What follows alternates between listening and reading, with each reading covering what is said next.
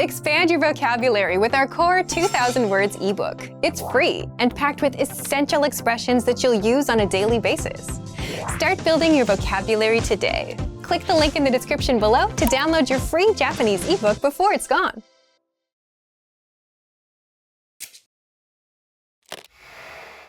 Hi everyone, Hiroko here. Welcome to Ask a Teacher, where I'll answer some of your most common Japanese questions. The question for this lesson is, should I use o or go as an honorific prefix? You have probably seen words like okane, gojusho, and learned that o and go are both honorific prefixes to indicate a high politeness level. However, you may be not sure about when you should use o and when you should use go. So what's going on here?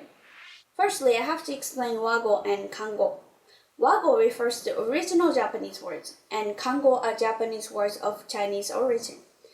Do you remember the kun and on readings from the previous lesson?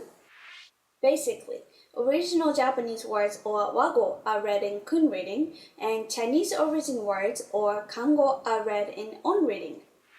Now let's get back to today's topic, o and go. Basically, o is used in wago or original Japanese words. For example, ouchi meaning house, omizu meaning water, okane meaning money. Also, it's common to use o to refer to your family members. Otousan, okasan, oneisan, oniisan, and so on. On the other hand, go is used with kango or Chinese origin words. They are usually compounds made up of two kanji.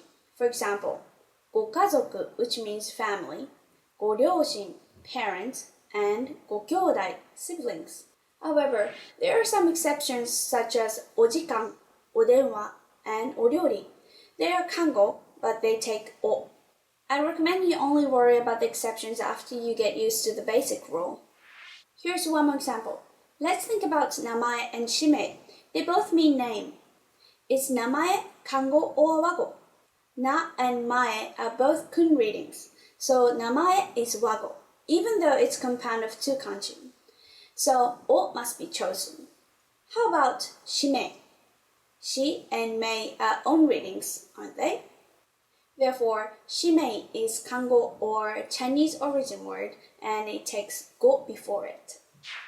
I hope this makes sense to you. Do you have any more questions? Leave them in the comments below and I will try to answer them. またね!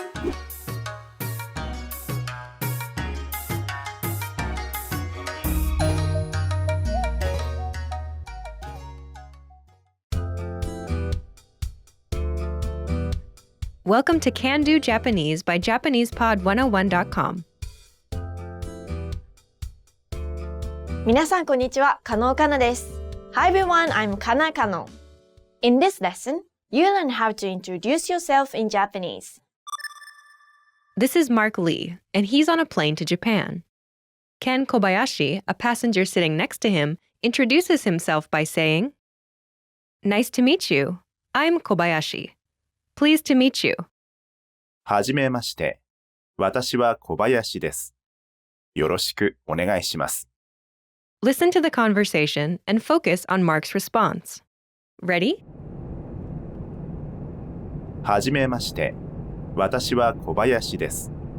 よろしくお願いします。はじめまして。私はリーマークです。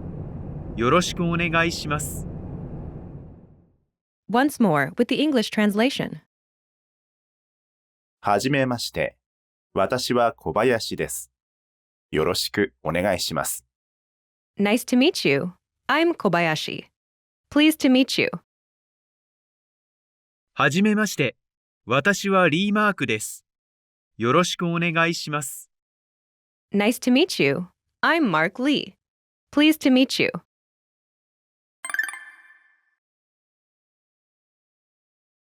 Let's take a closer look at Mark's response. Do you remember how Mark Lee introduces himself? Nice to meet you. I'm Mark Lee. Pleased to meet you.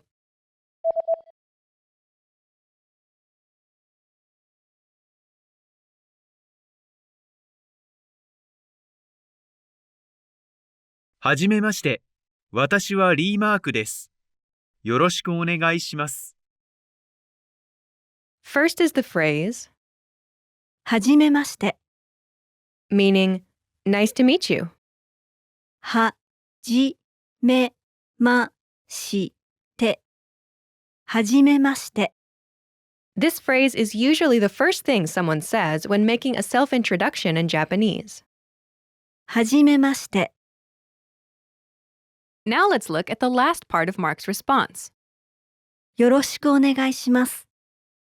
This literally means, be good to me, please. There is no equivalent in English since the meaning is understood from the context of the situation. In the context of meeting someone for the first time, it translates as, pleased to meet you. よろしくお願いします。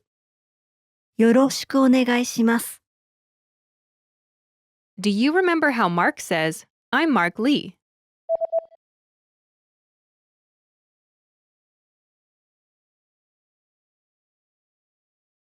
私はリーマークです。First is, 私 meaning I. はたし私 Next is the particle, は the topic marking particle. は It marks 私 I as the topic of the sentence. Think of it like as for in the expression as for me. Together, it's 私は as for me. 私は Next is Mark Lee's name. Note the name order. First is Mark's family name, リ Lee, ーリーリー followed by his given name, マーク Mark. マークマーク Together, it's リーマーク Lee Mark. リーマーク In Japanese, the order is family name first, followed by given names. Last is, です in this case, it's like the am in I am. It's a linking verb. ですです Altogether, it's, 私はリーマークです this literally means, as for me, Lee Mark am. But it translates as, I'm Mark Lee. 私はリーマークです。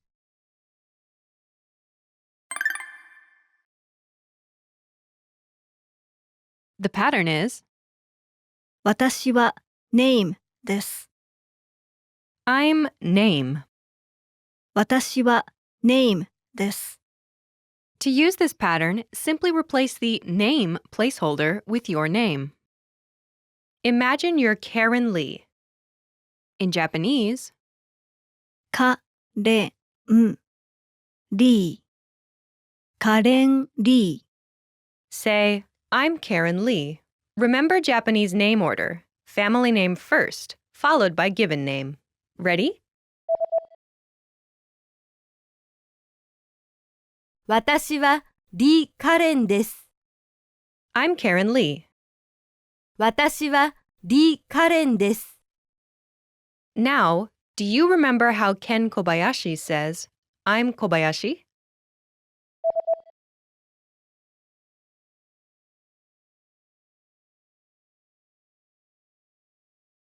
私は小林です。 I'm Kobayashi. 私は小林です。 The pattern is the same, but Ken Kobayashi uses only his family name. He omits his given name. The pattern is, 私は family name です I'm family name. 私は family name です In Japan, it's common to give only one's family name in a self-introduction. Let's practice this pattern with Karen Lee. Drop Karen Lee's first name and say, I'm Lee. Ready?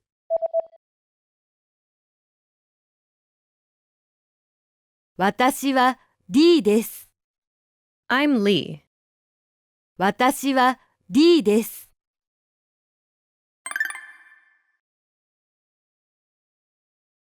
Let's look at some examples of people introducing themselves. Listen and repeat, or speak along with the native speakers. はじめまして。私は小林です。よろしくお願いします。はじめまして。私は小林です。よろしくお願いします。はじめまして。私はリーマークです。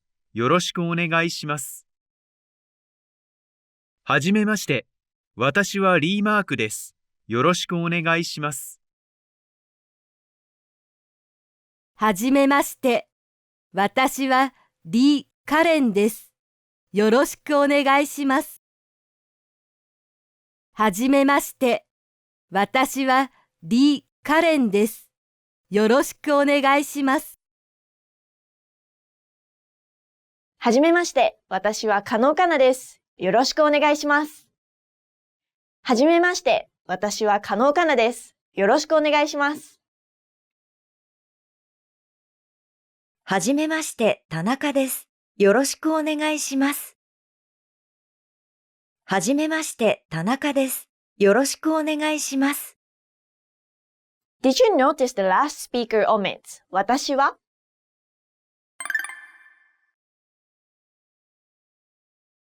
She says, はじめまして、田中です。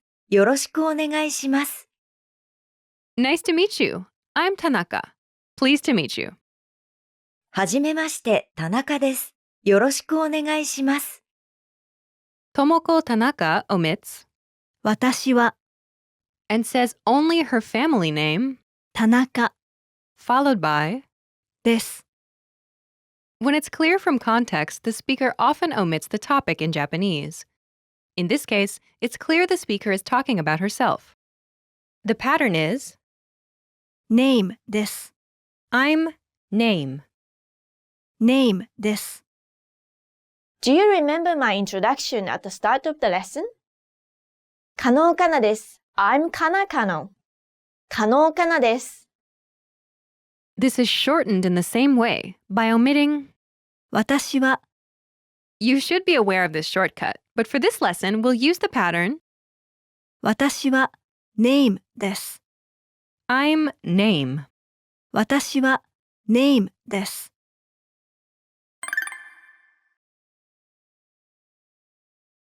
Let's review. Respond to the prompts by speaking aloud. Then repeat after me, focusing on pronunciation. Ready? Do you remember how to say, Nice to meet you? はじめまして。はじめまして。And do you remember how to say, Pleased to meet you?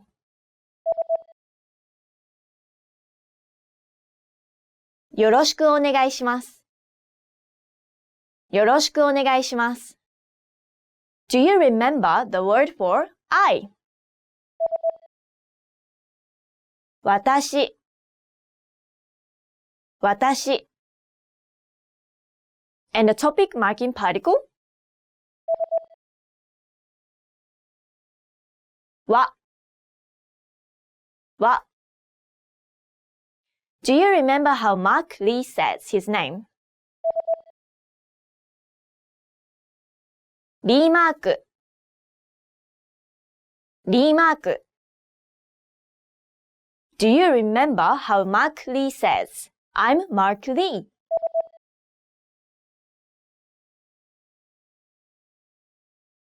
私はリーマークです。私はリーマークです。All together, do you remember how Mark introduces himself?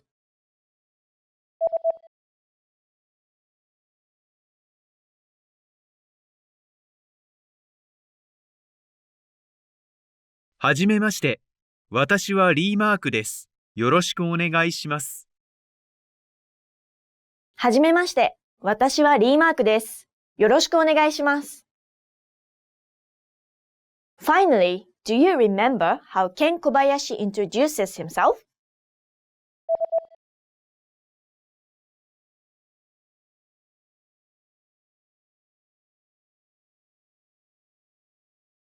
はじめまして。私は小林です。よろしくお願いします。はじめまして。私は小林です。よろしくお願いします。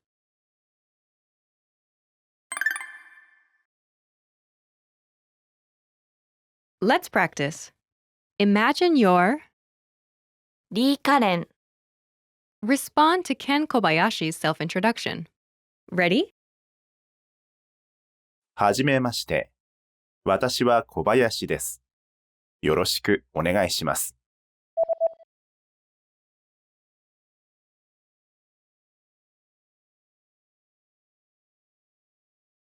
はじめまして。私はリー・カレンです。よろしくお願いします。Listen again and repeat. はじめまして。私はリー・カレンです。よろしくお願いします。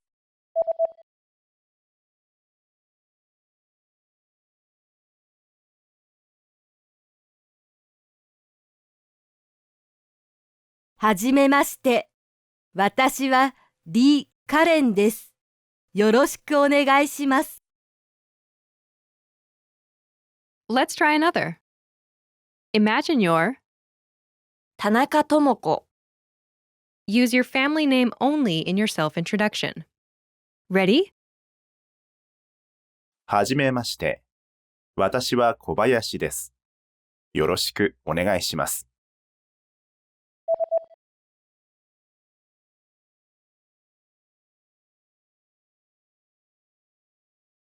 はじめまして。私は田中です。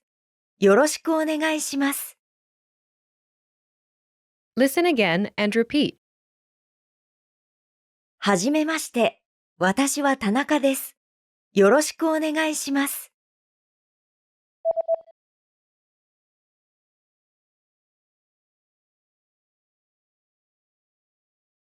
はじめまして。私は田中です。よろしくお願いします。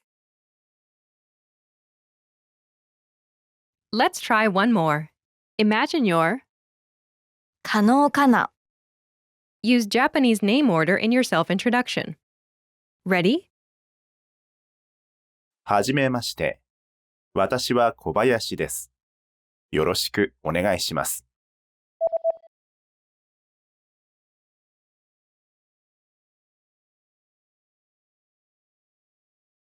はじめまして。私は加納かなです。よろしくお願いします。Listen again and repeat. はじめまして。私は加納かなです。よろしくお願いします。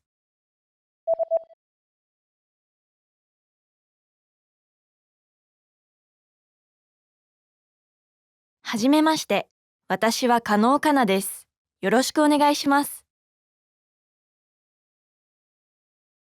When introducing yourself as a Japanese learner, use the name or name order with which you'd like to be addressed. For example, you might want to use just your given name. 私はカレンです。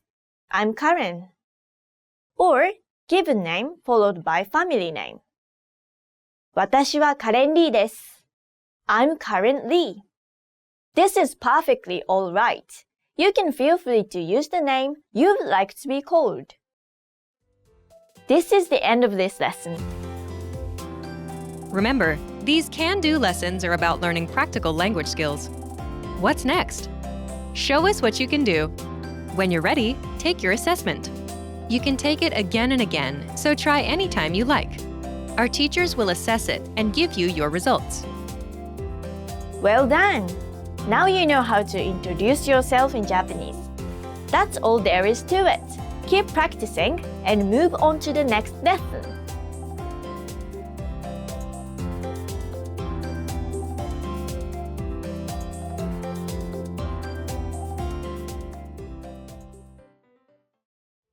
This is the end of this lesson. Now, here's what you can do to cement this conversation in your head.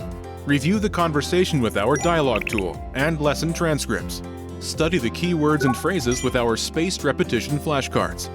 Review the key grammar and cultural tips inside the lesson notes. And test yourself with our assessment tests. So click the link in the description right now and sign up for your free lifetime account to access our Can-Do course. Well done! Now you know how to introduce yourself in Japanese. That's all there is to it. Keep practicing and move on to the next lesson.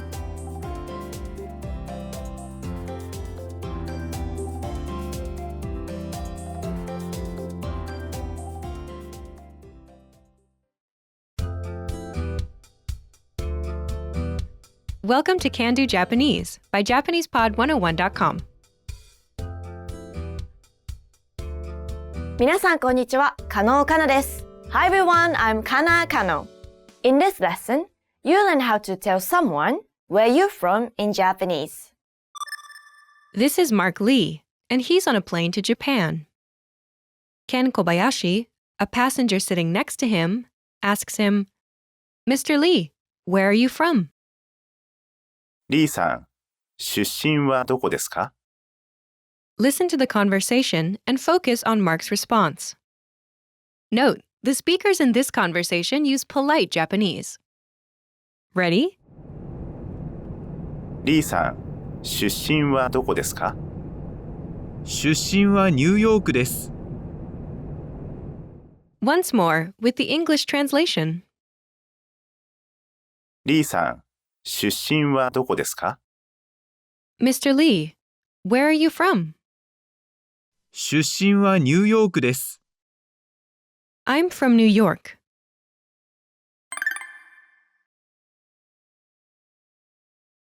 Let's take a closer look at the conversation. Do you remember how Ken Kobayashi asks, Mr. Lee, where are you from?「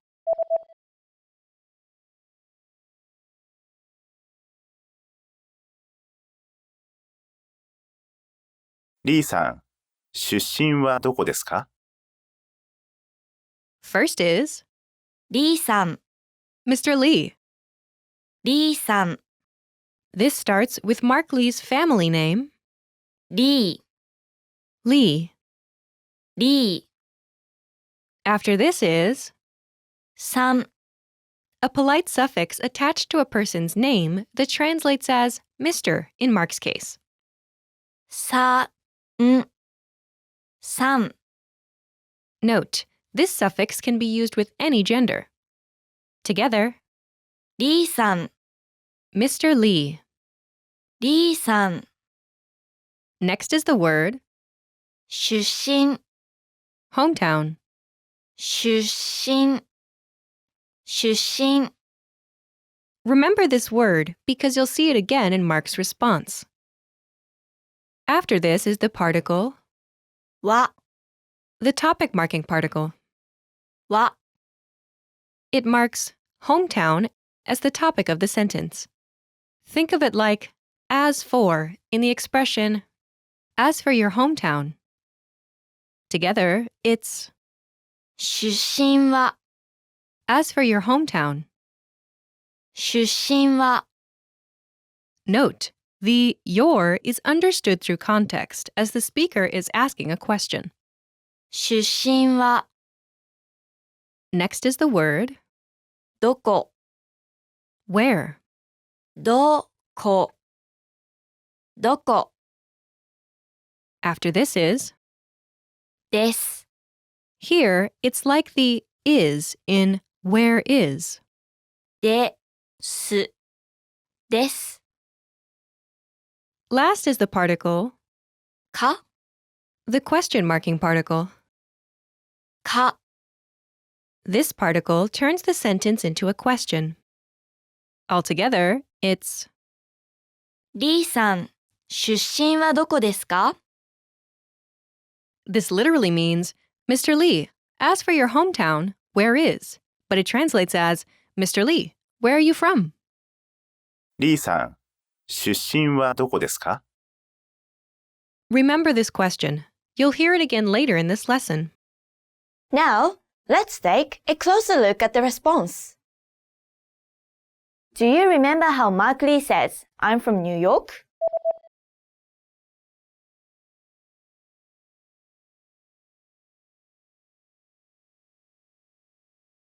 出身はニューヨークです」 First is 出身 hometown. 出身 Next is the particle, は the topic marking particle. は It marks hometown as the topic of the sentence. Together, it's 出身は as for my hometown. 出身は Note, the my is understood through context as the speaker is responding to a question about his hometown. Next is ニューヨーク New York. ニューヨークニューヨーク Last is です in this case, it's like the is in it is.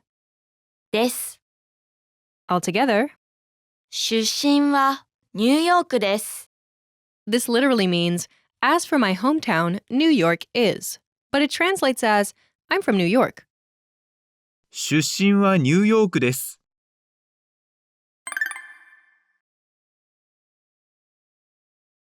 The pattern is 出身は hometown です I'm from hometown.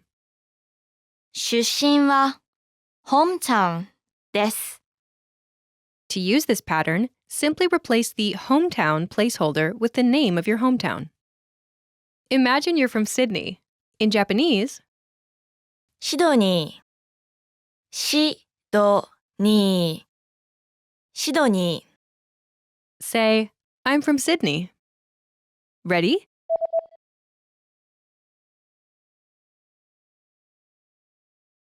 出身はシドニーです。 I'm from Sydney. 出身はシドニーです。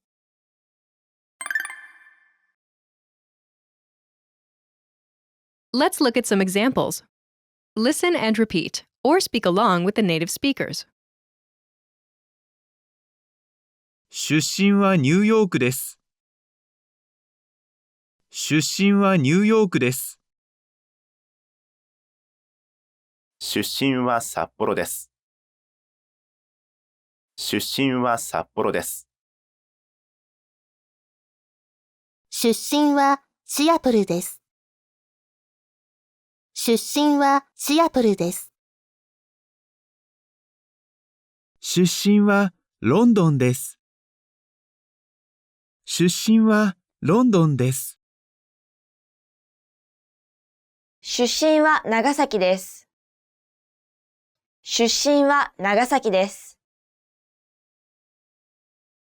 出身はオーストラリアです。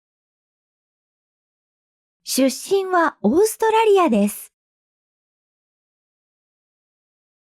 Did you notice the last speaker says a country name in place of a city name?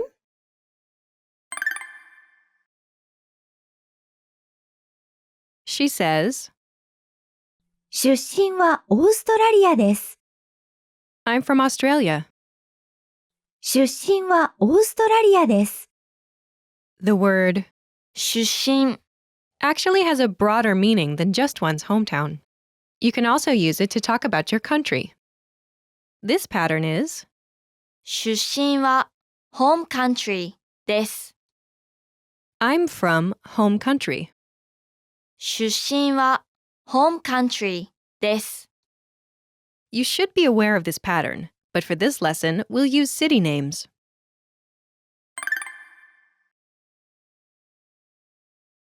Let's review the key vocabulary. 札幌 Sapporo, 札幌札幌シアトル Seattle, シアトルシアトルロンドン London, ロンドン、ロンドン。長崎、長崎。長崎、長崎。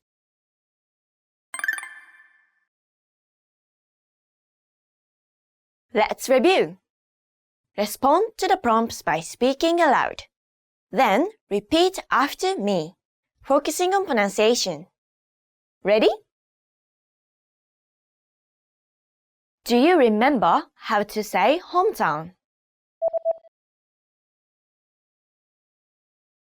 出身、出身。And the topic marking particle? は、は。Do you remember how to say New York? ニューヨーク、ニューヨーク。And do you remember how Mark says, I'm from New York?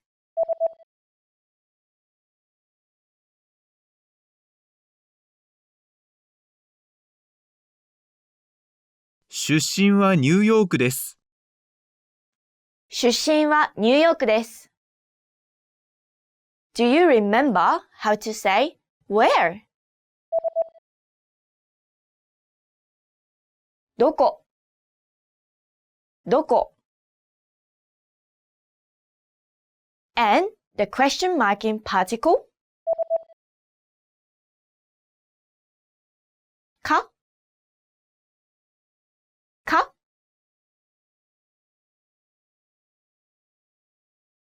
Do you remember how Ken Kobayashi asks, Where are you from?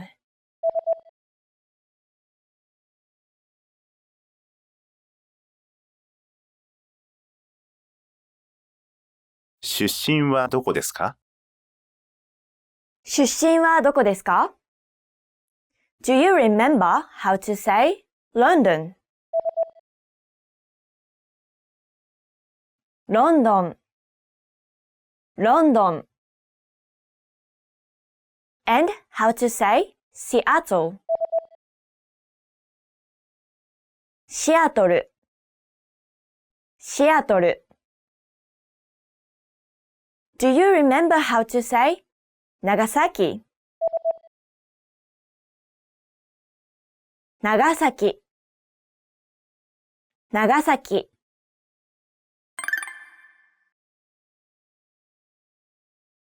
Let's practice.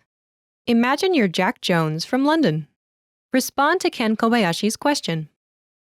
Ready? 出身はどこですか？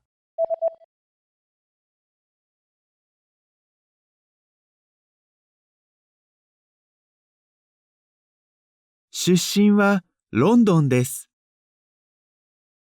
Listen again and repeat. 出身はロンドンです。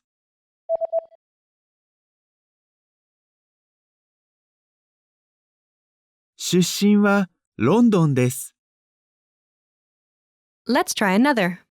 Now imagine you're Emma Egawa from Seattle. Ready? 出身はどこですか？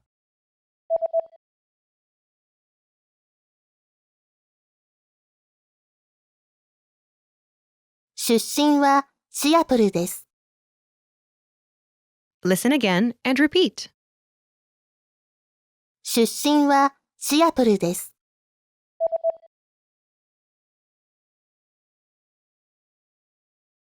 出身はシアトルです。Let's try one more. Imagine you're Kana Kano from Nagasaki. Ready? 出身はどこですか？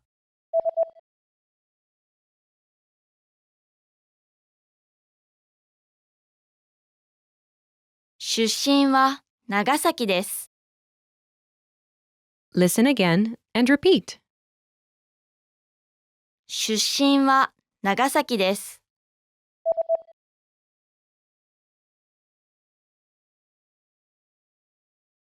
出身は長崎です。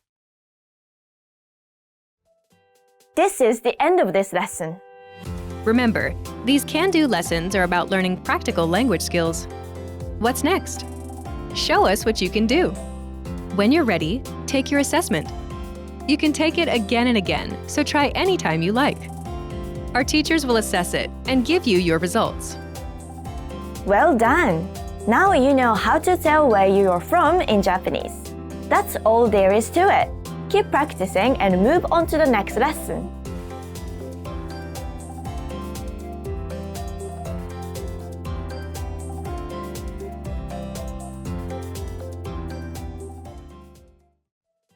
This is the end of this lesson. Now, here's what you can do to cement this conversation in your head.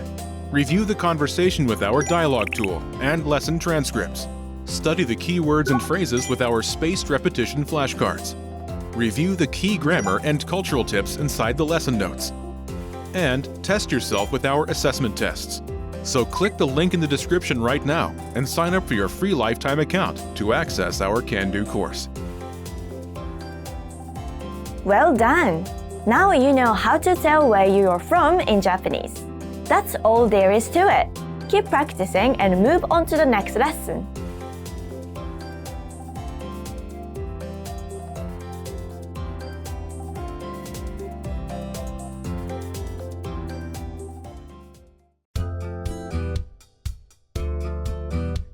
Welcome to Can-Do Japanese by JapanesePod101.com.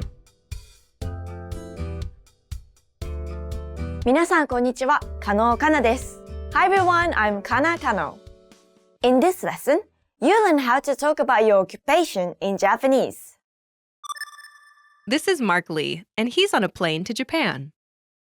He asks the passenger sitting next to him, Ken Kobayashi, Mr. Kobayashi, are you a student? 小林さんは学生ですか? Listen to the conversation and focus on Ken's response. Ready? 小林さんは学生ですか? いいえ、学生ではありません。投資家です。Once more with the English translation. 小林さんは学生ですか? Mr. Kobayashi, are you a student? いいえ、学生ではありません。投資家です。No, I'm not a student. I'm an investor.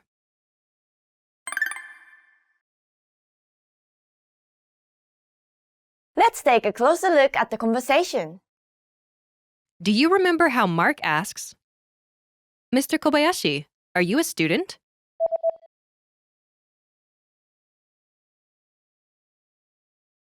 小林さんは学生ですか? First is 小林さん、 Mr. Kobayashi. 小林さん、 This starts with Ken's family name, 小林、 Kobayashi. 小林、小林、 After this is さん、 a polite suffix attached to a person's name. It translates as Mr. in Ken's case. さん、さん、 Note, this suffix can be used with any gender. Together, 小林さん、 Mr. Kobayashi. 小林さん After this is the particle, は、 the topic marking particle. は、は、 It marks Mr. Kobayashi as the topic of the sentence. Think of it like as for in the expression as for Mr. Kobayashi. Together, it's 小林さんは、 as for Mr. Kobayashi. 小林さんは、 In Japanese, it's more common and polite to address a person by his or her name and polite suffix rather than directly with you. After this is 学生、 student. 学生、学生 Next is です。 here, it's like the are in are you. です。です。 Last is the particle か、the question marking particle. か、か、 This particle turns the sentence into a question. Altogether, it's 小林さんは学生ですか？ This literally means, as for Mr. Kobayashi, student, you are? But it translates as, Mr. Kobayashi, are you a student? 小林さんは学生ですか？ Let's take a closer look at the response. Do you remember how Ken Kobayashi says, No, I'm not a student. I'm an investor.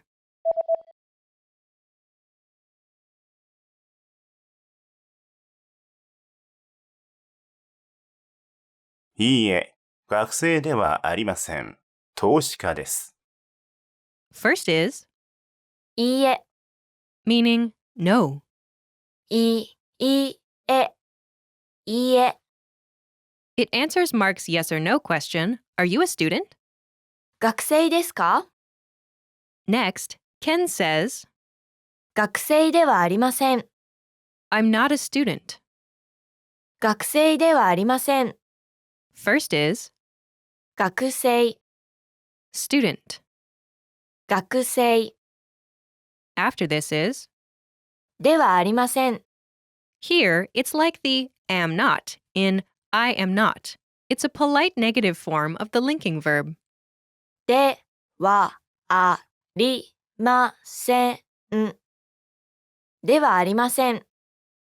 Note, ではありません。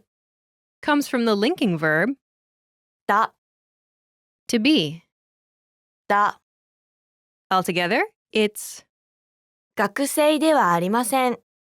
This literally means student I am not, but it translates as I'm not a student. 学生ではありません。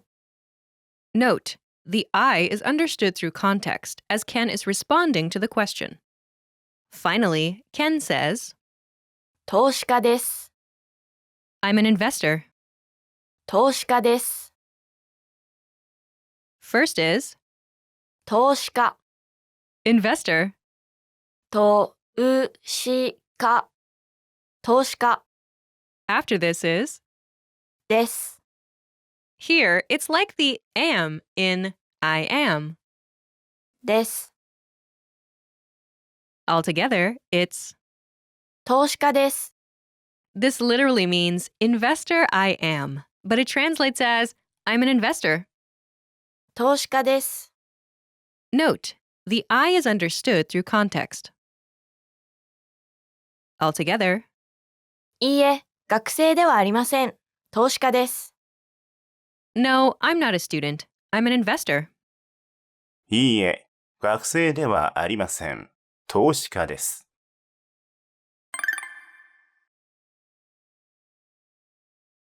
The pattern is いいえ、occupation ではありません。actual occupation です。 no, I'm not occupation. I'm actual occupation. いいえ、occupation ではありません。actual occupation です。 Imagine you're Emma Egawa, a student. Ken asks you if you're an investor. Say, no, I'm not an investor. I'm a student. Ready?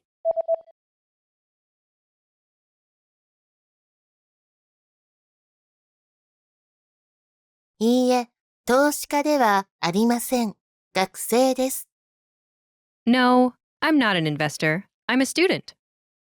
いいえ、投資家ではありません。学生です。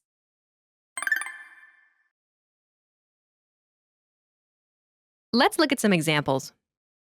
Listen and repeat, or speak along with the native speakers. いいえ、学生ではありません。投資家です。いいえ、学生ではありません。投資家です。いいえ、投資家ではありません。学生です。いいえ、投資家ではありません。学生です。いいえ、医者ではありません。エンジニアです。いいえ、医者ではありません。エンジニアです。いいえ、看護師ではありません。医者です。いいえ、看護師ではありません。医者です。いいえ、学生ではありません。教師です。いいえ、学生ではありません。教師です。いいえ、バリスタです。いいえ、バリスタです。Did you notice how the last speaker omits part of the response?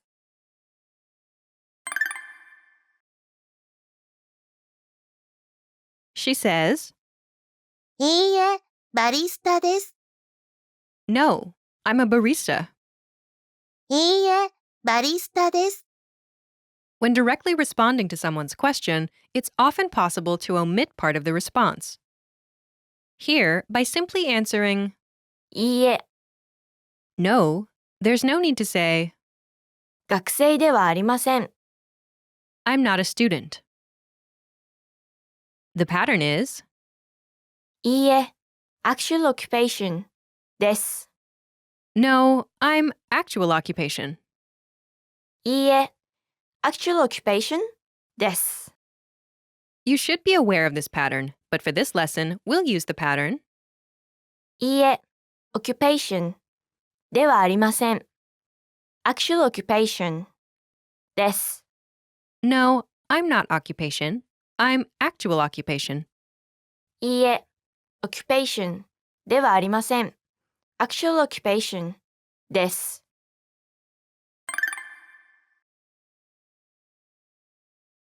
Let's review the key vocabulary.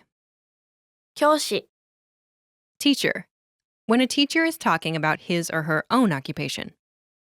教師、教師、 Note. 先生、 Is also commonly used to mean teacher, but when you talk about your own occupation, 教師、 is commonly used. エンジニア、 Engineer. エンジニア、エンジニア。看護師、 Nurse. 看護師、看護師。医者、 Doctor. 医者、医者。バリスタ、 Barista. バリスタ、バリスタ。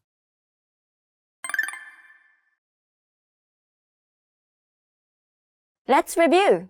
Respond to the prompts by speaking aloud. Then repeat after me, focusing on pronunciation. Ready? Do you remember how to say investor? 投資家、投資家。And how Ken says, I'm an investor.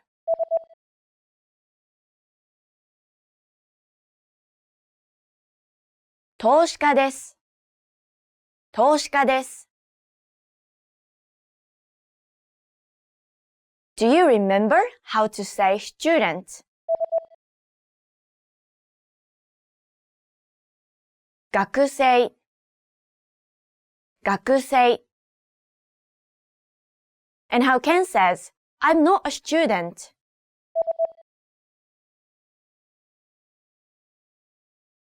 学生ではありません。学生ではありません。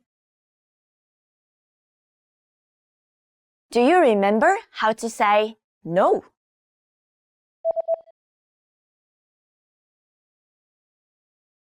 いいえ、いいえ。Do you remember how Ken says, No, I'm not a student. I'm an investor.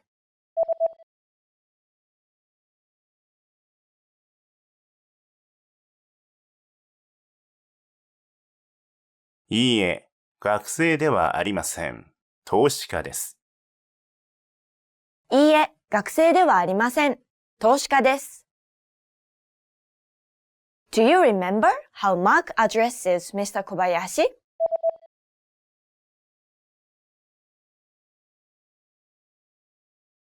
小林さん、小林さん。Do you remember how to say the question mark in particle? かか And how Mark asks, Mr. Kobayashi, are you a student?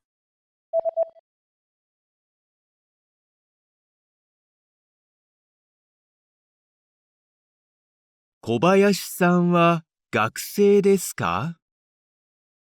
小林さんは学生ですか？ Do you remember how to say engineer?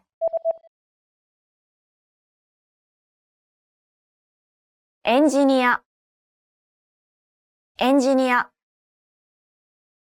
And how to say doctor? 医者、医者。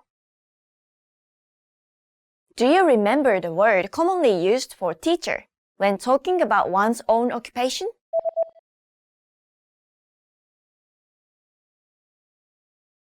教師、教師。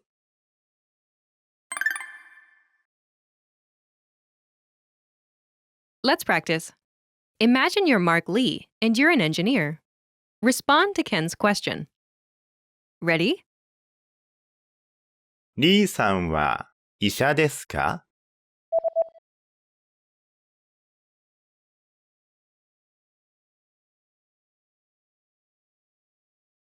いいえ、医者ではありません。エンジニアです。Listen again and repeat. いいえ、医者ではありません。エンジニアです。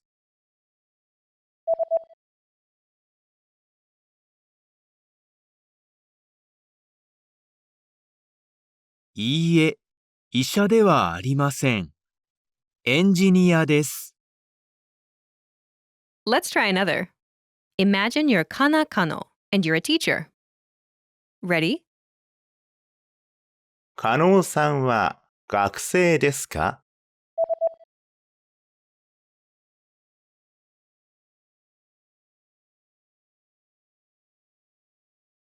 いいえ、学生ではありません。教師です。Listen again and repeat. いいえ、学生ではありません。教師です。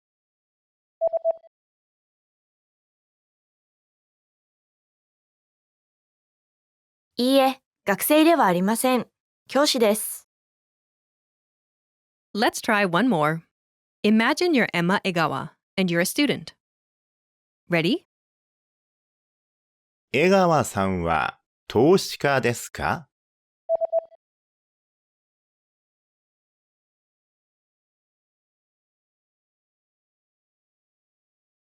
いいえ、投資家ではありません。学生です。Listen again and repeat. いいえ、投資家ではありません。学生です。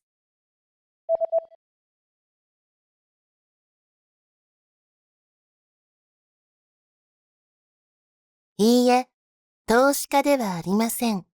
学生です。This is the end of this lesson. Remember, these can-do lessons are about learning practical language skills. What's next? Show us what you can do. When you're ready, take your assessment. You can take it again and again, so try anytime you like. Our teachers will assess it and give you your results. Well done! Now you know how to talk about your occupation in Japanese. That's all there is to it. Keep practicing and move on to the next lesson.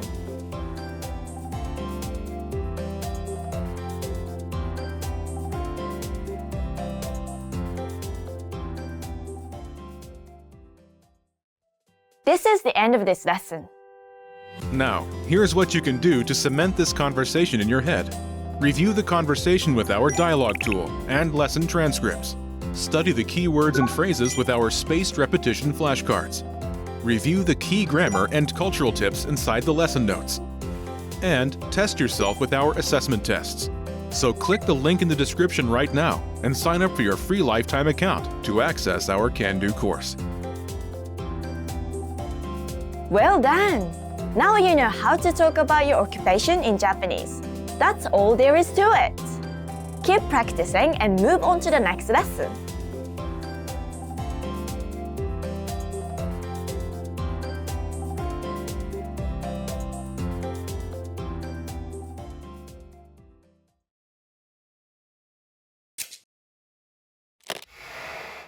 Do you know how to count pairs of chopsticks? You'll find out at the end of this lesson. Hi everybody, I'm Alicia. こんにちは、山森です。 Welcome to Japanese Counters for Beginners, where you'll learn how to count all sorts of different objects in Japanese. Yamamori-sensei, what counter will we learn in this lesson? 本、 First, let's take a look at what sorts of objects can be counted with this counter. When counting inanimate objects that are long and thin, you can use this counter. 本、 What are the examples of long and thin objects? Objects can be made of soft materials, like cords and strings, or hard materials, like pens and pencils. You can also count bigger objects, such as trees and telephone poles. Okay, let's count from 1 to 10 with this counter. 1本、2本、3本、4本、5本、6本、7本、8本、or 8本、9本、10本. Did you notice that there were some numbers that sounded different to how they usually sound? When you read the numbers 1, 3, 6, and 10, you should be careful. Yamamori-sensei will give you the right pronunciation once again. For number 1, it's 1本, not 1本. For number 6, it's 6本, not 6本. For number 10, it's 10本, not 10本. For number 3, it's 3本, not 3本. Only this number 3 takes 本. Okay, now let's take a look at some sample sentences that use this counter. ワインを3本買います。 I'll buy 3 bottles of wine. ペンを5本ください。 Can I have 5 pens, please? 木が8本あります。 There are 8 trees. Now it's time for a quiz. I'm going to ask you a question in English. Please answer in Japanese. Are you ready? Make sure to use the right counter. How many umbrellas are there?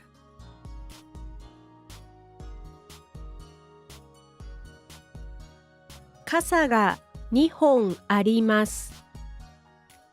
How many bottles of water did you buy?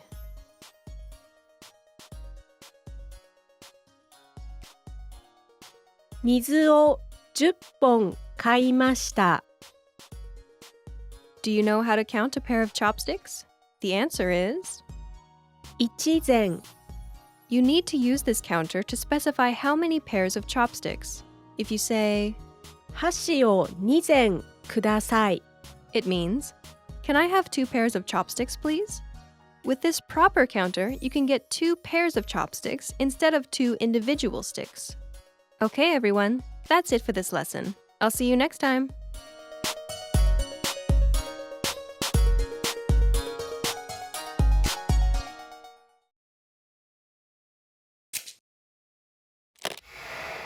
Do you know how to count a loaf of bread? You'll find out at the end of this lesson. Hi everybody, I'm Alicia. こんにちは、山森です。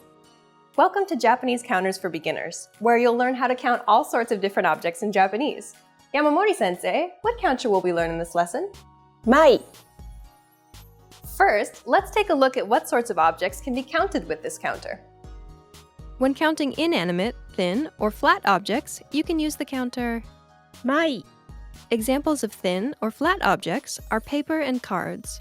We can also use this counter for not totally flat objects, like plates and dishes.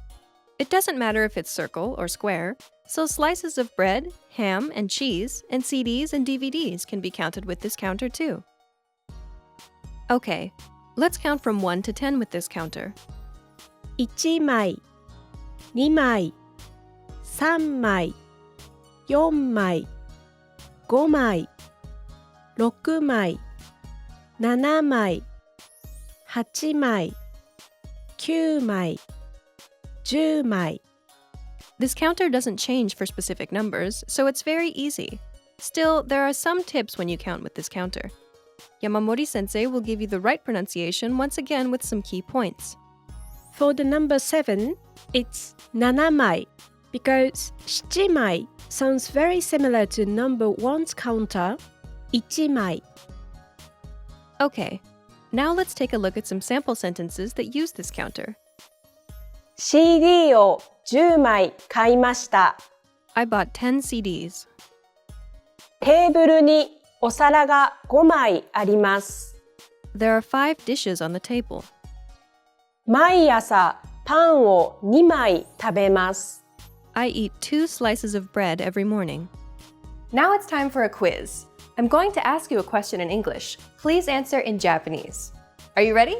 Make sure to use the right counter. How many pieces of paper are there?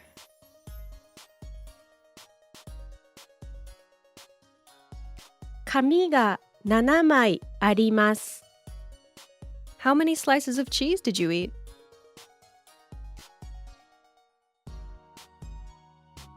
チーズを3枚食べました。 Now we know how to count slices of bread, but how about a loaf? Do you know how to say a loaf? 一斤。 A loaf is usually sliced into 4, 5, 6, 8, or 10 slices and is sold in supermarkets. But at bakeries, you can ask for a customized size. For example, you can ask for 食パンを2斤ください。 It means, can I have 2 loaves of bread, please? Okay, everyone, that's it for this lesson. I'll see you next time.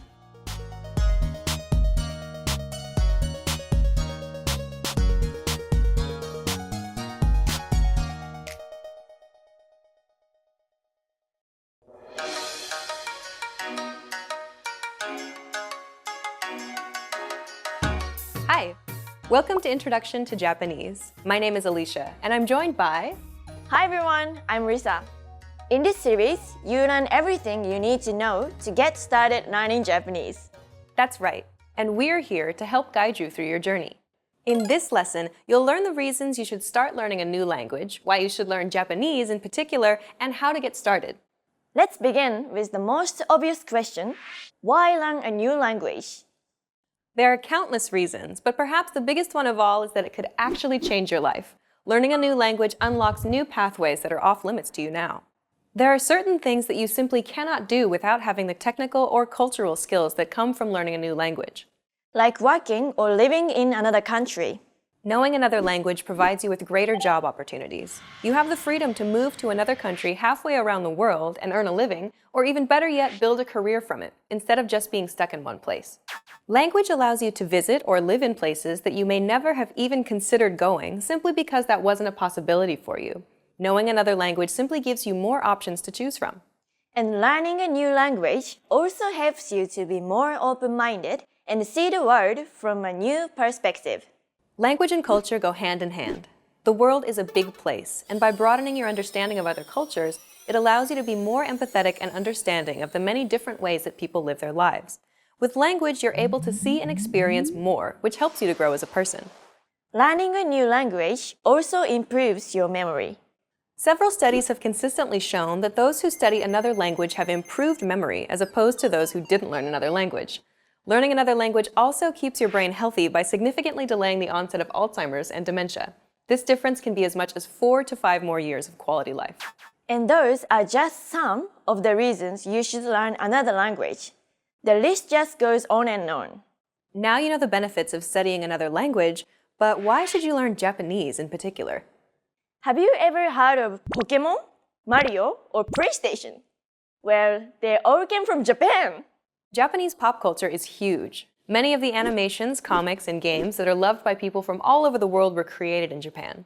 Not everything gets translated either, so unless you know Japanese, you're missing out on a lot of amazing things that Japanese pop culture has to offer. And what about the fact that Japan is the third largest economy in the world? Japan has one of the largest electronic goods industries in the world and is the world's third largest automobile manufacturer. It's also one of the highest ranked countries in terms of innovation. Knowing Japanese opens up many business opportunities. And knowledge of the language, of Japanese culture, their work ethic, and business etiquette can go a very long way in the world of business. Oftentimes, it could even make or break an important business deal. Knowing Japanese then will put you ahead of the pack. Japan has one of the fastest growing tourism sectors in Asia. And actually, Japan will be hosting the 2020 Summer Olympics in Tokyo. We should add that the majority of the Japanese population can't speak English, so if you're planning on making a few friends in Japan, being able to speak at least some Japanese will get you a long way. There are many World Heritage sites for you to see and enjoy in Japan. Perhaps the most famous one of all, an absolute icon of Japan, is Mount Fuji, the highest mountain in Japan. Another spot that I really like is Himeji Castle. It's one of the finest examples of Japanese architecture during the period of feudal Japan. Japan has a colorful history that spans thousands of years. The feudal period of Japan, the age of the samurai, lasted for nearly a millennium. Most notably, the country saw an unprecedented 250 years of peace and prosperity, giving rise to artistic, cultural, and social development, all of which you can see and enjoy in museums across Japan today. So clearly, there are many reasons why you should learn Japanese. Okay then, we've talked about why you should start learning a language and why you should start learning Japanese, but how should they get started, Risa? Well, it's as simple as learning your first word in Japanese and building up from there. The good news, though, is that you already know some Japanese. Sushi, samurai, karaoke. These are words that have made their way into English, but the reverse is also true. Many English words have also made their way into Japanese. Ice cream, beer, butter. In fact, 10% of all Japanese words used today come from English. This means that you already know a little more than 10% of all the words that exist in Japanese. Let's teach you something that you might not know, but is very useful. Arigato, it means thank you in Japanese. That's a useful phrase. Can you explain a little bit about what these characters are, though? Sure. That's actually the Japanese writing system called kana. And it's not as hard as it looks. Japanese doesn't use alphabetical letters in its writing system like English does. Instead, we use a set of characters called kana. You can think of each character as a syllable. A, ri, ga, to, u. You'll learn the Japanese writing system eventually, but for now, let's put up some romanization to help get you started. This romanization is called romaji, and it allows you to read Japanese before you become familiar with Japanese characters. That certainly makes things much easier to learn. Well, okay then. Now listen and repeat after Risa. Arigato. Now you try. Arigato. Your turn again. Arigato. Well done. Now you know how to say thank you in Japanese. We've covered a lot of things already, so why don't we wrap up the first lesson and recap on what we've learned. In this lesson, you learned that studying another language has many benefits, such as providing new job and business opportunities. Japan has a colorful history with many things for you to see and learn, and to say thank you in Japanese, it's arigato. In the next lesson, we're going to demystify Japanese pronunciation by taking a look at the sounds of Japanese. So be sure to watch the next video. See you in the next lesson. Bye! Bye!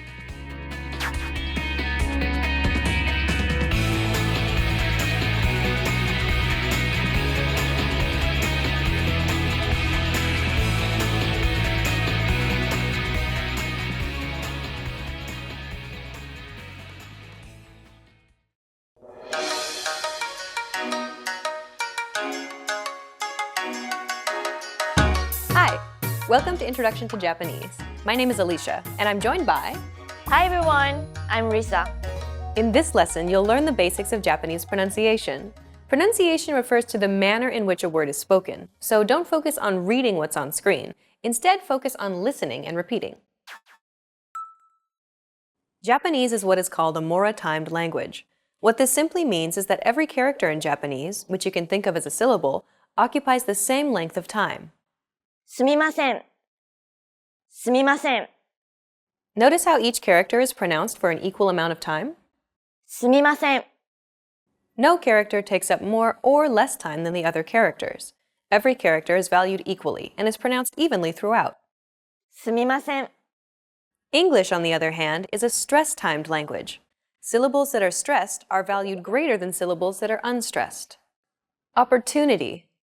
The stressed syllable to in opportunity is deemed more important, so it's pronounced longer than all other syllables. Listen to it again. Opportunity. This gives English a machine gun-like rhythm, where the pace is sometimes fast and at other times slow. One last time. Opportunity. Compare this once again with Japanese, which is steady and even throughout. すみません。 Because equal value is given to each character, there is no word stress in Japanese. When pronouncing Japanese words, try to imagine a constant stream of syllables flowing out from your mouth. There are 5 characters in Japanese that signify a vowel sound. あ、い、う、え、お。 Apart from these 5 characters, all other characters, except for one that we will cover shortly, is made up of a consonant sound and one of these vowel sounds. か、き、く、け、こ。さ、し、す、せ、そ、た、ち、つ、て、と。 And so on. Only this character here is kind of special. It's a consonant sound without a vowel sound.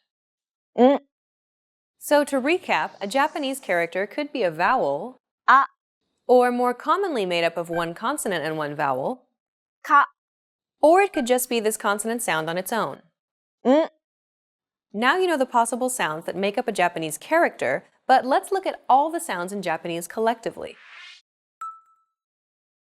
In the previous lesson, you realized that you already know 10% of all words in Japanese, which is a miracle. But are you also aware that you already know roughly 80% of all sounds in Japanese too? That means that if you were to simply imitate a Japanese speaker, your pronunciation would be correct roughly 80% of the time. For example, listen and repeat after Risa. わさび。わさび。 Chances are your pronunciation was pretty spot on. The W, S, and B sounds are practically identical to English.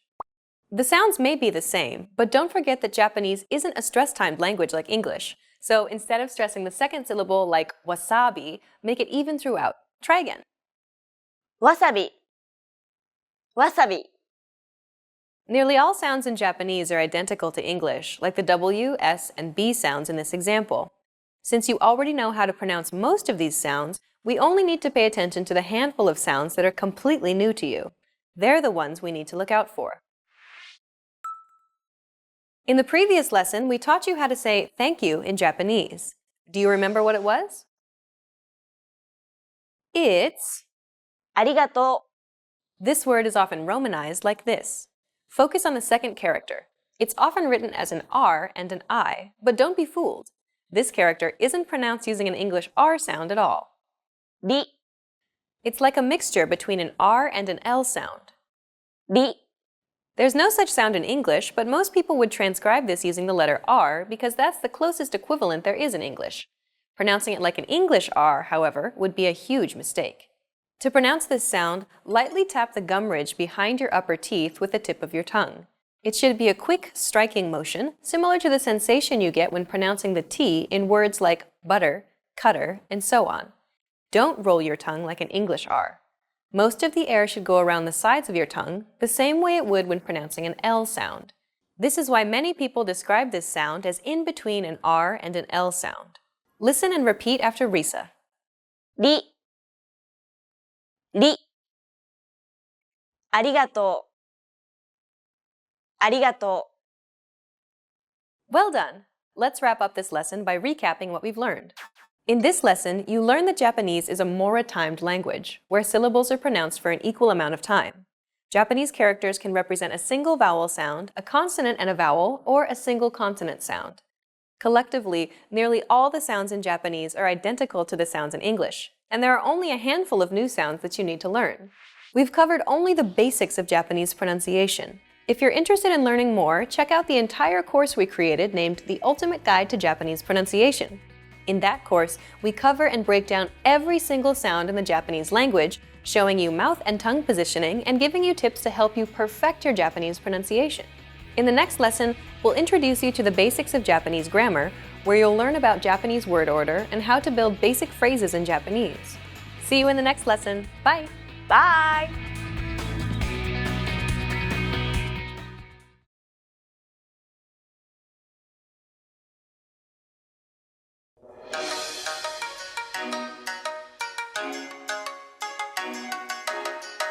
Hi, welcome to Introduction to Japanese. My name is Alicia, and I'm joined by... Hi everyone, I'm Risa. In this lesson, you'll learn the basics of Japanese grammar. Word order refers to the order in which words are structured to form a sentence in a given language. Consider the English sentence, I ate an apple. But first, let's remove the article an here for simplicity, so we're just left with I ate apple. The basic word order for English is subject, verb, object, or SVO for short. If we break down the English sentence, I ate apple, we can see that the subject I is presented first, followed by the verb ate, and then finally the object apple is positioned last. This is the basic word order for sentences in English. Now, let's compare the same sentence, I ate an apple, in Japanese. 私がリンゴを食べました. Like before, let's remove the particles to keep it simple. So we're just left with the words. If we break down the Japanese sentence, we get the subject, 私, meaning I. Then comes the object, リンゴ, meaning apple. And finally, we have the verb, 食べました, meaning ate. The word order for Japanese then is subject, object, verb, or SOV for short. In both languages, the subject is presented first. In English, though, it's followed by the verb and then the object, compared to the object being first and the verb last in Japanese. The same sentence in Japanese is essentially I apple ate, subject first, then object, and verb last, SOV. This is the basic word order for sentences in Japanese. Okay, let's move on to the next section. English is what is called a subject-prominent language. This simply means that the subject is slightly more important than other components in the sentence. It's the key piece of information other components in the sentence relate to. Who is doing the action is slightly more important than what is being done or which object it's being done to in English. If we had to slowly remove pieces of information from a sentence while trying to keep its essence intact, logically we would do so in order of least important to most important. If we were to omit the subject, we would get ate an apple, which sounds strange. On the other hand, if we were to omit the object instead, the sentence would become I ate. Even though in each instance we omitted a piece of information, the reason I ate sounds less strange is because we've yet to break any grammatical rules, and so there's still potential for the sentence fragment to become a complete sentence and to become grammatically correct. Since the latter is logical, this indicates that the subject is more important than the object in English. The same would have been true if we had omitted the verb. Since the subject is the integral component in the sentence, this makes English a subject-prominent language. Japanese, on the other hand, is a topic-prominent language. Unlike English, the focus of each Japanese sentence is the topic, not the subject. Essentially, the ate an apple portion, リンゴを食べました, is the main focus of the sentence, where I is deemed less important and can be omitted. In fact, if it's obvious what the subject is, or if it's already been established, it's quite normal to omit the subject from the conversation altogether in Japanese. Let's look at this aspect in a bit more detail. More often than not, if you wanted to say, I ate an apple in Japanese, you would not say, 私がリンゴを食べました. Instead, you would more likely say, apple ate in Japanese. リンゴを食べました. Since Japanese is a topic-prominent language, the information to be shared is the act of eating the apple. Less important is the subject, which is omitted altogether. Most Japanese sentences are constructed and spoken like this in real life. In most situations, such as a one-on-one conversation, it's clear that the person who's speaking is the subject. In cases where it's obvious who or what the subject is, it's almost guaranteed that the subject will be omitted. And so, you're left with リンゴを食べました. On the other hand, when it's unclear who or what the subject is, or if you wanted to place emphasis on the subject, like if you wanted to declare from a group of people that it was you who ate the apple, then you would include the subject. 私がリンゴを食べました。 But more often than not, most sentences spoken in daily Japanese conversation can be spoken without including the subject at all, particularly if that subject is you. 箱を開けました。電車で帰りました。 Knowing this, we can easily express any simple action in Japanese using just the object and the verb. Try to create the sentence, I ate a hot dog, from these sets of words. 食べました。ホットドッグを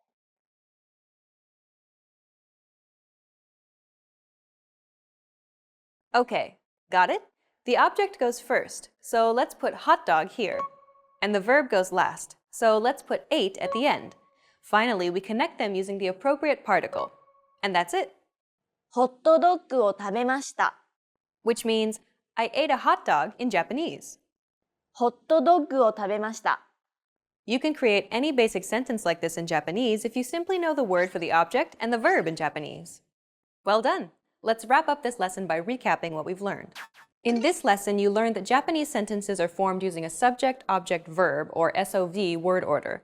The most important aspect of Japanese sentences is not the subject of the sentence, but the topic.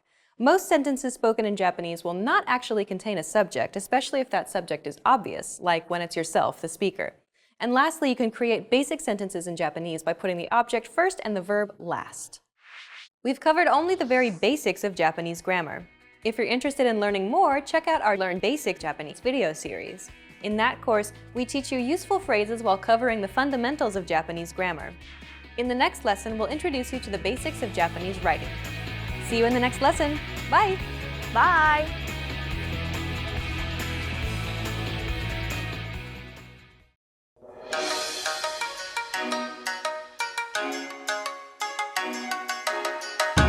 Hi, welcome to Introduction to Japanese. My name is Alicia, and I'm joined by... Hi everyone, I'm Risa. In this lesson, you'll learn the basics of Japanese writing. In English, we use one script, the English alphabet, to write. To write in Japanese, however, you will need to use 3 different scripts together. And they are hiragana, katakana, and kanji. Hiragana is like the basic Japanese alphabet. Instead of 26 letters, however, we have 46 characters. Each character represents one syllable. These 5 characters, for example, represent the 5 vowels in Japanese. A, I, U, E, O. All other characters, except for one, are made up of a consonant and one of these vowels.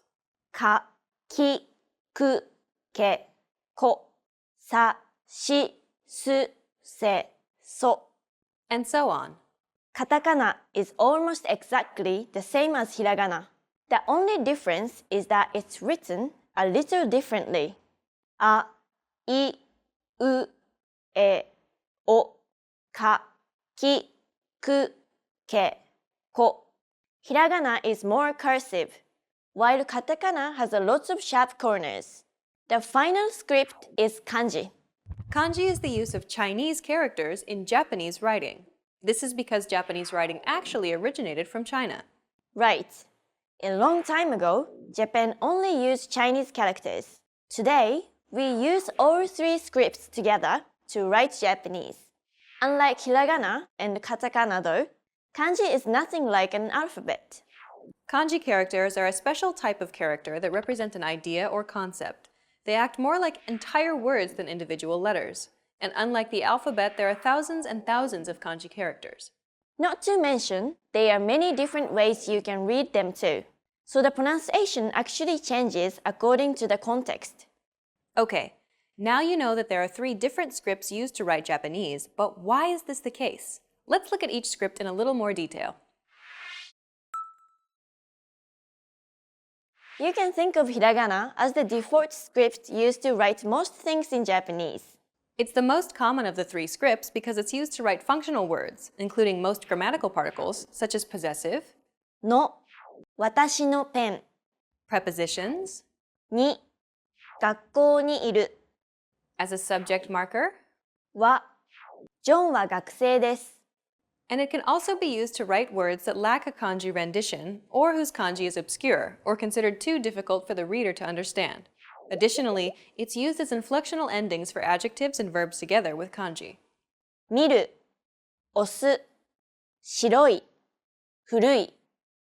In theory, you could use this script to write everything in Japanese.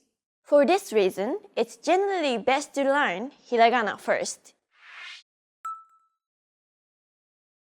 We mentioned before that katakana is almost exactly the same as hiragana.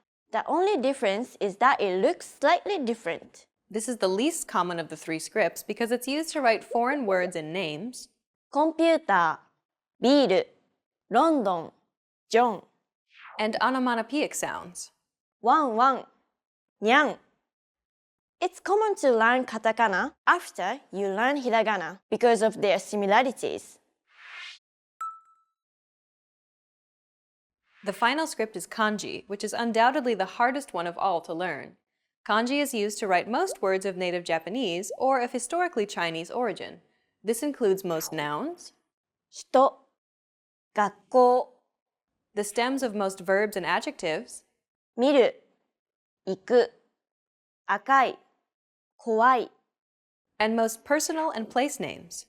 田中、ひろこ、東京、大阪。 Learning kanji may be difficult since there are thousands and thousands of them. They are, however, an integral part of Japanese writing. Okay, let's wrap up this lesson by recapping what we've learned. In this lesson, you learned that there are 3 different scripts used to write Japanese. Hiragana is the most common, and it's used to write functional words and particles. Katakana is used to write foreign words and names. And kanji is used to write native Japanese words, or words of Chinese origin. We've covered the very basics of Japanese writing. Check out our Kantankana series to learn the hiragana and katakana scripts that we talked about in this lesson. And check out our Introduction to Kanji series, where we teach you the quickest and most effective way to tackle learning kanji. In the next lesson, you'll be entering Japanese Boot Camp, where you'll learn useful beginner phrases to get you speaking Japanese right away. See you in the next lesson. Bye! Bye!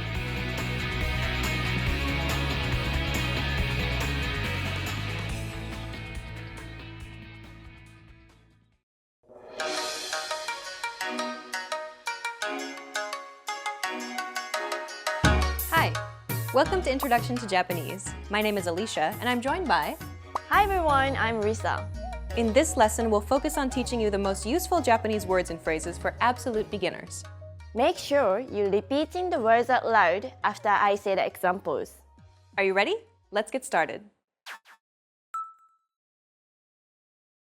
Bar none, the best phrase to learn when studying a new language is one that expresses gratitude and appreciation.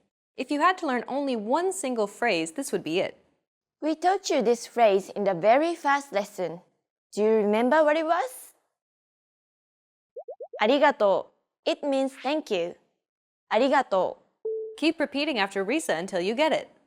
ありがとう. Your turn. ありがとう. ありがとう. Do you remember this character here? We talked about it in lesson 2. Even though this character is transcribed as an R, don't pronounce it like an English R. Listen to how Risa pronounces this sound. り, It sounds like a mixture between an R and an L sound. り. Another way of pronouncing this sound is to think of the quick tapping motion your tongue makes as it strikes the top gum ridge in words like ladder or butter. り. Altogether, it's... ありがとう. Okay, one last time. ありがとう. The next phrase we'll teach you is perhaps the second most useful of all phrases. It's to apologize or to excuse yourself. We taught you this phrase in lesson 2. Do you remember what it was? すみません, and it means excuse me or I'm sorry. すみません. Use this phrase when you want to grab a waiter's attention or when you're hustling through the busy streets of Tokyo. すみません. Your turn. すみません. Imagine you're on the street and you want to stop someone to ask them for directions. What do you say? すみません。 Okay, one last time. すみません。 Now you can say thank you, excuse me, and I'm sorry in Japanese. Let's move on. Asking where something is an incredibly important and useful phrase to learn. You're going to need this when asking where the bathroom, the train station, or where the hotel is. To ask where something is, put the name of the place or location first, and then add はどこですか？ For example, if you want to ask, where is the bathroom? トイレはどこですか？ For the train station, it'll be 駅はどこですか？ and so on. You can ask where something is by simply adding はどこですか？は marks the place as the subject of the sentence. どこ means where. This is a polite word that roughly translates to is, and ka marks the sentence as a question. You can kind of think of it like a question mark in Japanese. altogether, it's はどこですか？ your turn. はどこですか？はどこですか？ Now let's teach you some vocabulary so that you can use it in the sentence. Here are some of the most common words you'll need to learn. トイレ、 Bathroom. トイレ。トイレはどこですか？ Next, 駅、 station. 駅。駅はどこですか？ If you ask someone this question, they'll direct you to the closest train station. If you'd like to ask where a specific train station is, like Tokyo Station, for example, simply place the location before station. 駅。東京駅。東京駅はどこですか？ Next, ホテル。 hotel. ホテル。ホテルはどこですか？ For a specific hotel, do the same as before. Just place the name before hotel. ホテル。ヒルトンホテル。ヒルトンホテルはどこですか？ Next, コンビニ。 convenience store. コンビニ。コンビニはどこですか？ You can substitute almost anything and simply add はどこですか？ to ask where something is in Japanese. In this final lesson, you learned how to say thank you, excuse me, I'm sorry, and to ask where something is in Japanese. And in this series, we introduced you to the basics of Japanese pronunciation, grammar, writing, and more. Let's conclude with some parting advice from Risa and listen to some of her tips on how to learn Japanese from a native Japanese perspective. The best way to learn Japanese, particularly if you want to improve your communication skills, is to watch and study contemporary Japanese videos. That's because we often use expressions that aren't necessarily introduced in grammar textbooks in daily conversation. The biggest mistake that I see learners make is watching and mimicking what they see and hear in anime, and to a lesser degree Japanese dramas. A lot of the expressions used in anime are not commonly used in daily conversation, as their reactions are often exaggerated. The same thing happens in Japanese dramas too, but to a lesser extent. One such example is the use of domo as a casual way to say thanks. We often see this in comedic shows, and so a lot of learners are saying domo. But in fact, it is rarely used even amongst friends. It should generally be avoided. Watching contemporary videos, such as our videos here at JapanesePod101.com, will ensure that you're learning real, applicable Japanese in the fastest and the most effective way. You've reached the end of this course, Introduction to Japanese, but it's only the beginning of your journey to Japanese fluency. Where do you go from here? Try our innovative Japanese series where we teach you beginner vocab and even more useful phrases, or check out any of our other video series. We have many different categories for you to choose from. Good luck as you continue learning Japanese, and I'll see you in another video. Bye! Bye!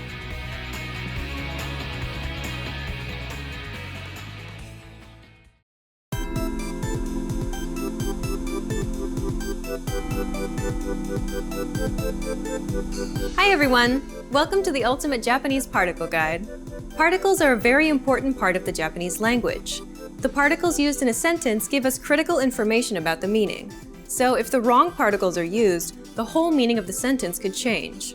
That's why it's very important to know how to use the different particles in Japanese. The word for particle in Japanese is 助詞 助詞 In this series, we'll go over the main particles one by one. In this lesson, you'll learn the particle は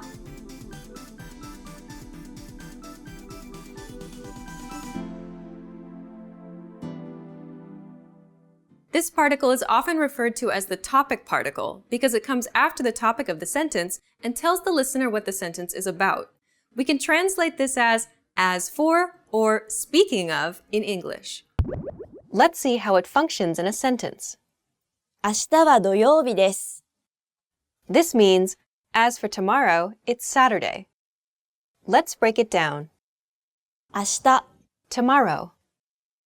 は As for. Notice that the particle is placed after the topic of the sentence. Then we have 土曜日 Saturday. です This is the copula which is the equivalent to is, am, or are in English. So literally it means, as for tomorrow, Saturday is. But of course, in natural speech, we'd say tomorrow is Saturday. There's an important point to remember about this particle's pronunciation. This particle is written as the hiragana ha. However, when used as a particle, it is always pronounced wa. Now let's take a look at a few more examples. 出身はどこですか Literally, as for your hometown, where is it? Or, where are you from? 今日は雨です Literally, as for today, it's rainy. Or, it's rainy today. 沖縄は暑い Literally, as for Okinawa, it's hot. Or, it's hot in Okinawa.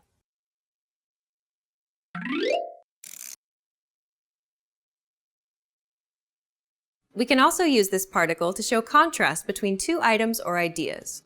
When we use it in this way, we mark the two items being contrasted with wa. How does it work? For example, if we want to contrast the object of a sentence, we replace the particle o or ga with wa. This will make more sense when you hear some examples. So, can we hear an example? Sure. 魚は食べます。でも肉は食べません。This means, I eat fish, but I don't eat meat. Please note that the topic, I, as in I eat, is implied in this sentence. Let's examine our example sentence closely. First, let's start with the original sentences. Risa, how do you say, I eat fish? 魚を食べます。The object, which in this case is what I eat, is 魚. So 魚 is marked by the particle を。魚を食べます。Okay, and how do we say, I don't eat meat? Meat is 肉. The negative form of 食べます is 食べません。So 肉を食べません。If I add a topic, it will be 私は肉を食べません。So now to contrast these two sentences, we replace the particle o with wa. So that gives us 魚は食べます。でも肉は食べません。でも means but. So by using wa in this sentence, we are putting a lot of contrast between the two items. I eat fish, but I don't eat meat. Along with the particle o, the particle ga can also be replaced with wa to show contrast. In English, we often show this same kind of contrast through intonation. Let's take a look at a few more examples. 時間はあります。でもお金はありません。I have time, but I don't have money. 犬は好きです。でも猫は嫌いです。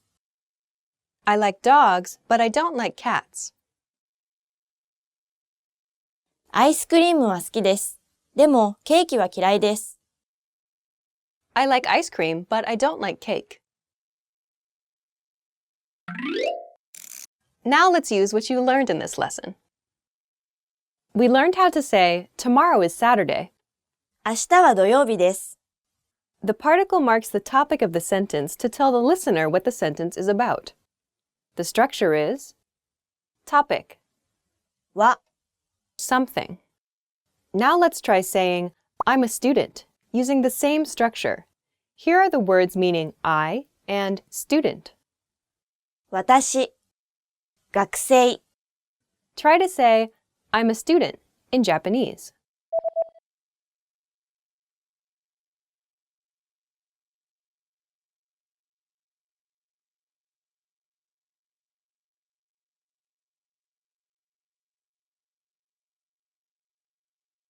The answer is, 私は学生です。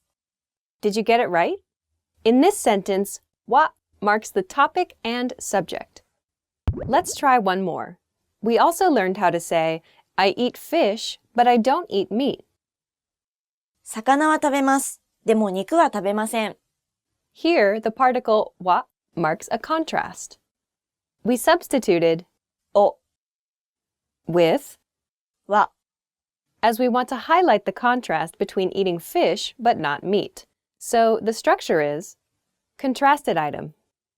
は Now let's try to say, I have a pen, but I don't have paper in Japanese. Here are the words for pen and paper. Normally, I have a pen is, ペンがあります。 I don't have paper is. 紙がありません。 Now, try to say, I have a pen, but I don't have paper in Japanese.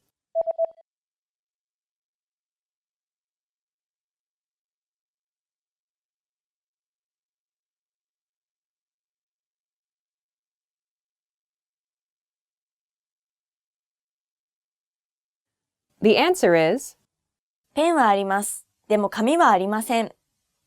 did you get it right?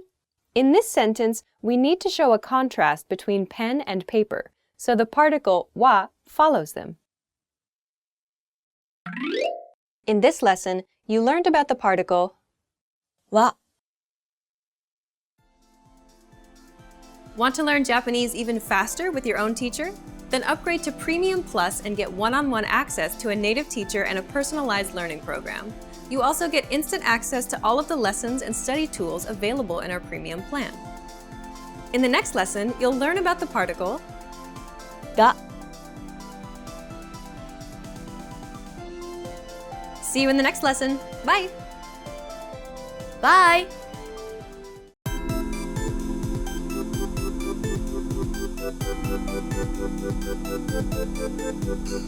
Hi everyone! Welcome to the Ultimate Japanese Particle Guide.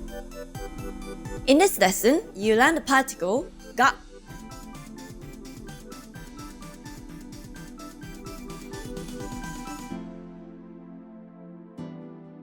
This particle is often referred to as the subject particle. It can also mark the object for certain verbs and adjectives. As a subject particle, it indicates existence. Right. So が is often used with あります and います meaning to have or to exist. Let's see how it functions in a sentence. あそこにコンビニがあります。 This means there's a convenience store over there. Let's break it down. あそこに Over there. コンビニ Convenience store. が This is the particle marking the subject. あります。 This is the verb to talk about the existence of something, just like we'd say there is or there are in English. Remember that to talk about the existence of animate things, such as people and animals, you should use います。 When some people pronounce this particle, it can sound nasally. Right. It sounds like が Both が and が are acceptable, so don't worry too much. Now let's take a look at a few more examples. ペットがいます。 Literally, it means there is a pet, but it actually means I have a pet. 宿題があります。Literally, it means there is homework or I have homework. 兄弟がいません。This sentence is negative, and it literally means there aren't any siblings, which is like saying I don't have any siblings.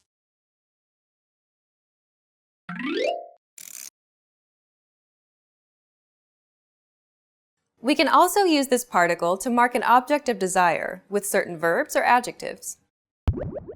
Right. For example, we can mark the object of an adjective of desire, such as 欲しいです I want, or the stem of a verb plus たいです which means I want to verb. Let's see how it functions in a sentence. 私は時間が欲しいです。This means I want time. Let's break it down. 私は Which means I is the topic or subject of this sentence, so it's marked by the particle は Please note that the 私は part is often omitted since 欲しい is used only in the first person. Then we have the object, what the speaker wants. 時間が Notice that the particle marking the object is が Finally, we have 欲しいです。This is an adjective and means I want. Let's give an example with a verb. By using the stem of a verb plus たい you can say 私はお茶が飲みたいです。I want to drink tea. As you can see, the object お茶 is marked by が欲しいです and がしたいです are the key patterns to remember. Let's take a look at a few more examples. 私はピンクの車が欲しいです。I want a pink car. 私はそばが食べたいです。I want to eat buckwheat noodles. 私は水が飲みたいです。I want to drink water. Now let's use what you learned in this lesson. We learned how to say, there is a convenience store over there. あそこにコンビニがあります。Here, the particle が marks the subject of the sentence. The structure of the sentence is subject, が existence verb. Now let's try with there's a park over there. Here's the word for park. 公園 Try to say there's a park over there in Japanese.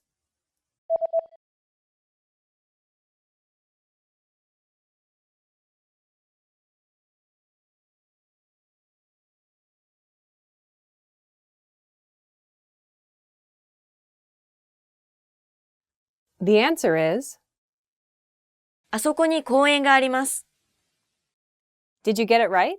In this sentence, the particle が indicates existence. Let's try one more. We also learned how to say, I want time. 私は時間が欲しいです。Here, the particle が marks the object of desire. The structure is object, が desire verb or adjective. Now let's try with I want water. Here's the word for water. 水 Try to say I want water in Japanese.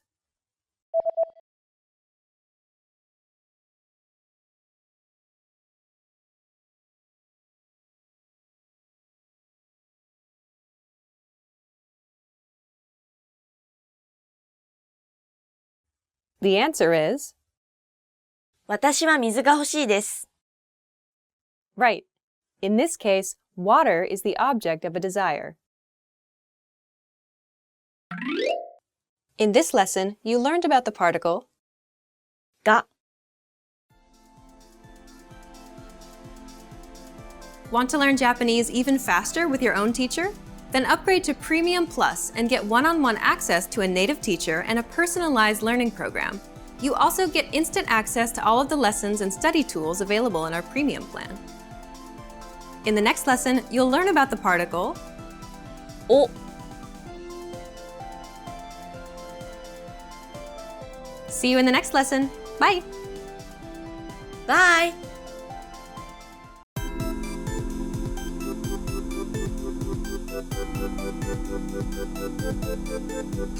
Hi everyone! Welcome to the Ultimate Japanese Particle Guide. In this lesson, you learn the particle お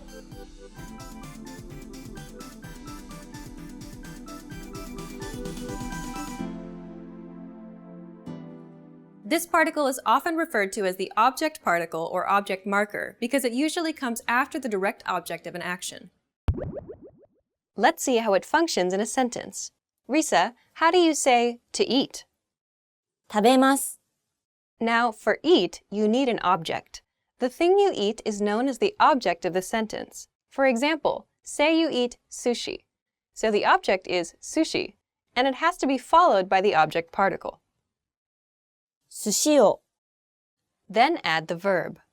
食べます寿司を食べます This means to eat sushi. Risa, can you also add the subject of the sentence and say, I eat sushi? Sure! 私は寿司を食べます Great. Let's try it with another verb. How do you say to make? 作ります How do we say to make curry? The object is curry, followed by the object marker, it's カレーを all together カレーを作ります Okay, and now let's put the subject. Let's say John makes curry. ジョンさんはカレーを作ります Some textbooks spell this particle as W-O. Risa, how do we spell and pronounce this particle? The object marking particle is in the last row of the hiragana chart. It sounds like the regular O, as in a, I, U, E, O. That's why we spell it O. Now, let's take a look at a few more examples. 私は薬を飲みます I'll take medicine.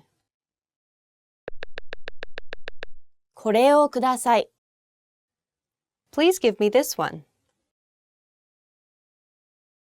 私は新しい車を買いました I bought a new car.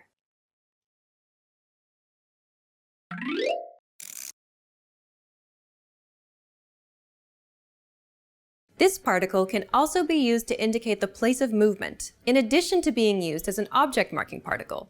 In this usage, it is used with verbs that describe motion, to walk, to fly, to cross, to turn, and so on. In Japanese, these verbs are 歩きます、飛びます、渡ります、曲がります among others. Let's see how it functions in a sentence. For example, how do you say to walk through the park? Park is 公園 So, 公園を歩きます To cross a bridge? Bridge is 橋 So, 橋を渡ります Notice how the particle marks the place where the movement takes place. Through the park was, 公園を bridge was. 橋を Here is another example. あの角を曲がってください This means, please turn at that corner. 曲がって or 曲がります is the movement.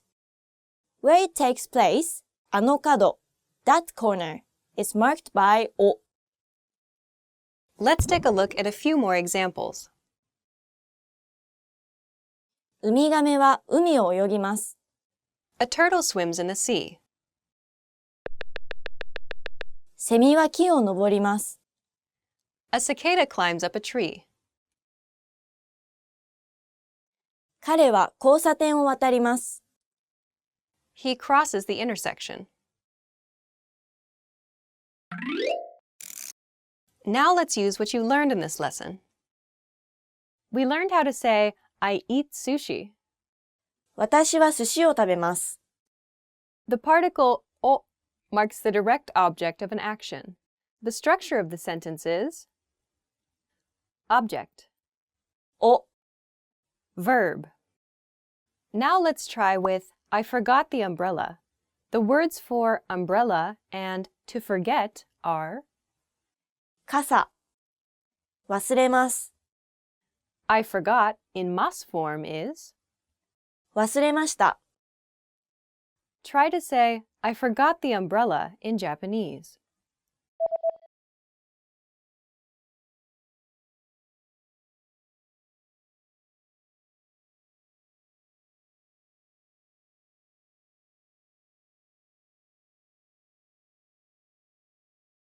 The answer is 傘を忘れました。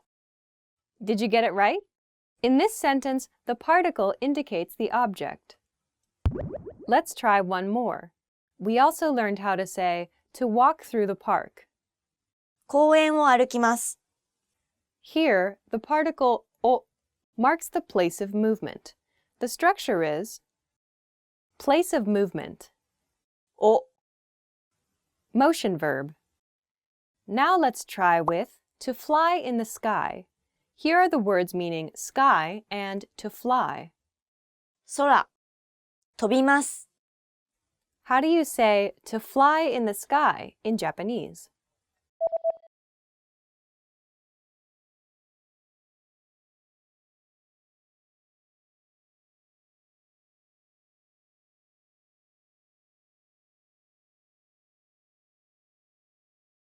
空を飛びます。 Right. In this case, the particle marks the place of movement. In this lesson, you learned about the particle お、 Want to learn Japanese even faster with your own teacher? Then upgrade to Premium Plus and get one-on-one access to a native teacher and a personalized learning program.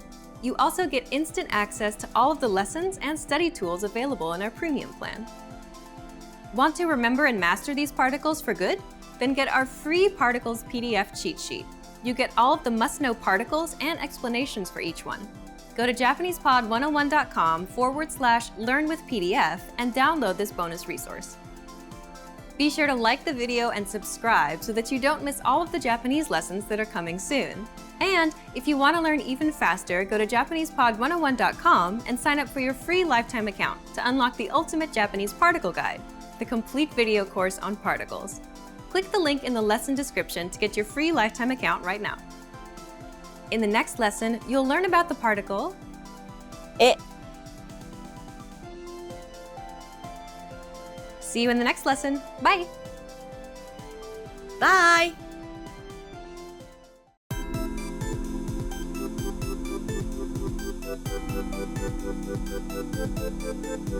Hi everyone! Welcome to the Ultimate Japanese Particle Guide. In this lesson, you learn the particle え。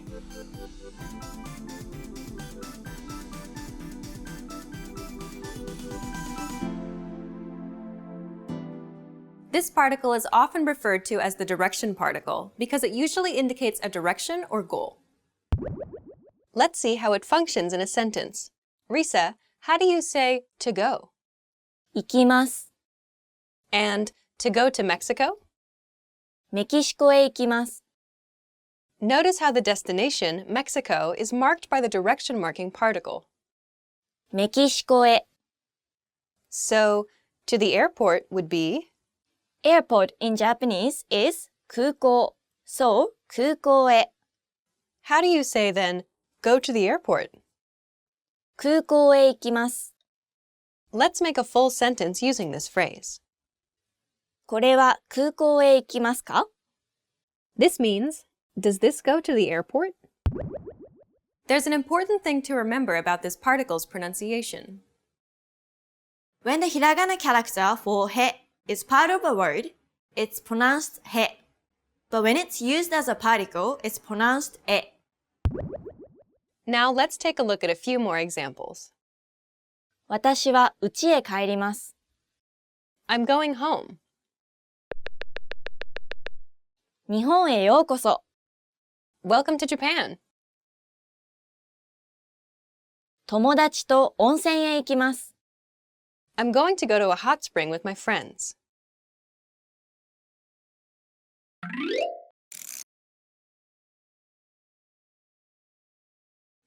This particle can also mark the recipient of an action. Let's see how it functions in a sentence. For example, how do you say, I called my friend? 友達へ電話をかけました。First, we have the recipient of the action, marked by the particle. 友達へ Then we have the action, I called. 電話をかけました。Let's see the same sentence with a different recipient. For example, I called my mother. 母へ電話をかけました。Also, in this case, the recipient of the action is marked by the particle. 母へ Let's take a look at a few more examples. 友達へメールをしました。I emailed my friend. 彼へ手紙を送りました。I sent him a letter. 部長が部下へ話します。The director talks to his subordinates. Now let's use what you learned in this lesson. We learned how to say, to go to Mexico. メキシコへ行きます。Here, the particle e marks the direction of the action. The structure is direction or goal. え Verb.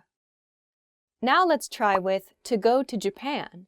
The word for Japan is 日本 to go to Japan in Japanese is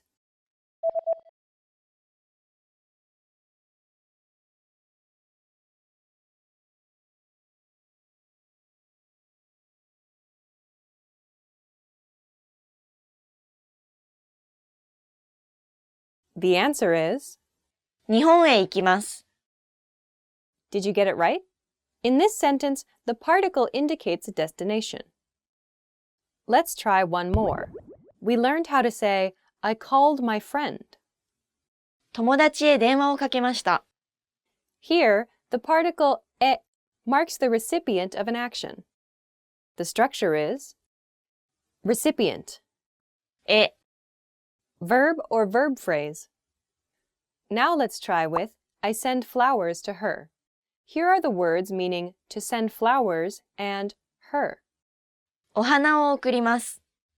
彼女 Try to say, I send flowers to her in Japanese.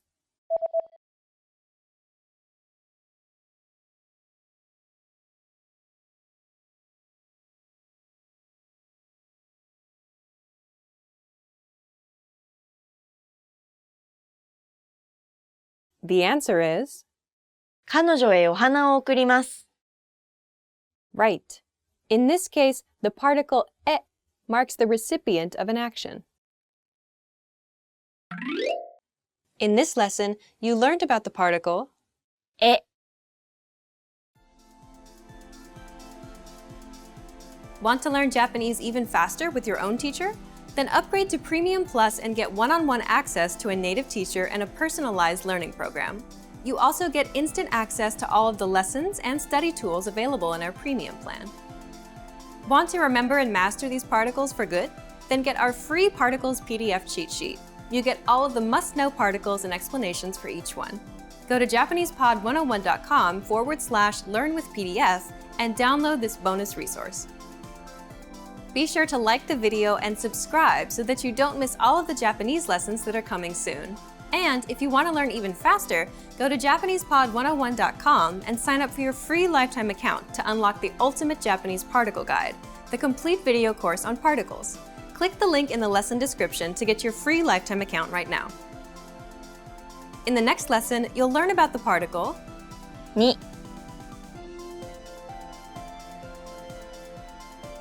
See you in the next lesson. Bye! Bye!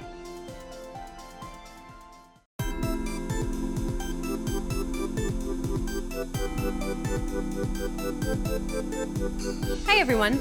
Welcome to the Ultimate Japanese Particle Guide. In this lesson, you learn the particle ni.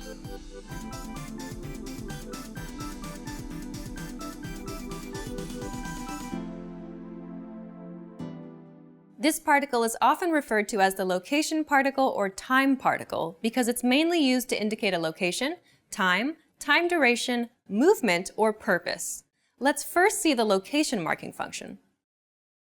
In this case, the particle ni indicates existence.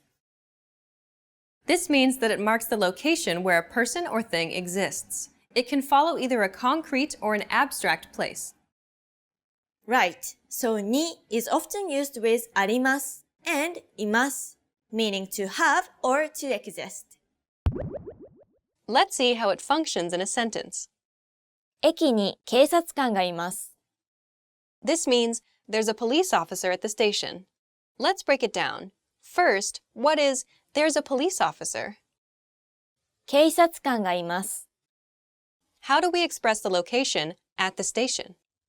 駅に Notice that the location is followed by the particle に駅に Along with the two main verbs that express existence, this particle is often used with certain verbs such as 住みます to live and 勤めます to work for. For example, how do you say Ken lives in London? ケンはロンドンに住んでいます。 Let's take a look at a few more examples. ケンは銀行に勤めています。 Ken works for a bank. テーブルの下に猫がいます。 There's a cat under the table. 右手にコンビニがあります。 There's a convenience store on the right side.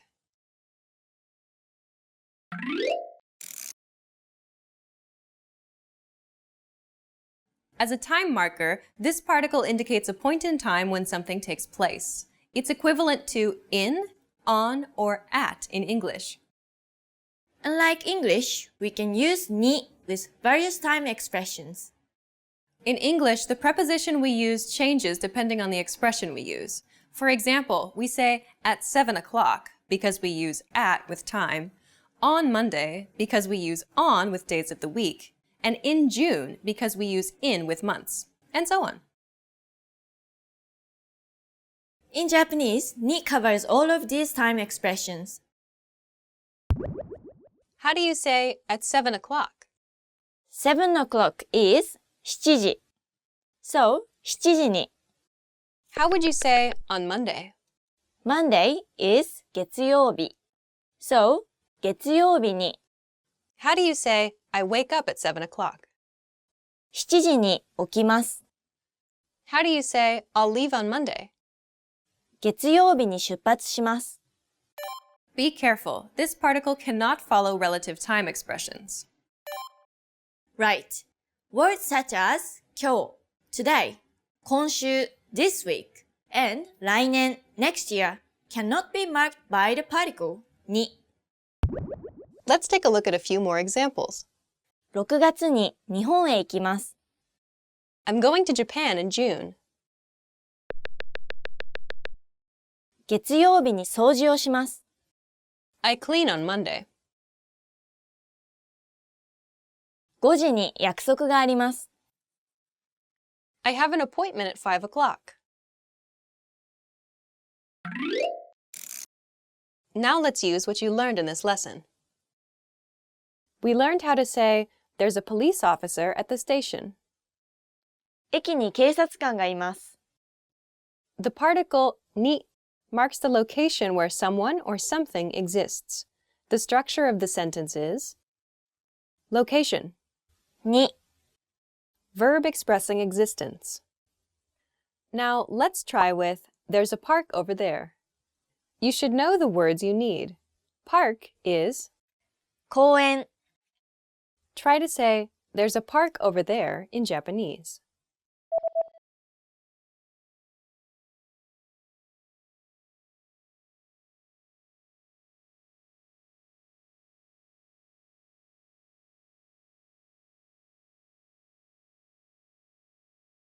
The answer is あそこに公園があります。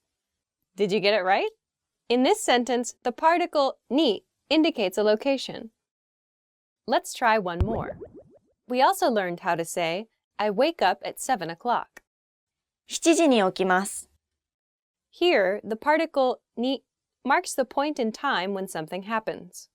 The structure is time, に、 verb. Now let's try with the train arrives at 4 o'clock. Here are the words for train and to arrive. 電車、着きます。The subject is train. 電車が、 Try to say, the train arrives at 4 o'clock in Japanese.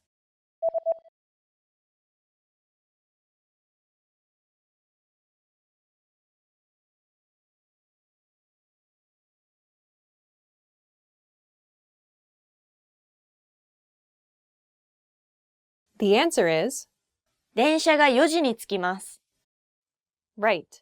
In this case, the particle ni marks a certain time.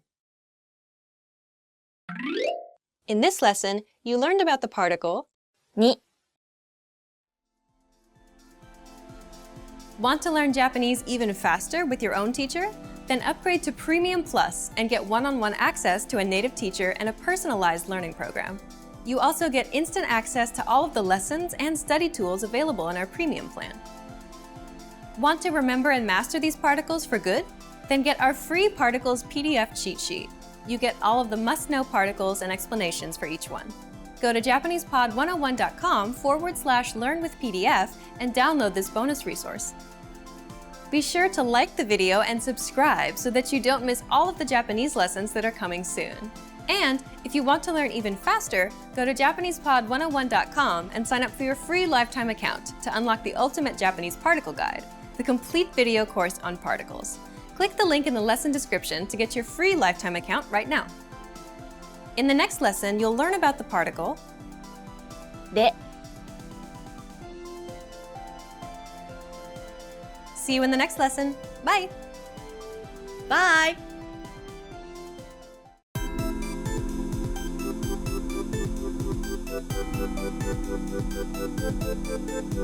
Hi everyone! Welcome to the Ultimate Japanese Particle Guide. In this lesson, you learn the particle で。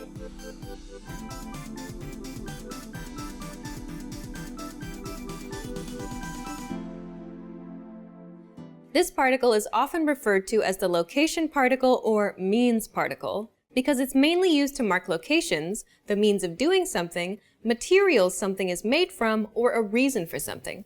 Let's first see the location marking function. In this case, the particle で marks where an action takes place. Let's see how it functions in a sentence. 東京で会いましょ This means, let's meet in Tokyo, or see you in Tokyo. Let's break it down. First, what is see you? う。会いましょう。 How do we express the location in Tokyo? 東京で Notice that the location is followed by the particle. で。東京で Be careful. This particle can't be used with the verbs that express existence. Right. You cannot use で with the verbs あります、います、住んでいます、and 勤めています。The location for those verbs has to be marked by に。Let's take a look at a few more examples. 学校で日本語を勉強しています。I study Japanese at school. スーパーマーケットでパンを買います。I buy bread at the supermarket. 北海道でスキーをしました。I went skiing in Hokkaido.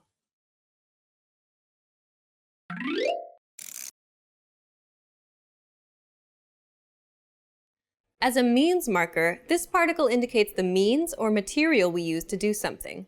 This is the equivalent of by or with in English. It can also mark the material something is made of or from. It's the equivalent of with, from, or out of in English. で is also used to mark the means of transportation.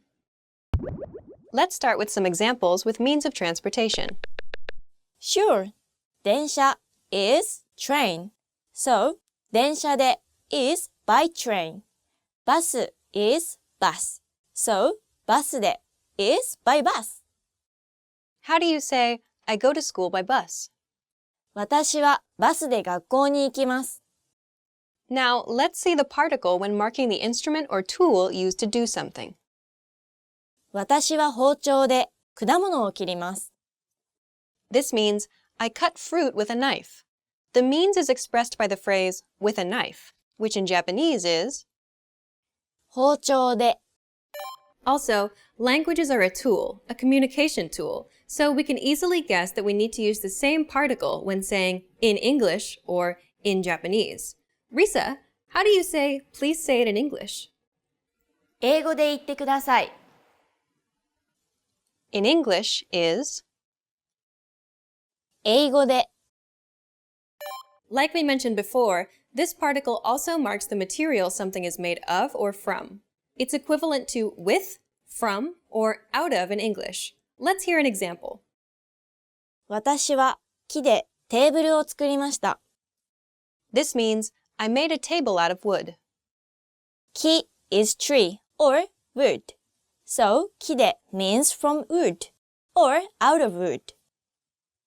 Let's take a look at a few more examples with the same particle used as means marker.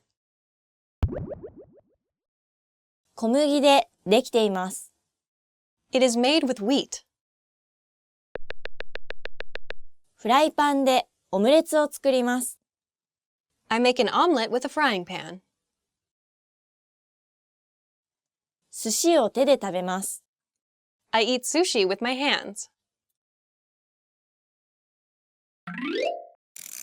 Now let's use what you learned in this lesson.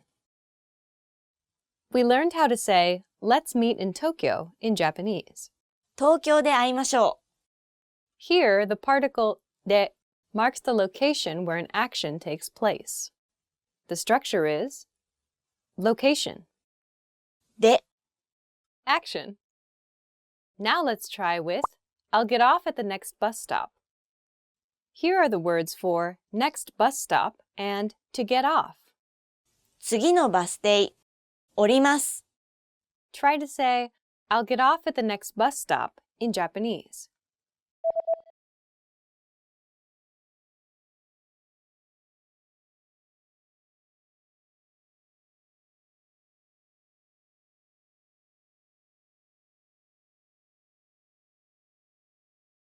The answer is, 次のバス停で降ります。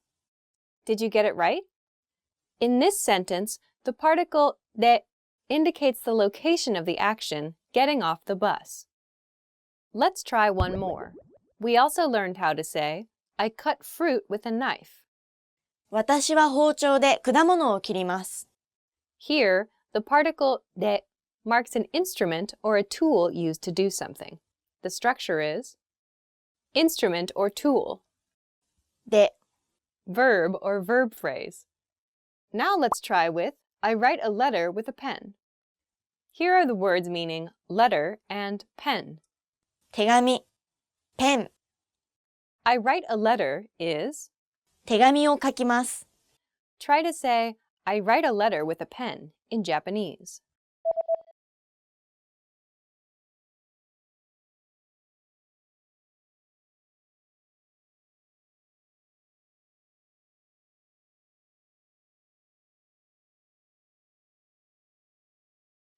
The answer is, ペンで手紙を書きます。 well done. In this case, the particle de marks the means for writing a letter, a pen. In this lesson, you learned about the particle で、 Want to learn Japanese even faster with your own teacher? Then upgrade to Premium Plus and get one-on-one access to a native teacher and a personalized learning program. You also get instant access to all of the lessons and study tools available in our premium plan.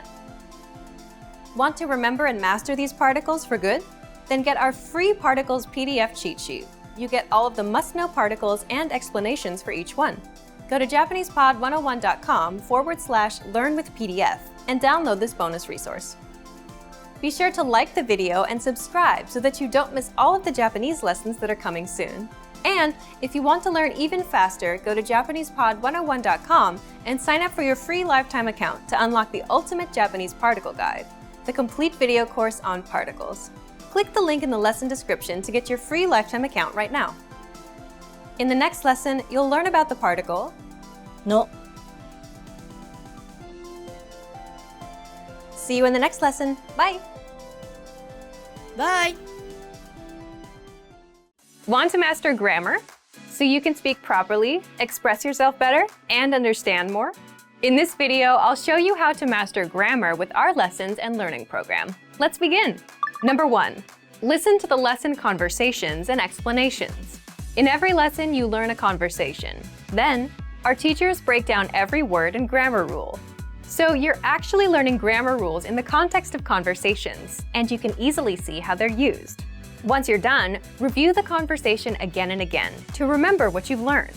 Number 2. Read the bonus explanations and tutorials. With the lesson notes, you get extra grammar explanations and examples that are not presented in the lesson. After you're done with the lesson, read the lesson notes for extra review. You can even save them as PDFs so that you can access them anytime. Number 3. Leave a comment on the lesson. Once you've learned a grammar point, be sure to use it. Leave a comment in the comments section. Write some example sentences for practice. Our teachers will review your comment and give you feedback. Number 4. Unlock even more grammar lessons. If you want to find all of the grammar lessons available, visit our lesson library. Under Category, choose Grammar. You'll get all of the pathways and lessons dedicated to helping you learn and master sentence patterns and grammar points.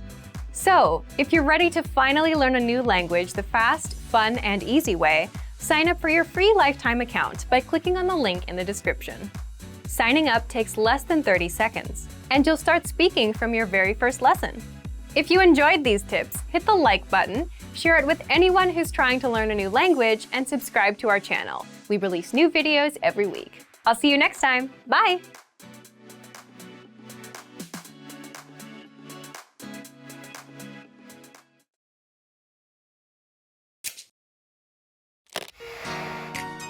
Hi everyone, I'm Michelle Yamamoto. Welcome to the Ultimate Japanese Pronunciation Guide.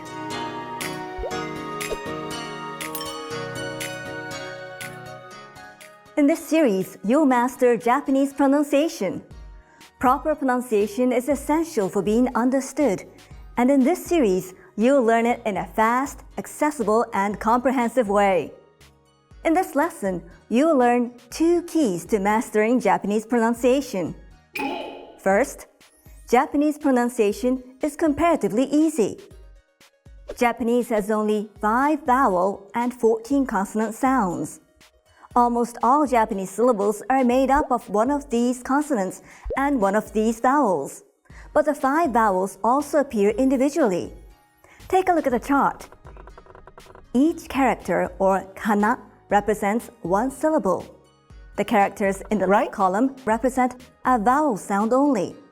In the top row of this chart, the characters represent consonant sounds. By combining these, you can form most Japanese syllables. For example, look at the consonant K row.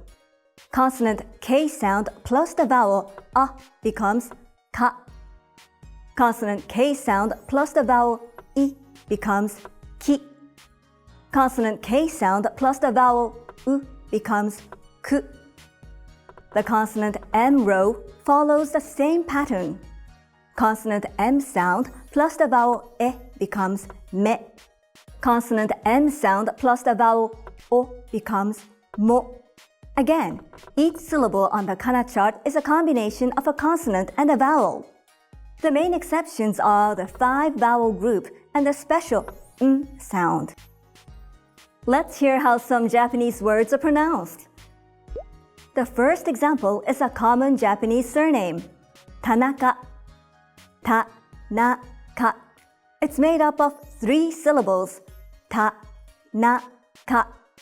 Each syllable consists of 1 consonant and 1 vowel. Another common surname in Japanese is Nakata.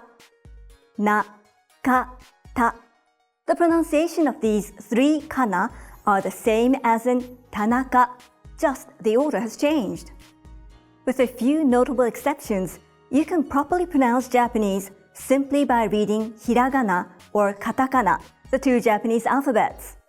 Remember this tip and it will help you throughout your studies. Now, the second key point is each syllable in Japanese is pronounced for the same length of time with equal stress. For example, when you say America in English, you put stress on me and say it for longer than the other parts, America. The word America in Japanese has 4 syllables and you say each syllable for the same length of time. America. Pronounce it like this to sound like a native Japanese speaker. Another example. How do you say this word in English? You would say karaoke, but in Japanese, you say karaoke. Remember that each syllable in Japanese is pronounced for the same length of time and gets equal stress. Now to close the lesson, here's the question for you. Why should you, including advanced speakers, spend time on learning proper pronunciation? The answer: you will be understood, and this will build confidence when you're speaking. Also, speaking with proper pronunciation is always impressive.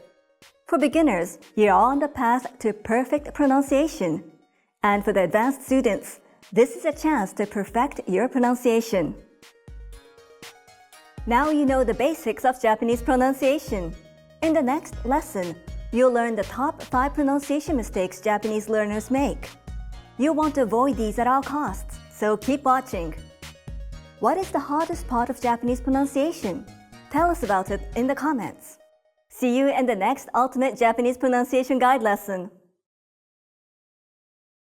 Welcome to Learn Japanese Grammar, Absolute Beginner. In this video series, you'll learn basic Japanese grammar patterns and phrases through easy-to-follow audio and visual cues. Here's what we'll cover in this lesson. Ready? Let's get started. はじめまして。はじめまして。はじめまして. Can we hear it a little bit slower? はじめまして。Great, and one more time at natural speed. はじめまして。 And this means nice to meet you. Right. You can use this with anyone you meet for the first time. Right, and that would be the first thing you say. はじめまして。はじめまして. はじめまして。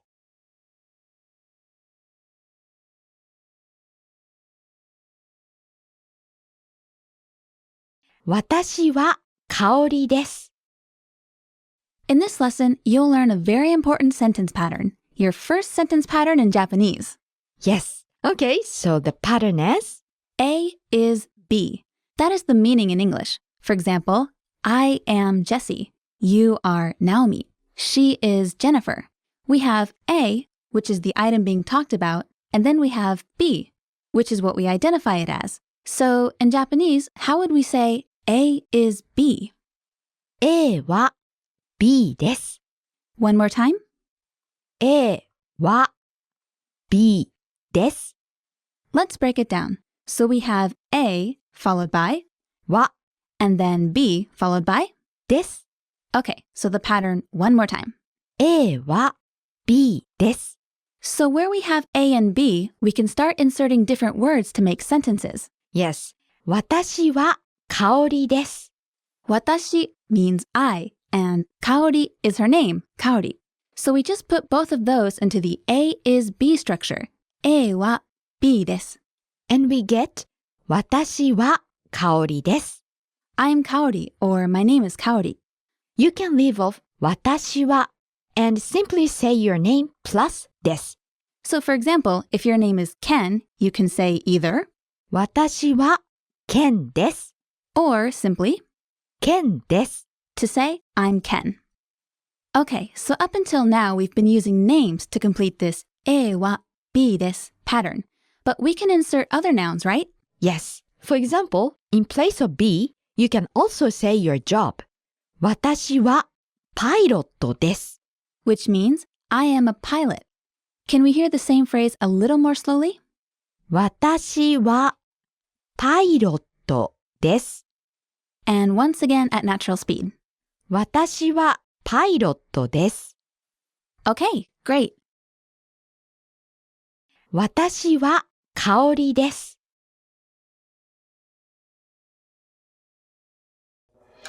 Want more Japanese lessons like this one? Visit us at JapanesePod101.com to get your free lifetime account today.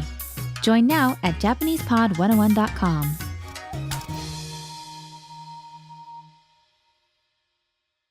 Welcome to Learn Japanese Grammar, Absolute Beginner. In this video series, you'll learn basic Japanese grammar patterns and phrases through easy-to-follow audio and visual cues. Here's what we'll cover in this lesson. Ready? Let's get started. これは水ですか? In this lesson, you'll learn how to make a question. Which is very easy. Yes, you'll be surprised. You learned how to make an A is B sentence. A は B です。 That's right. For example, これは水です。 kore is this, and mizu is water. So altogether, this means this is water. これは水です。 So this is just a regular statement. You're just stating a fact, right? Right. Now, what if we want to ask a question? Say you have a glass of clear liquid in front of you, and you want to know, is this water? For all you know, it could be 7-Up or something else. Well, to turn a statement into a question, add ka to the end. Just one sound, ka. Let's try it. So the sentence これは水です。 becomes これは水ですか? これは水ですか? Is this water? So sitting in front of you is a plate of something that looks like cookies. If you know they are sweets, you can say これはお菓子です。 But say, for example, if you don't know what they are and want to ask if they are sweets, you can say これはお菓子ですか? Are these sweets? Remember, all you need to do is add ka to a statement to make it a question. That's it. これは水ですか?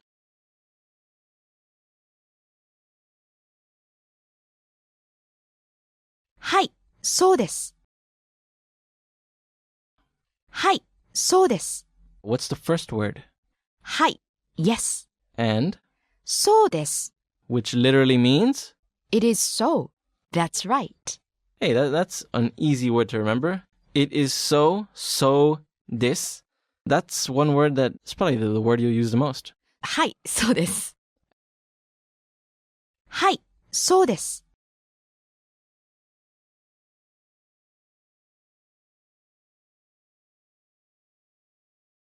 いいえ、違います。いいえ、違います。 Iie means No. and chigaimasu means? That's wrong? Right. Chigaimasu also means no, if you were to translate it into English. But really, literally, it means that is different. Yeah. Or that is wrong. It's different. That's not the case. So basically, it's like saying no, someone is wrong about something, or like a proposed option or something is incorrect, and it's the opposite. Let's give an example. Naomi sensei. はい。それはダイヤモンドですか? これ? いいえ、違います。 Naomi sensei, is that a diamond? No, it's not. You see, it's really no, but it's basically, that's different. It's different. It's not a diamond. It's something else. It's something different. いいえ、違います。 Want more Japanese lessons like this one? Visit us at JapanesePod101.com to get your free lifetime account today. Join now at JapanesePod101.com.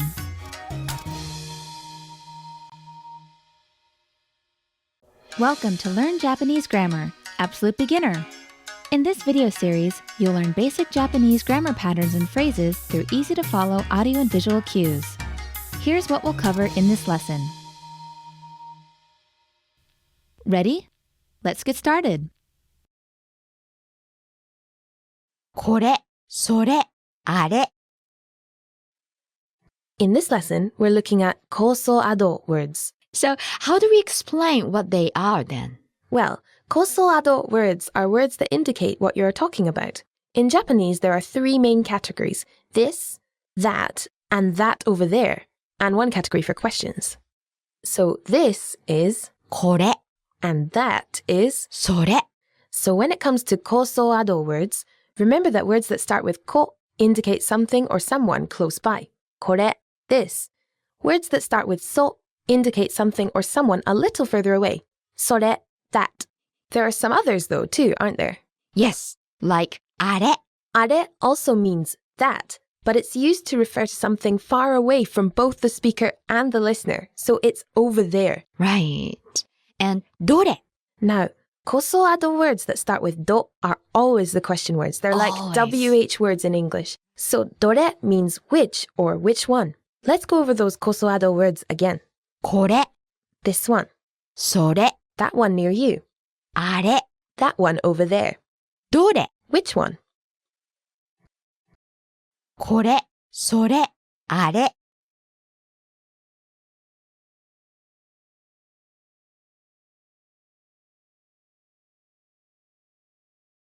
これは何ですか？これは何ですか？ Alright, let's break that down. First word is これ this, は the topic marking particle. 何 What, です the copula. か？ The question marking particle. これは何ですか？ What is this? Right. Alright, we have this, but what if I wanted to talk about that?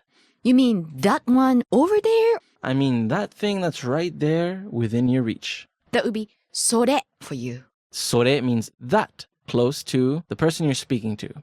And how about that thing that's way over there? あれ So, you're not sure if what I'm holding in my hand now is medicine, so you would ask me, それは薬ですか？ is that medicine? And then I would say, はい、これは薬です. Which means, yes, this is medicine. So, Naomi-sensei, what is this? これは何ですか？ And what is that? The one right in front of you. それは何ですか？ And what is that one over there? あれは何ですか？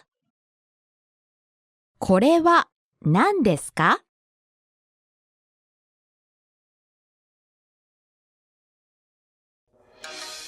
Want more Japanese lessons like this one? Visit us at JapanesePod101.com to get your free lifetime account today. Join now at JapanesePod101.com.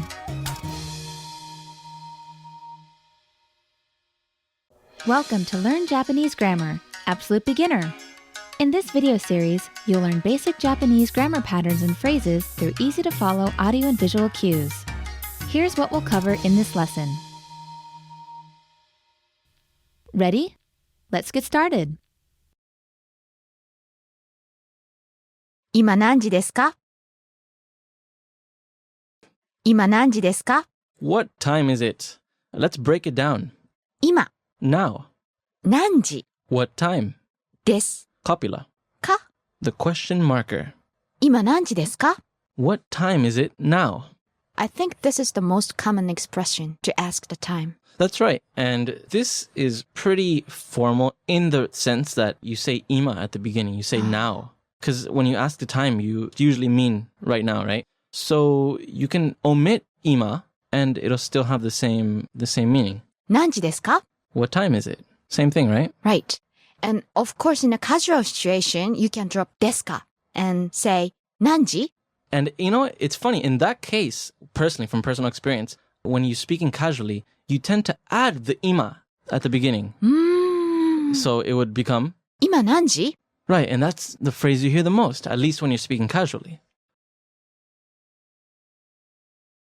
今何時ですか?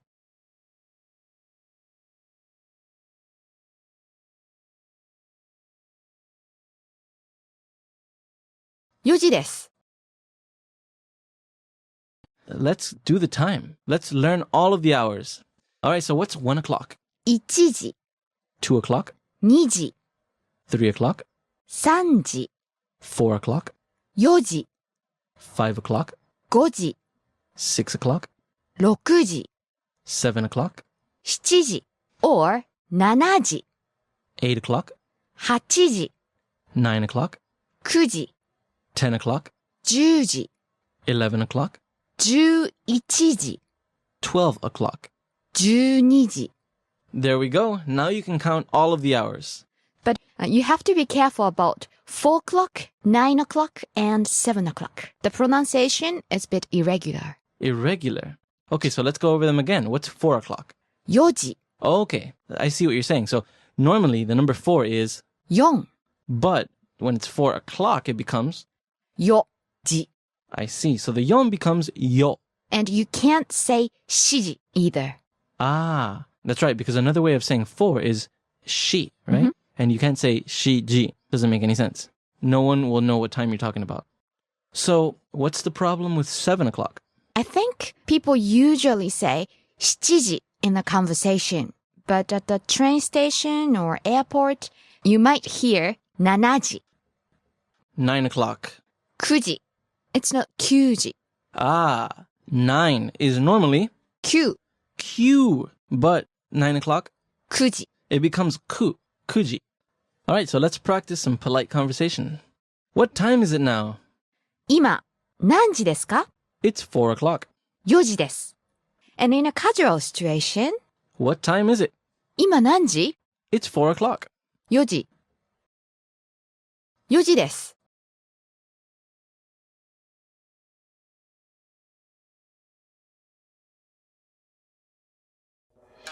Want more Japanese lessons like this one? Visit us at JapanesePod101.com to get your free lifetime account today. Join now at JapanesePod101.com.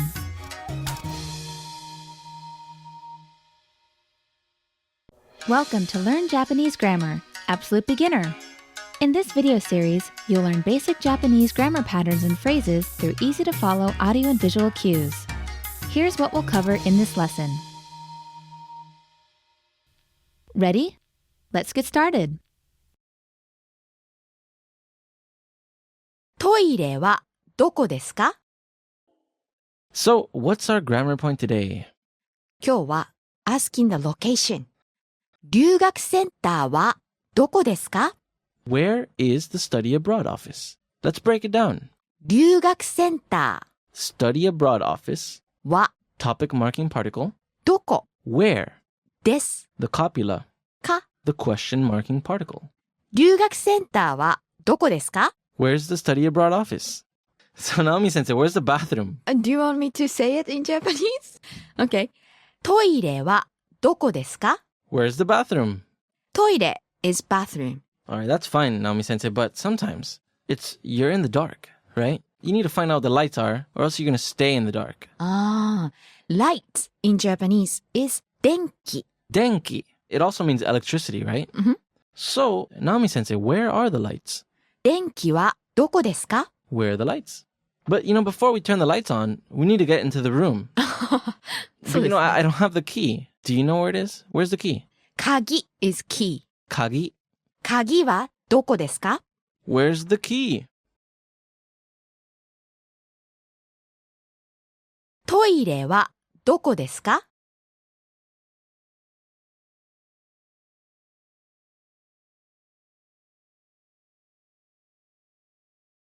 私はここです. In this lesson, we'll be looking at kosoado words.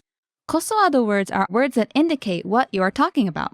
Words like this and that are some examples. Now, the reason we call them kosoado words is because they all start with either ko, so, a, or do. This prefix tells us the location or the object's distance relative to the speaker. The first one is こ the prefix ko means near the speaker. The next one is そ the prefix so means close to the listener, but a bit far from the speaker. The next one is あ the prefix a means at a distance from the speaker and the listener. And the last one is ど Now this one doesn't refer to a location, but instead is used for question words. Remember these prefixes and their meanings. Now, let's move on to the kosoado words that describe places. The word for here is ここ there, そこ over there. This word talks about a farther distance from both the speaker and the listener. あそこ Where? どこ Good. Now let's hear an example. 私はここです。 This means I'm here. 私はここです。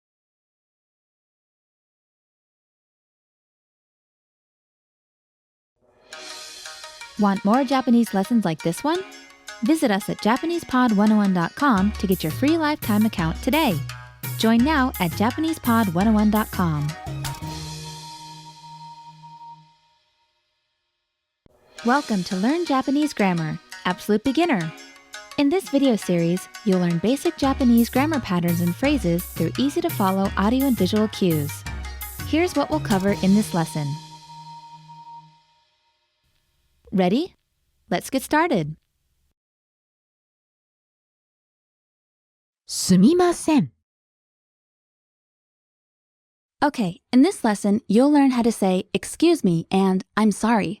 The best part is, you only have to learn one phrase for both. That's right. There is one phrase that covers both of these meanings. That makes it easy. And that word is Naomi. すみません。 Sumimasen. One time slowly. すみません。 And one more time regular speed. すみません。 So this sumimasen has two meanings, excuse me and I'm sorry. So the first meaning of sumimasen, excuse me, is used to get the attention of somebody. So that means you can use it to call out to a stranger or a waiter at a restaurant, things like that. すみません。 Excuse me, like that. So that's the first meaning of すみません。 The second meaning, again, is I'm sorry, あ、すみません。 which is, oh, I'm sorry. This is really useful. If you make some kind of mistake, it can all be handled with すみません. Please remember this phrase. すみません。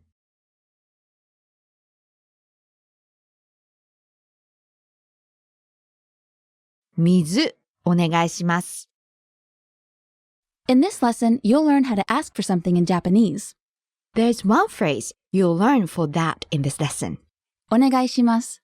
On its own, you can think of it as meaning please. Yes, as in menu please, water please, and so on. Okay, so Naomi, what's the formation? Very simple.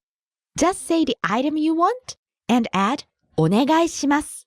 So that's item plus お願いします. Exactly. Menu お願いします. Literally, menu please. In more natural English, we'd say, can I get a menu? And the next one? 水お願いします. Can I get some water? Now, a menu and water are both physical objects, so you can use this お願いします for actual tangible things. But you can also use it for not so tangible things. Ah, like a service. Right. 注文お願いします. 注文 is order, and お願いします is like please. So literally, it's like saying order please. You may think it means something like, can I have my order please? But what it really means is, can you take my order please? So you're asking them to do something. Yes. Quite handy, this お願いします. 水お願いします. Want more Japanese lessons like this one? Visit us at JapanesePod101.com to get your free lifetime account today. Join now at JapanesePod101.com.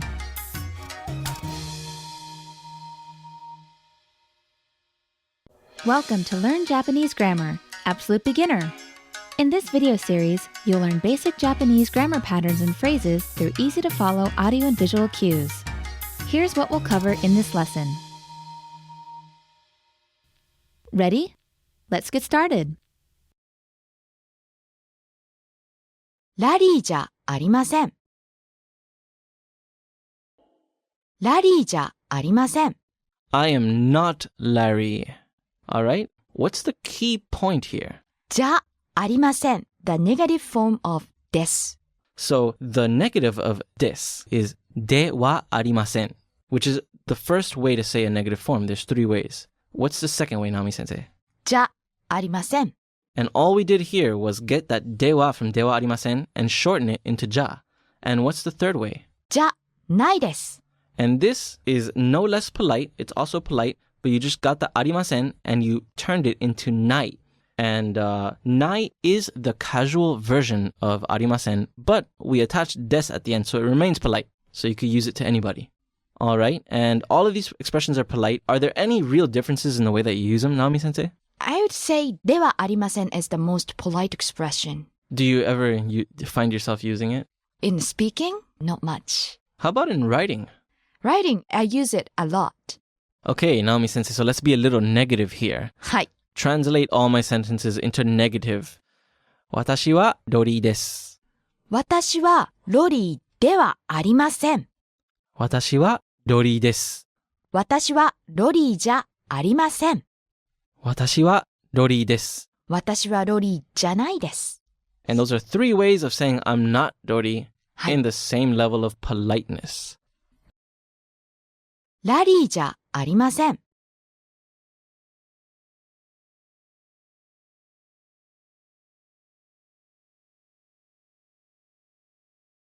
うどんは300円でした。 Let's have a look at noun sentences and putting them in their polite past form. うどんは300円でした。 This sentence, the udon was 300 yen, is a noun sentence and it's in the past form, the polite past form. So if we were just going to say the udon is 300 yen, it would be うどんは300円です。 Okay, so putting it in the past tense, what changes is the des on the end. It becomes でした。 This is pretty simple. So, for example, if we were going to say $1 is 100 yen, we would say 1ドルは100円です。 But was there a time, I think, when $1 was worth a lot more yen? はい、360円かな ?360 yen. Okay, so how would we say the dollar was worth 360 yen? Was being past tense. 1ドルは360円でした。 Okay, so you can hear there that the des is becoming deshita to indicate past tense, and this is polite past tense. All right, let's look at just a couple more noun sentences in the polite past form. ケネディはアメリカ人でした。 Kennedy, you mean JFK? Yeah, I guess so. Yep, so JFK was an American. はい。Since he has already passed away, I used でした。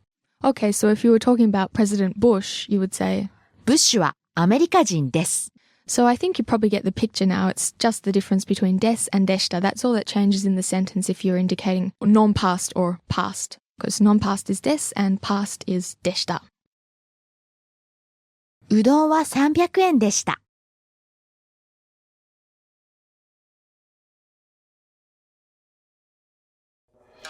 Want more Japanese lessons like this one?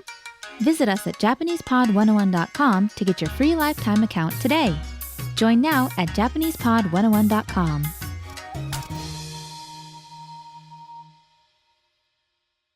Welcome to Learn Japanese Grammar, Absolute Beginner. In this video series, you'll learn basic Japanese grammar patterns and phrases through easy-to-follow audio and visual cues. Here's what we'll cover in this lesson. Ready? Let's get started. スーパーがあります。 In this lesson, you'll learn how to say that something exists, as in, there is a blank, and also how to say that you have something. The same pattern is used for both of these meanings. Yes, and that pattern is? があります。があります. So let's take a look at the first meaning, talking about something existing. When we say it this way, it sounds really deep, but what are we really trying to say? Well, it's like saying there is a in English, like there's a supermarket. Or there's a convenience store. There's a party, things like that. How about there's a person? Nope. This pattern is used for inanimate objects only. Got it. So objects, things, places, anything that's not alive, basically. Right. So again, the pattern is? があります。 Let's hear some examples. How about the ones that we just gave in English? Okay. Supermarket is スーパー in Japanese. So to say there's a supermarket, we'd say スーパーがあります。スーパー plus があります。スーパーがあります。 Right. Convenience store is コンビニ. So to say there's a convenience store, we'd say コンビニがあります。コンビニ plus があります. コンビニがあります. That's it. Okay, so like we said earlier, this があります has another meaning. Yes. And that's the meaning of to have. As in, I have, you have, he has, etc. So to say that you have something, the structure is item plus があります, just like before. Okay. How about saying you have time? Time is 時間. So to say I have time, you'd say 時間があります. 時間 plus があります. 時間があります. Now you know how to use があります to talk about the existence of inanimate objects and having something. スーパーがあります.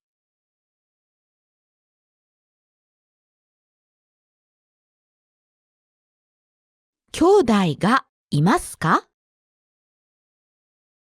In this lesson, you'll learn how to talk about the existence of animate objects, that is, people and animals. If you remember, we learned object があります to talk about the existence of an inanimate object and also to talk about having something. This time, what's our structure? Person or animal plus がいます. がいます. Remember that this can only be used with living things, people or animals. Right. So Jessie, can you tell us when we'd use this structure? Well, first, you can use it to talk about someone being physically present.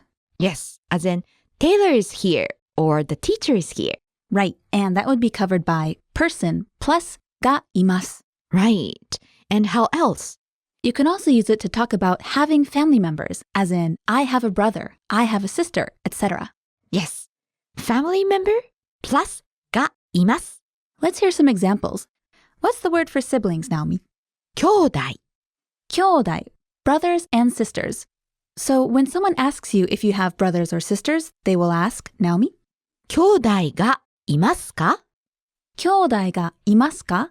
Do you have any brothers or sisters? Remember that the か at the end makes it a question. 兄弟がいますか?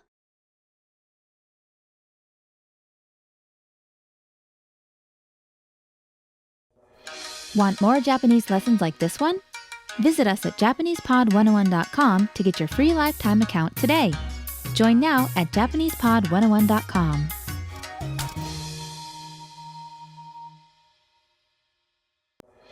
Welcome to Learn Japanese Grammar, Absolute Beginner. In this video series, you'll learn basic Japanese grammar patterns and phrases through easy-to-follow audio and visual cues. Here's what we'll cover in this lesson. Ready? Let's get started. 私は犬が好きです. Let's talk about how to say you like something. Sounds good. Naomi, can you give us our first pattern? Sure. The pattern is 私は A が好きです. 私は A が好きです, which means I like A. You can put anything in place of A. For example, Jessie, what do you like? Okay, how about this one? 私は犬が好きです. I like dogs. Nice one. 犬 is dog or dogs, and it goes in a place of A. So, 私は犬が好きです means I like dogs. How about an example from you, Naomi? 私はカリフォルニアが好きです. I like California. My home state. I'm happy to hear that. Now, Naomi, here's an important point. The first 私は part is often left out in conversation, right? Good point. In a conversation, we usually would just say 犬が好きです I like dogs. or カリフォルニアが好きです I like California. Now, Naomi. Yes? What if, rather than just like something, I love something, and I want to express that in Japanese? Good question. In that case, 好き becomes 大好き and you say A が大好きです Okay. So for example, チョコレートが大好きです. I love chocolate. Yes. チョコレートが大好きです We are addicted to chocolate. Definitely. 私は犬が好きです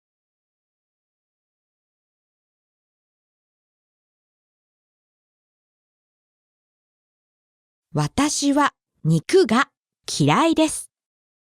It's also important to be able to say what we don't like, wouldn't you say, Naomi? Good point. 私は A が嫌いです。Yes. 私は A が嫌いです。I hate A. For example, 私は犬が嫌いです。I hate dogs. 私は肉が嫌いです。I hate meat. But again, the first 私は is often left out. One thing to keep in mind is that this word 嫌い means that you really dislike the item. Not just that you don't really like it that much, but that you have a pretty strong dislike for it. So just keep that in mind. 私は肉が嫌いです。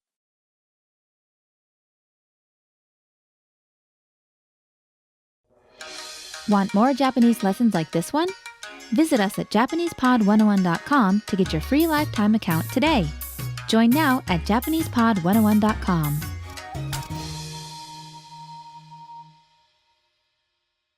Welcome to Learn Japanese Grammar, Absolute Beginner. In this video series, you'll learn basic Japanese grammar patterns and phrases through easy-to-follow audio and visual cues. Here's what we'll cover in this lesson. Ready? Let's get started. これは古いです。In Japanese, there are two types of adjectives, adjectives and adjectives. In the phrase, an old pen, old is the adjective. In Japanese as well, adjectives can precede nouns. When adjectives precede nouns, adjectives come directly before the noun, just as in English. Old is 古い. Pen is pen. So, old pen is 古い pen. Now, adjectives don't only come before nouns, they can also come in the predicate. Naomi-sensei, how do you say this is old? これは古いです。 Let's break down this sentence. これ This は topic marking particle, meaning as for. 古い Old です。 formal form of the copula. Is, am, are. So literally, this old is. Of course, the sentence means this is old. 古い is an adjective, and this is its dictionary form. Now, let us introduce some adjectives and review their usage.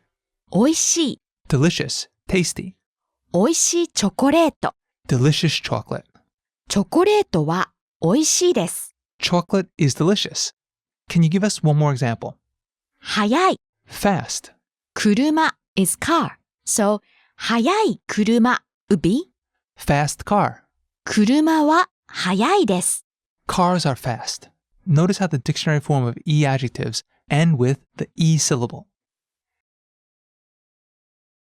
これは古いです。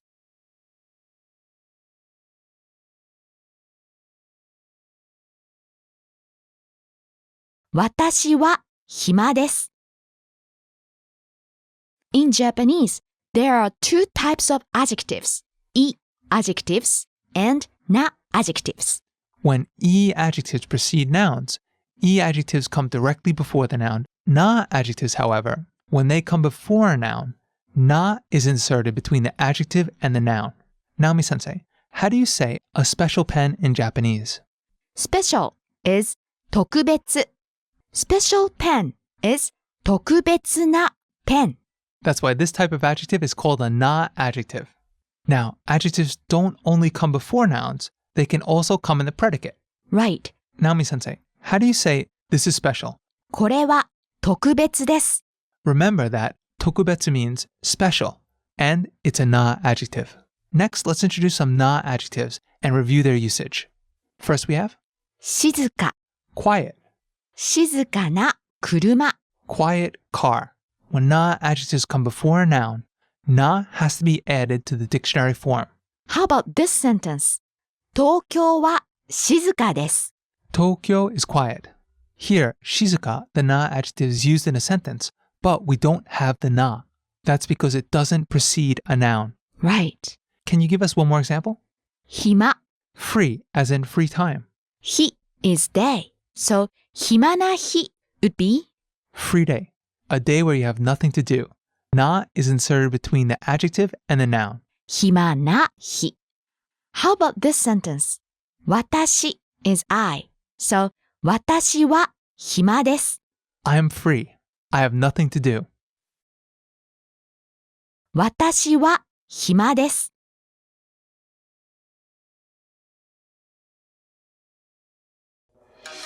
Want more Japanese lessons like this one?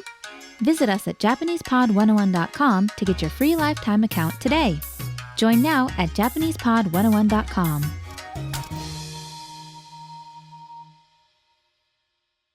Welcome to Learn Japanese Grammar, Absolute Beginner. In this video series, you'll learn basic Japanese grammar patterns and phrases through easy-to-follow audio and visual cues. Here's what we'll cover in this lesson.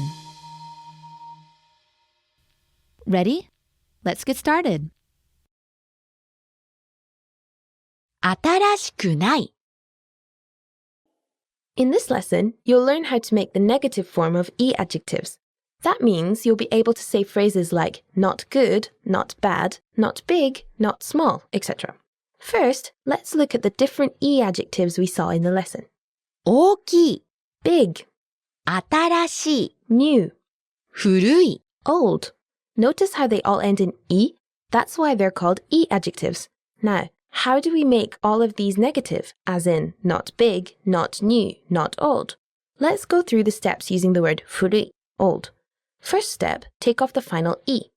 古 Then add くない to the end of it. 古くない. That's it. This means not old. 古くない. Not old. Let's try it now with the word 新しい, meaning new. First, take off the final e.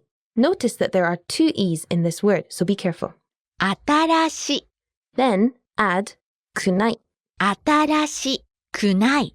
This means not new. 新しくない. Not new. Okay, have you got that? Not so bad, right? 新しくない.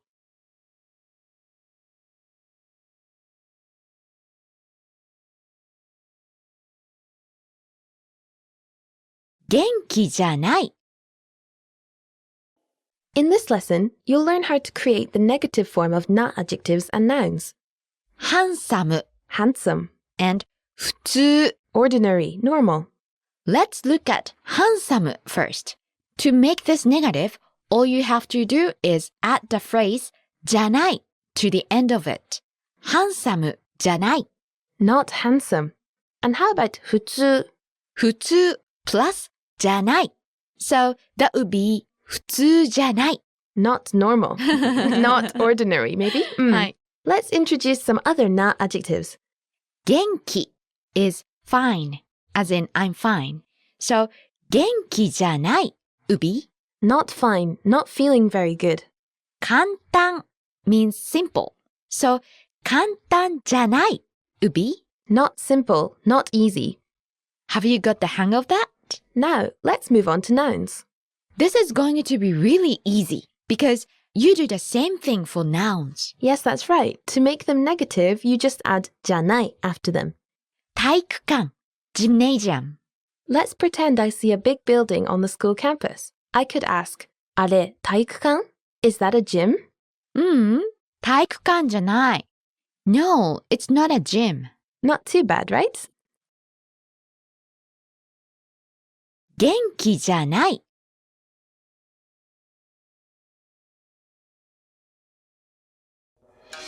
Want more Japanese lessons like this one? Visit us at JapanesePod101.com to get your free lifetime account today. Join now at JapanesePod101.com.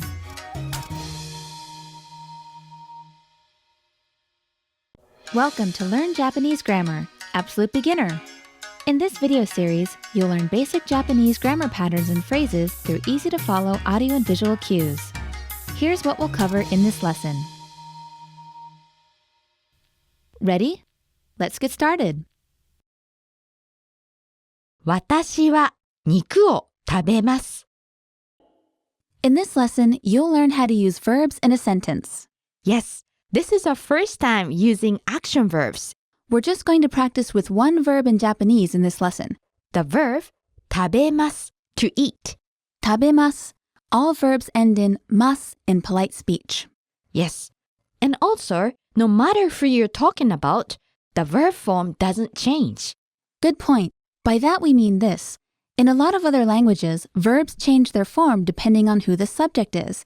Even in English, we would say, I eat, but he eats. It's a minor change, but it is there. But in Japanese, it doesn't matter who the subject is. I, you, he, she, we, they. The verb stays 食べます. Nice, isn't it?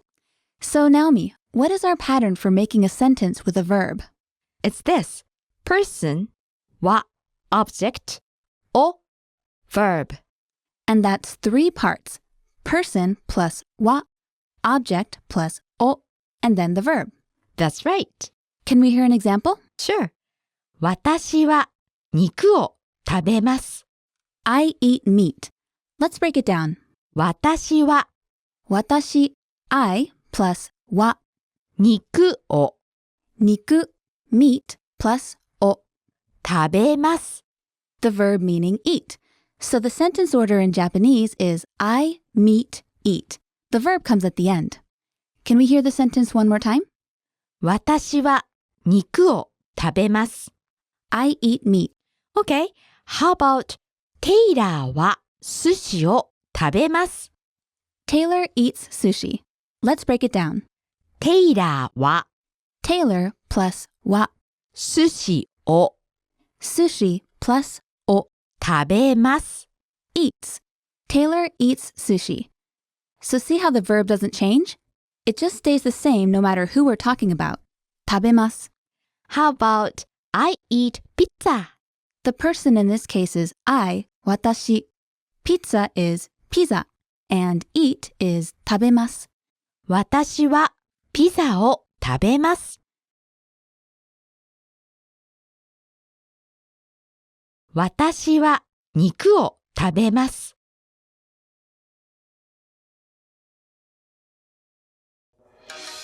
Want more Japanese lessons like this one? Visit us at JapanesePod101.com to get your free lifetime account today. Join now at JapanesePod101.com.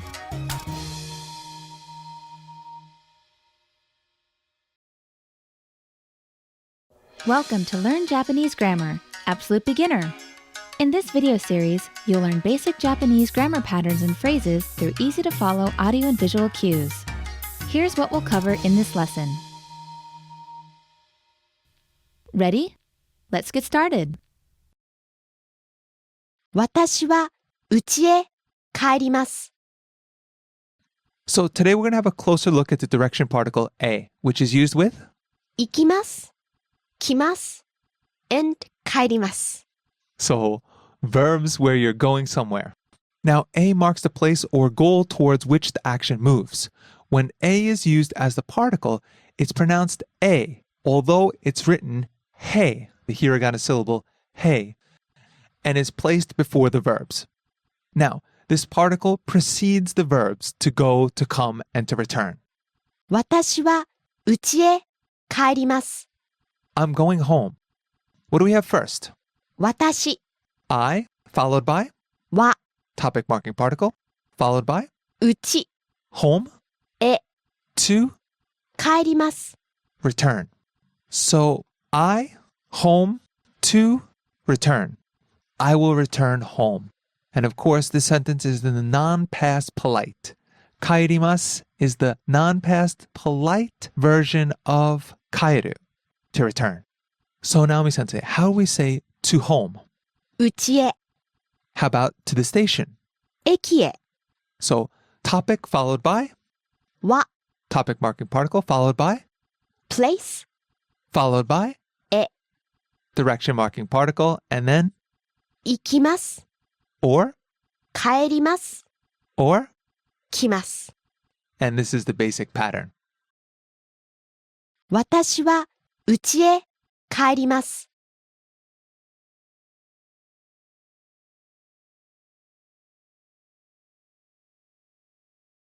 電車で行きます.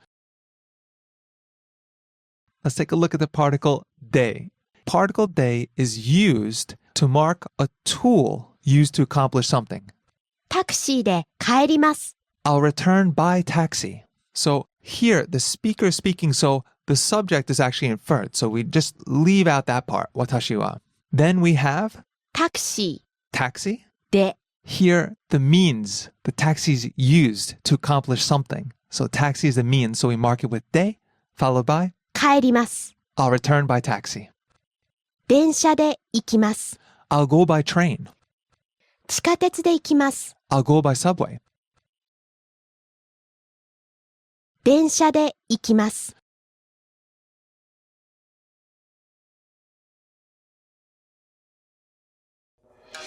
Want more Japanese lessons like this one? Visit us at JapanesePod101.com to get your free lifetime account today. Join now at JapanesePod101.com.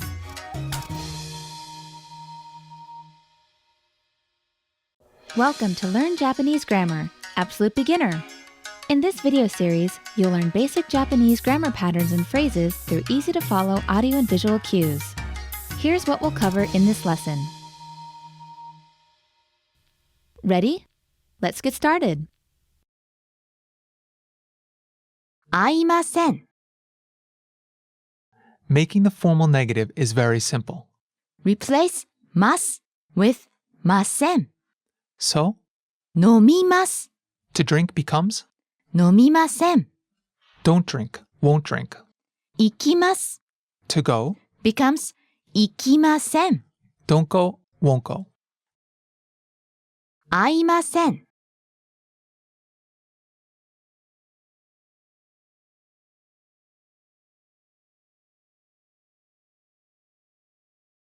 会いました。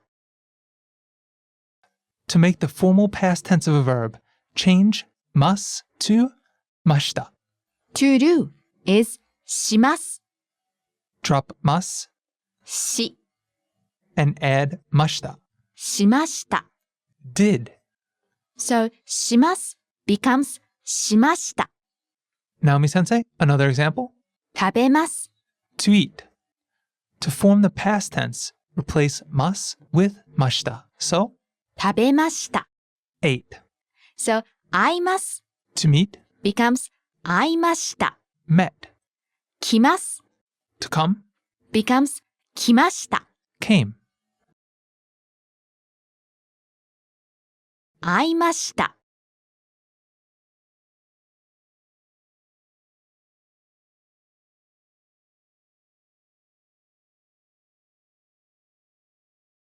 会いませんでした。 Let's take a look at the formal past negative form of a verb. Something like I did not eat or I did not do it. To form the past negative, change mas to masen deshita. So to do in the mas form is します。 to get the past negative, drop mas, し、 add masen deshita. しませんでした。 Didn't do. Okay, how about to eat in the mas form? 食べます。 Replace mas with masen deshita. 食べませんでした。 Didn't eat. So 会います To meet, becomes 会いませんでした。 didn't meet. 来ます To come, becomes 来ませんでした。 didn't come. 会いませんでした。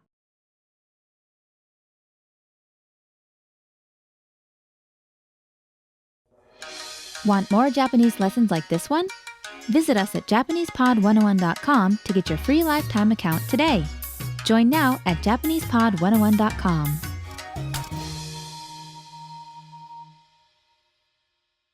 Welcome to Learn Japanese Grammar, Absolute Beginner. In this video series, you'll learn basic Japanese grammar patterns and phrases through easy-to-follow audio and visual cues. Here's what we'll cover in this lesson. Ready? Let's get started. 紅茶を飲みませんか Today's grammar point is Naomi sensei. ませんか Verb plus masenka, and this phrase is used to extend an invitation. So let's have an example. 紅茶を飲みませんか Would you like to have tea or English tea? In English, it would be, would you like to have some tea? But in Japanese, really the literal translation is, won't drink tea? There's no subject in there, but of course it's implied. So let's just go through the sentence. First, we have the object, which is 紅茶 marked by the object marking particle, を followed by 飲みません the negative present polite form of 飲む to drink. So nomu becomes, 飲みません this is followed by か sentence ending particle indicating a question. So 紅茶を飲みませんか? はい Would you like to have tea? 紅茶を飲みませんか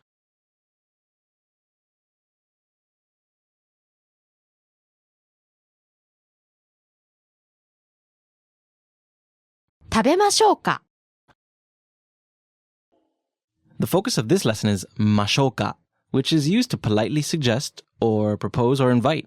And this creates a very polite expression that could be used to make a suggestion, a proposition, or an invitation to someone of higher status. So you could think of it as why don't we or shall we in English. The formation is quite easy. 優しいです。簡単ですね。Just attach ましょうか to the mas stem of a verb. All right, for example, tabemas is to eat.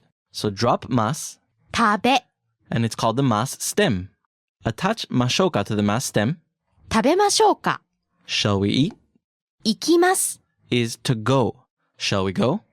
行きましょうか聞きます Is to listen. Shall we listen? 聞きましょうか What's to do? します Shall we do? しましょうか Okay, Nami-sensei, shall we finish? 終わりましょう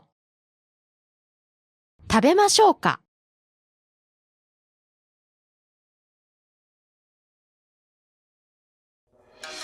Want more Japanese lessons like this one? Visit us at JapanesePod101.com to get your free lifetime account today. Join now at JapanesePod101.com.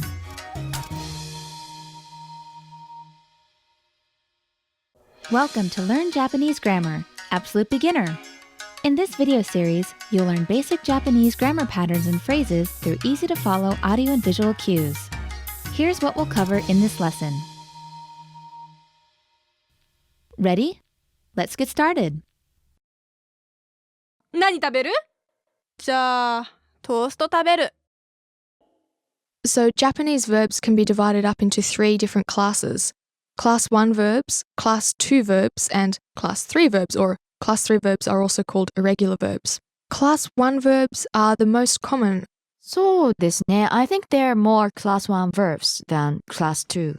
So Class 1 verbs sound like 何々imasu, そうですね。I sound plus mas. like 行きます, 話します, 飲みます, 待ちます. You can hear that imasu sound.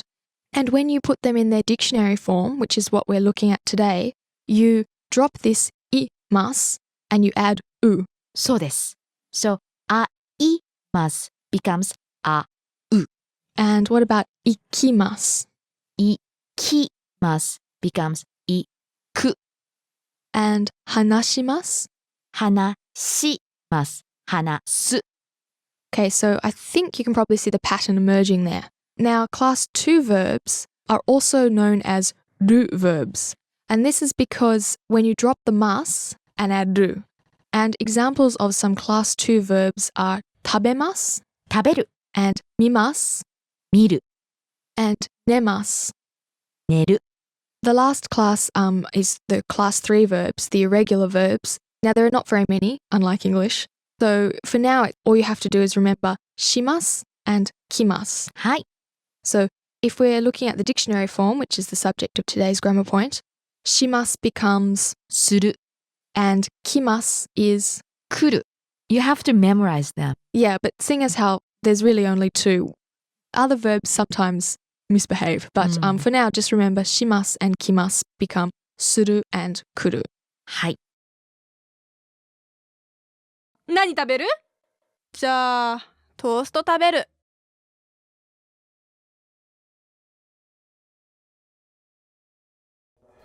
Want more Japanese lessons like this one? Visit us at JapanesePod101.com to get your free lifetime account today.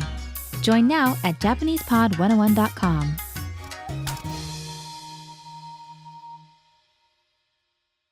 Welcome to Learn Japanese Grammar, Absolute Beginner. In this video series, you'll learn basic Japanese grammar patterns and phrases through easy-to-follow audio and visual cues. Here's what we'll cover in this lesson. Ready? Let's get started. ケント、学食行く？行かない。 In this lesson, you will learn how to create the negative form of Class 1 verbs. You'll be able to say things like, I'm not going to, verb, or I don't, verb, in informal Japanese. Now let's introduce some common Class 1 verbs and show you how to make them negative. Sounds good. The first one is 行く, To go. Here are the two steps for making the negative. Take away the final u and add anai to the end. So the final ku sound becomes かない. So 行く becomes 行かない. Ikanai, doesn't go, don't go. How about an example sentence for that word? 今日は学校に行かない. I'm not going to school today. How about another verb? Sure. The next one is 飲む. To drink. So take away the final u and add anai to the end. So the final mu sound becomes まない. Therefore, 飲む becomes 飲まない. Nomanai, doesn't drink, don't drink. How about an example sentence for that one? ビールを飲まない. I don't drink beer. Okay, so let's do one more. 使う. To use. This verb ends in う. So it is a little special. You take away the final u and add wanai to the end. There is a w in there, wanai. Right. The final う syllable becomes わない. 使う becomes 使わない. Got it. Can we hear an example sentence for this one? コンピューターを使わない. I don't use computers. Have you got the hang of it? Remember, take away the final u and add あない to the end. ケント、学食行く？行かない。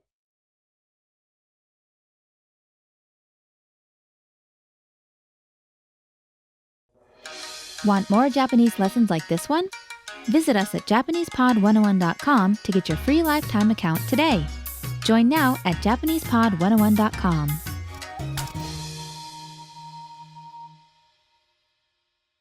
Welcome to Learn Japanese Grammar, Absolute Beginner. In this video series, you'll learn basic Japanese grammar patterns and phrases through easy-to-follow audio and visual cues. Here's what we'll cover in this lesson. Ready? Let's get started. ケントはテレビを見ない. In this lesson, you'll learn how to create the negative form of Class 2 verbs.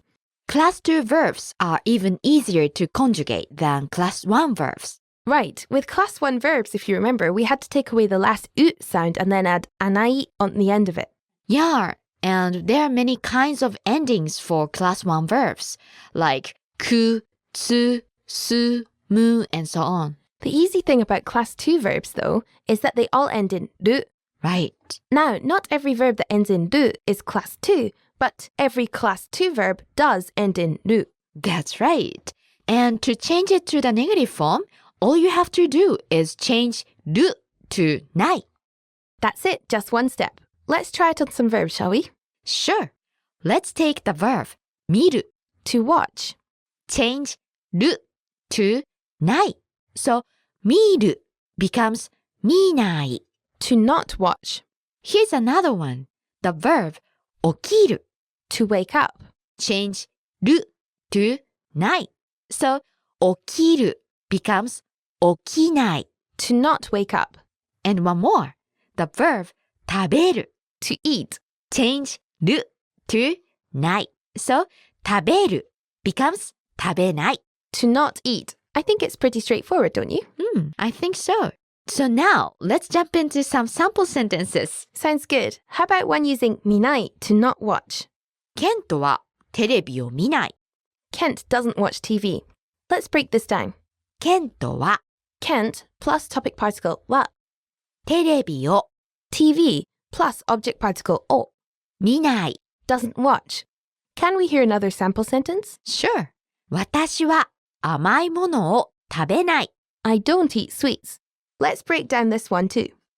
私は I plus topic particle は甘いものを sweets or sweet things plus object particle o. 食べない。 Don't eat. Altogether, I don't eat sweets or I don't eat sweet things. ケントはテレビを見ない。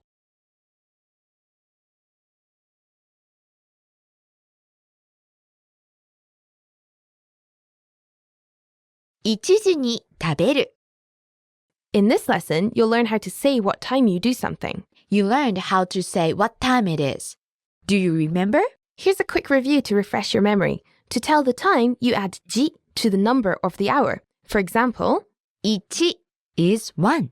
So when you add じ, it becomes 1時 1 o'clock. and so on. Right, so now that we remember how to say 1 o'clock, 1時に食べる。 can we break it down? 1時 1 o'clock. に Particle に used for time. 食べる。 To eat. 1時に食べる。 I eat at 1 o'clock. Right. You need the particle に after the time. How about some real life examples now, Naomi Sensei? What time do you go to sleep? 1時に寝る。 So you go to sleep at 1, I would say 1 a.m. So, right? right. And for you, Kat, so what time do you usually get up on a weekend? On the weekend? I don't really want to answer this, but 週末は10時に起きます.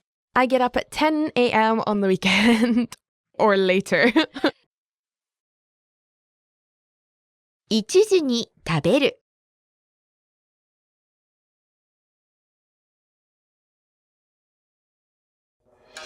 Want more Japanese lessons like this one? Visit us at JapanesePod101.com to get your free lifetime account today. Join now at JapanesePod101.com.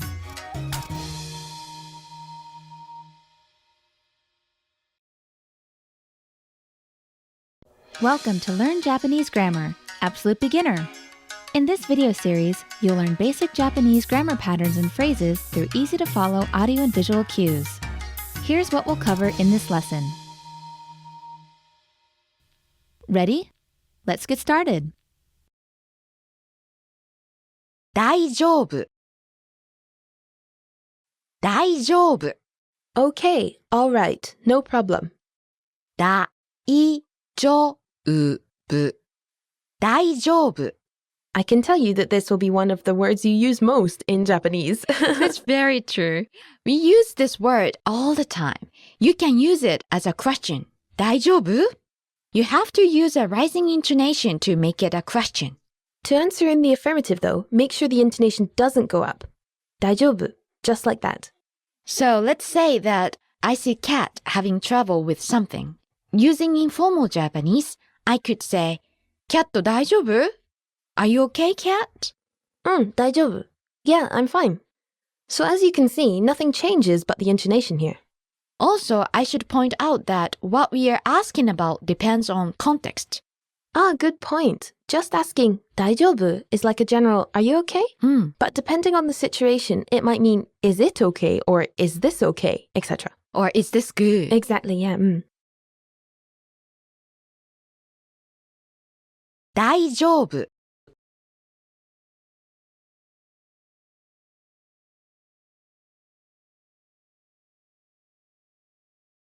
まどかはサッカーをしない。In this lesson, you'll learn how to make the negative form of Class 3 verbs. Class 3 verbs are the irregular verbs in Japanese. And the good news is, for those of you who have studied European languages, is that there are only 2 of them. はい、そうです。する To do and 来る to come. Okay, first, let's look at する This means to do. Now, usually this word comes after a noun and makes it a verb, right? That's right. 電話 which is phone or phone call. So 電話する would be to make a call. はい。挨拶 a greeting like こんにちは or おはよう。 So 挨拶する would be to greet someone. So now that we know a lot of verbs, let's make the negative. In the negative, する becomes しない。Class 3 verbs don't follow any rules. They just have irregular forms that you have to remember. そうです。So now, let's make some sentences. Let's talk about sports first. Okay. まどかはサッカーをしない。Madoka doesn't play soccer. 今日、ケントはサッカーをしない。Kent is not going to play soccer today. So that's not so bad, is it? Just change する to しない。Okay, and there's one more class 3 verb. 来る、 To come. What's the negative form of this one? 来ない。 So again, just an irregular form that you have to memorize. Can we hear some sample sentences? Sure. 明日、学校に来ない。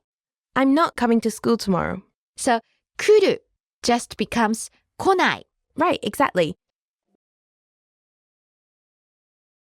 まどかはサッカーをしない。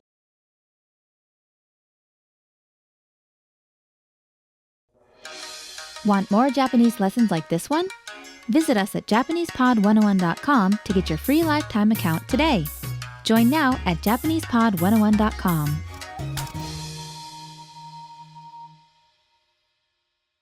Welcome to Learn Japanese Grammar, Absolute Beginner.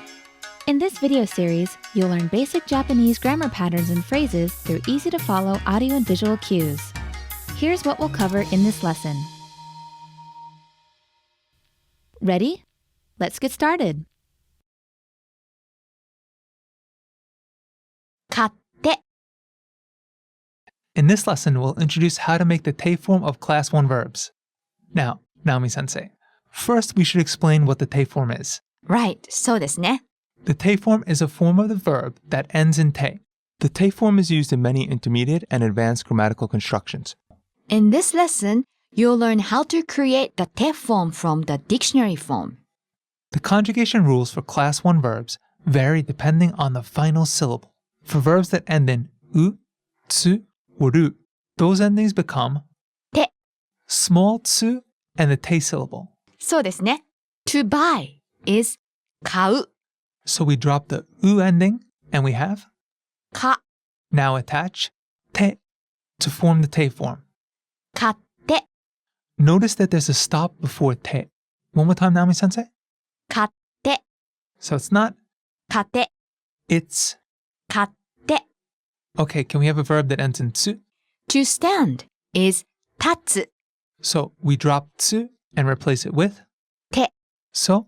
立って。 How about class 1 verbs that end in ru? To turn is 曲がる、 Drop ru and replace it with て、 so. 曲がって。 On to a different ending. For verbs that end in the syllable ku, that ku becomes いて。 Naomi-sensei, can you give us a verb that ends in ku? To write is 書く、 So the te form is 書いて、 drop the ku and replace it with. いて、 For verbs that end in gu, the ending becomes. いで、 So Naomi-sensei, how do you say to swim? 泳ぐ。 So how do we get the te form? Replace ぐ with いで。So 泳ぐ becomes 泳いで。 However, there's one exception. The verb to go, iku. Right. 行く becomes 行って in the te form. That's the only irregular conjugation. Next, we'll look at verbs that end in mu, bu, or nu.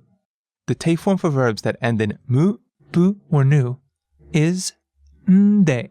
That's a standalone n sound, n plus de. Right. To drink is 飲む. It ends in む. So we replace mu with nde. 飲んで Okay, can you give us a verb that ends in bu? 遊ぶ to play. Bu becomes nde.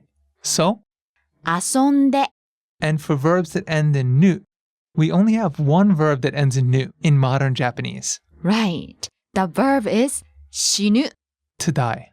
The nu becomes nde. So, 死んで okay, the final rule. Verbs that end in su become shite in the te form. Right. 話す to speak ends in す. So 話す becomes 話して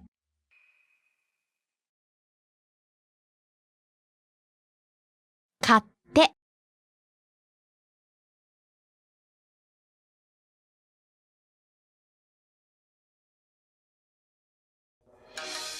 Want more Japanese lessons like this one? Visit us at JapanesePod101.com to get your free lifetime account today. Join now at JapanesePod101.com.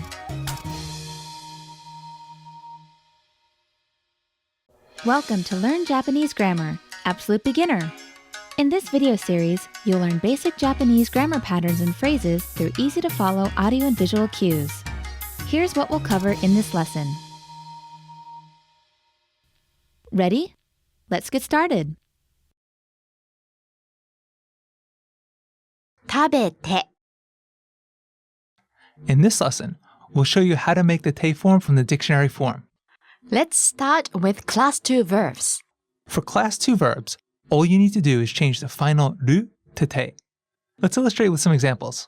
Naomi-sensei, can we have a class 2 verb? Sure. 食べる to eat. Drop the final ru syllable. 食べ Attach te to it. 食べて And that's it. Right. Can we have another example? Sure. To get up is 起きる Drop the final ru, replace it with te, and we get?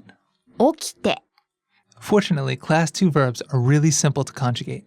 Just replace the final ru with te. Right. 食べる To eat, becomes 食べて起きる to get up, becomes 起きて見る to see, becomes 見て寝る to sleep. becomes 寝て Okay, on to class 3 verbs.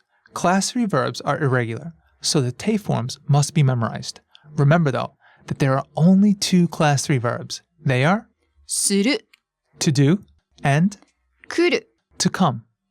する becomes して and 来る becomes 来て Can we hear them again? What's the te form of the verb suru? して How about kuru, to come? 来て Okay, let's recap with a quiz. The quiz will be multiple choice. We'll give you a question and 3 possible answers. Your job is to guess the answer. First question. Which of the following is the te form of the verb kuru, to come? Listen closely. A, 聞いて B, 来て C. 切って The answer is B 来て the verb kuru, to come, becomes kite in the te form. 2 syllables, kite. How about choice A? 聞いて聞いて is the te form of 聞く to listen. And it's actually 3 syllables. Right. Ki-i-te. So it's long. Kite. How about choice C? 切って切って is the te form of 切る to cut. And it has a short pause in there. Kitte. Right. 切って That concludes this lesson. 食べて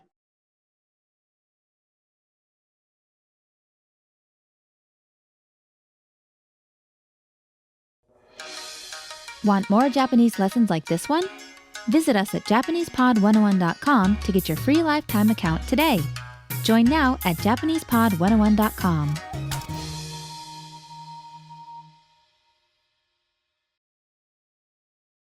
Welcome to Learn Japanese Grammar, Absolute Beginner.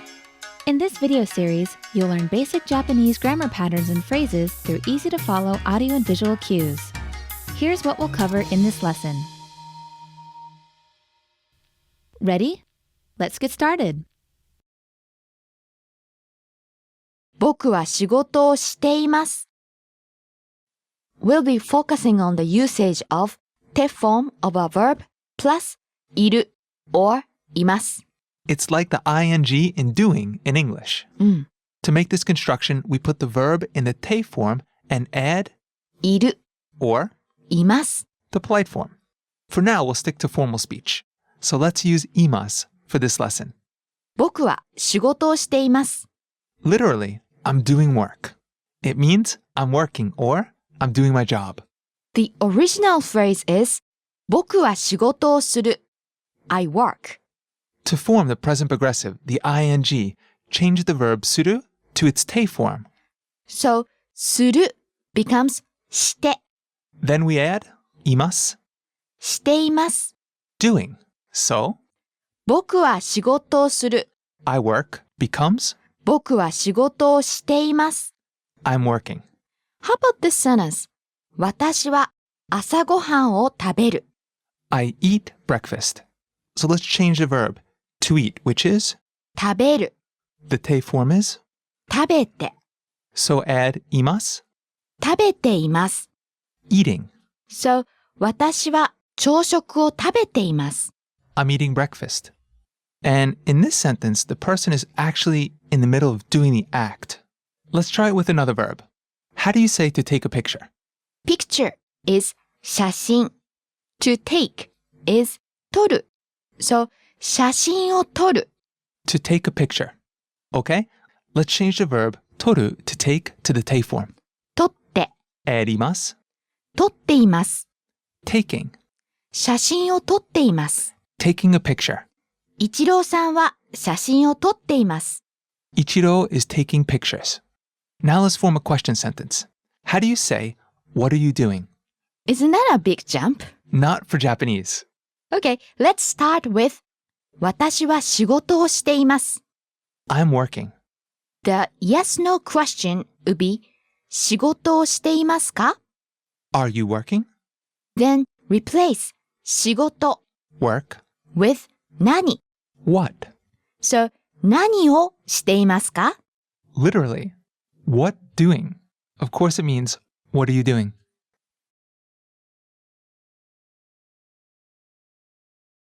僕は仕事をしています。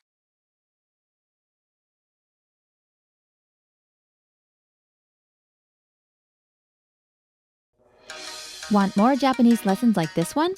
Visit us at JapanesePod101.com to get your free lifetime account today. Join now at JapanesePod101.com.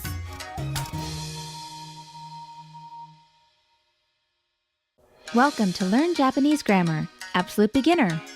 In this video series, you'll learn basic Japanese grammar patterns and phrases through easy-to-follow audio and visual cues.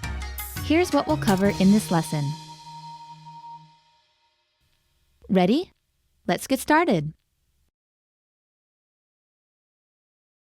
来てください。 In this lesson, you'll learn how to ask someone to do something using the te form of a verb plus kudasai, which enables us to make a polite request. Okay, Naomi-sensei, how do you say to come? 来る。 The te form is? 来て。 When you use the te form by itself, it indicates an informal request. So, kite means come, as in come here. By adding kudasai to the te form of a verb, you can create a polite request. So, 来てください。 means please come. Let's do some more examples. How do you say to turn? 曲がる。 The te form is? 曲がって。 It's an informal request to turn. And please turn is? 曲がってください。右に曲がってください。 Please turn right. 左に曲がってください。 Please turn left. How do you say to go? 行く。 The te form is? 行って。 And it means go. Informal request, go. Please go is? 行ってください。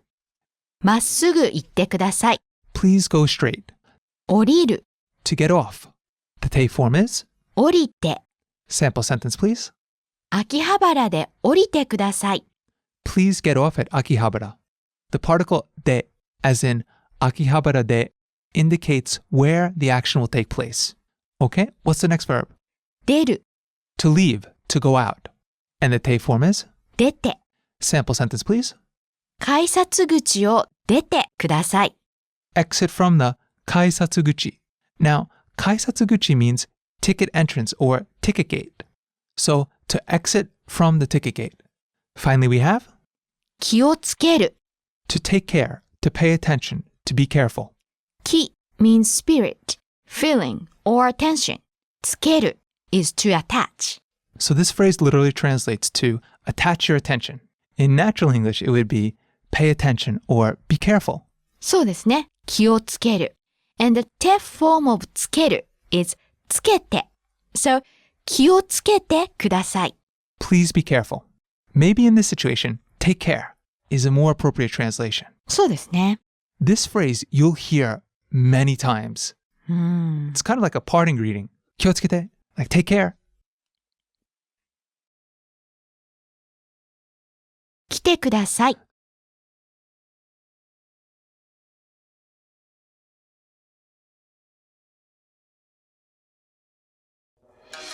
Want more Japanese lessons like this one? Visit us at JapanesePod101.com to get your free lifetime account today. Join now at JapanesePod101.com.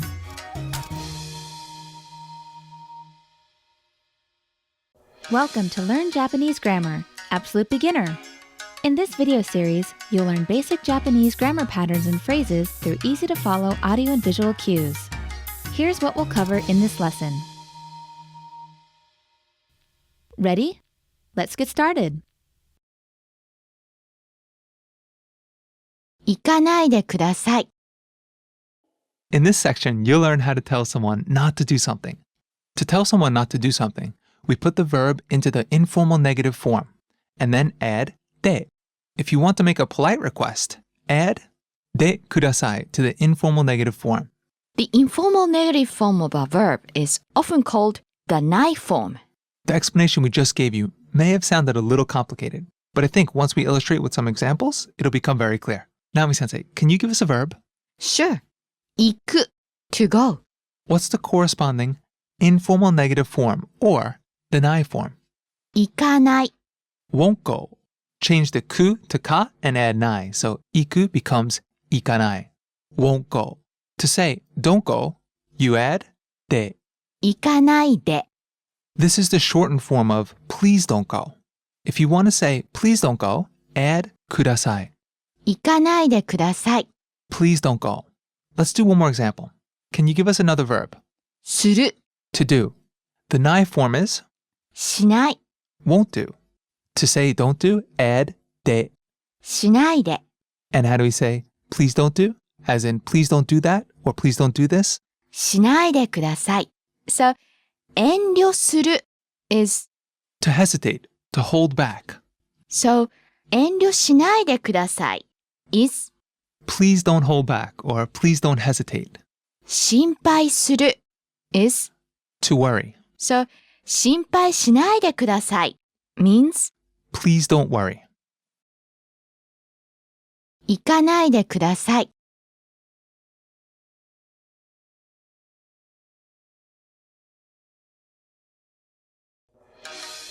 Want more Japanese lessons like this one? Visit us at JapanesePod101.com to get your free lifetime account today. Join now at JapanesePod101.com.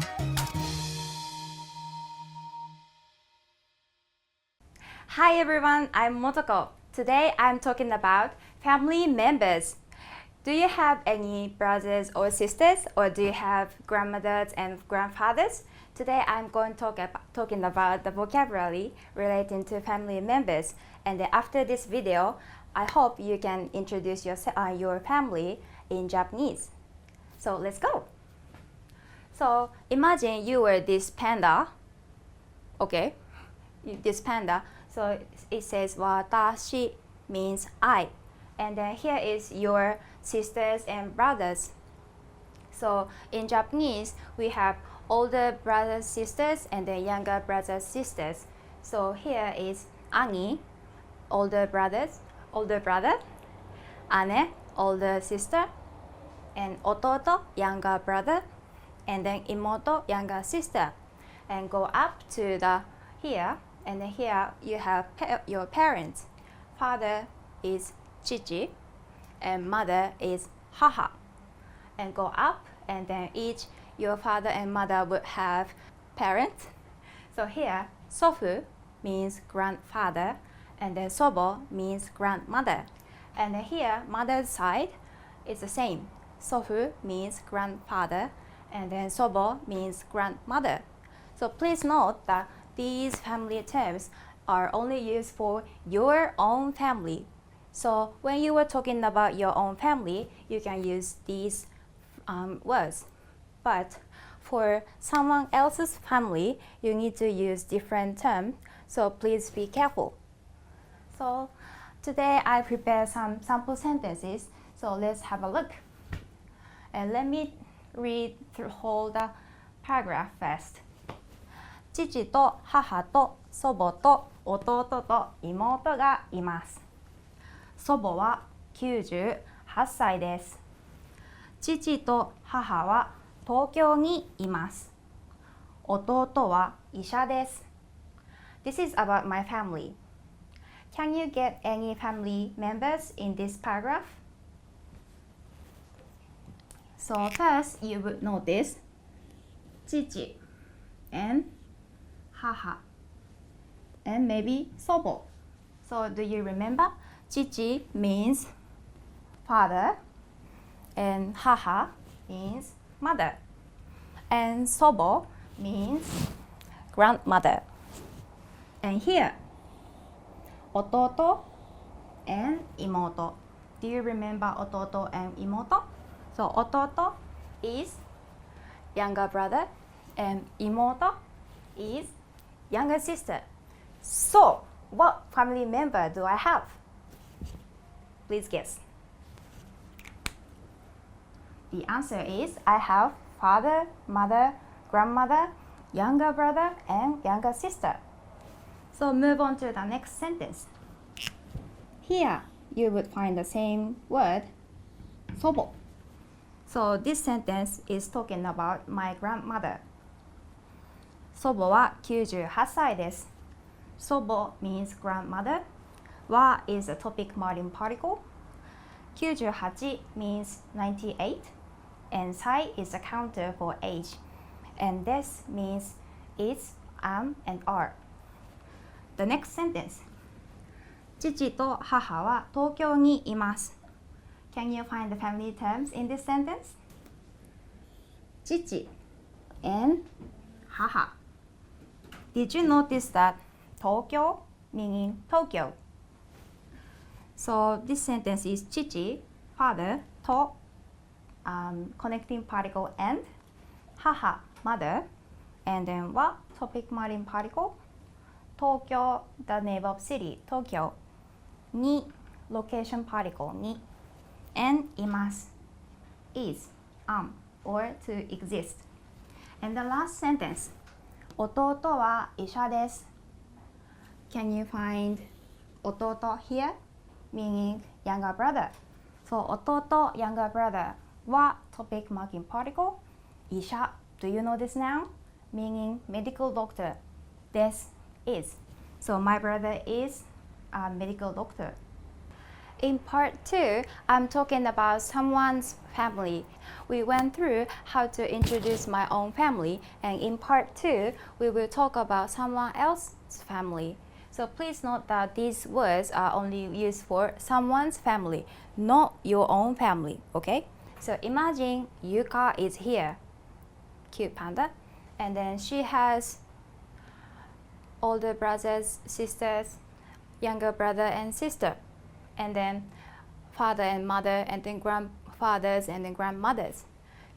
Older brother is お兄さん, not this long sound, お兄さん, and older sister is お姉さん, not here long sound, お姉さん, and younger brother 弟さん, this also has long sound here, 弟さん, and younger sister 妹さん, this also has long sound here, 妹さん, and go up, and here father お父さん, this also has long sound here, お父さん, and mother お母さん, long sound here, お母さん, and go up, father's side, grandfather おじいさん, note this long sound, おじいさん, and grandmother おばあさん, note this long sound, おばあさん, and mother's side, the same word,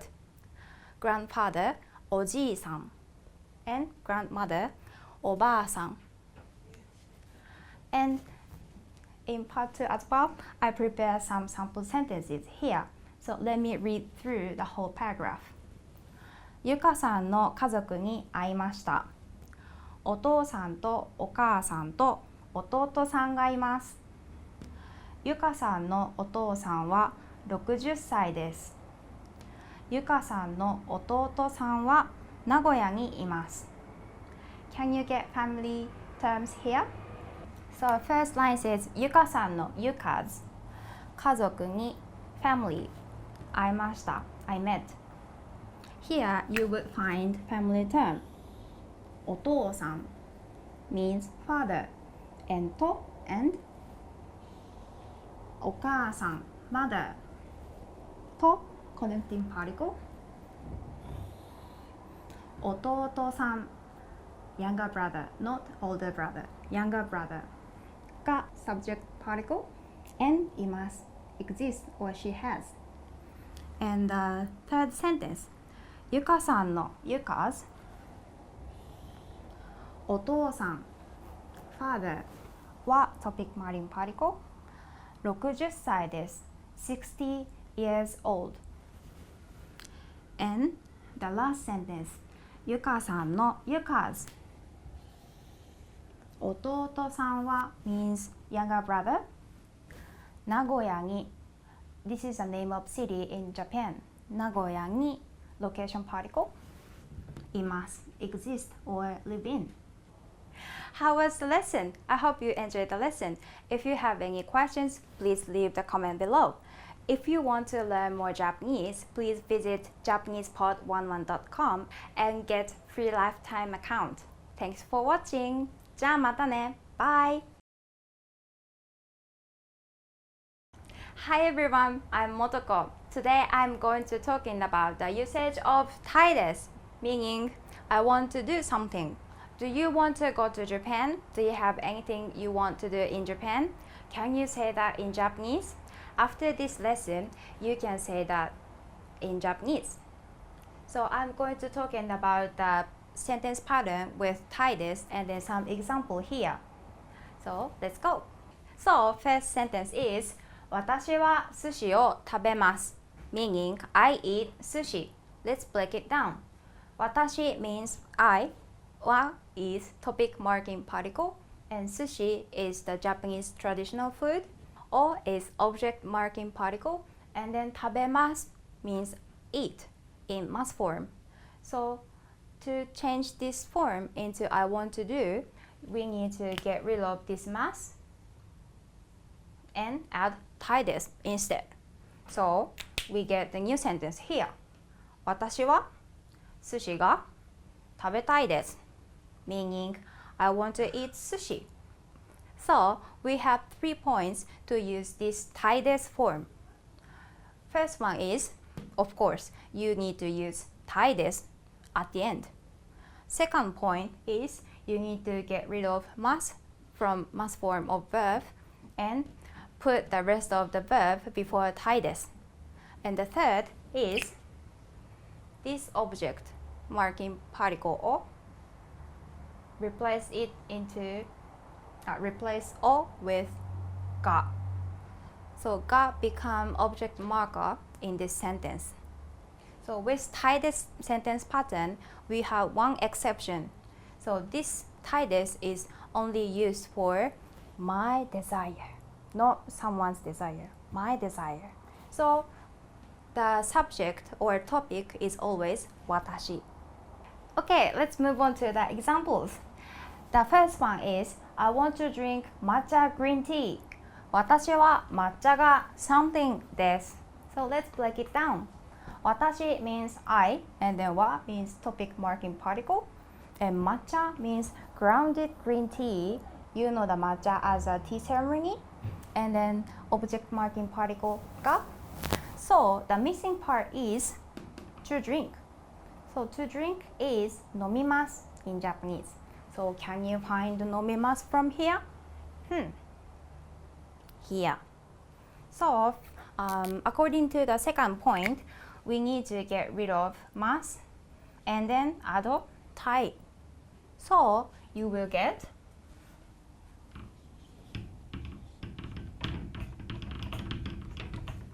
飲みたいです Altogether, 私は抹茶が飲みたいです I want to drink matcha green tea. Second, I want to look at shrines.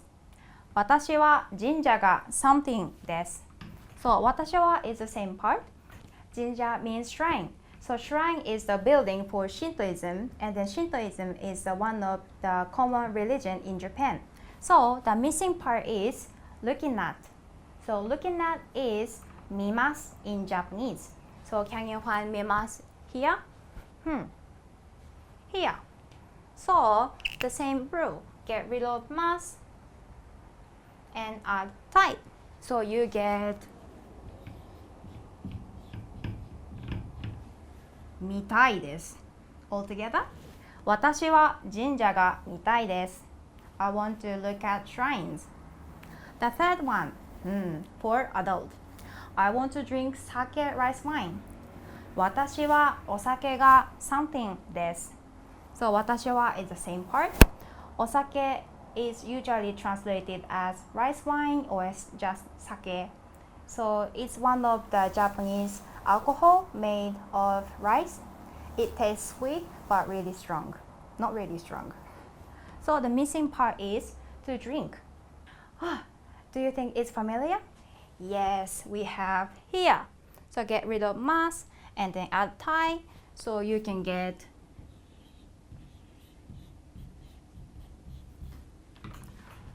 飲みたいです Altogether, 私はお酒が飲みたいです I want to drink sake. For your information, in Japan, you can drink alcohol, but you should be 20 years old or older. The fourth one, I want to do ski.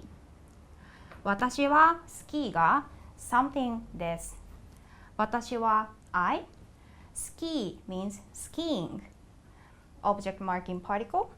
And the missing part is do. So in Japanese, to ski is ski o shimasu. So the shimasu is the verb. So can you find shimasu here? Maybe this one. So get rid of mas and then get tai here. So you get したいです Altogether, 私はスキーがしたいです So in Japan, Hokkaido's Niseko is really famous for skiing. So the second last one, I want to go to Japan. That's the basic one, right?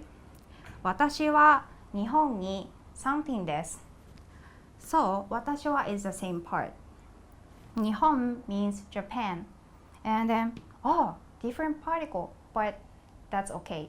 So 日本 is a destination to go. So when you say to go, you need a different particle, に This is a direction particle. So the missing part is to go. To go is 行きます in Japanese. So 行きます is from here, this one. So get rid of mas and add tai. So you get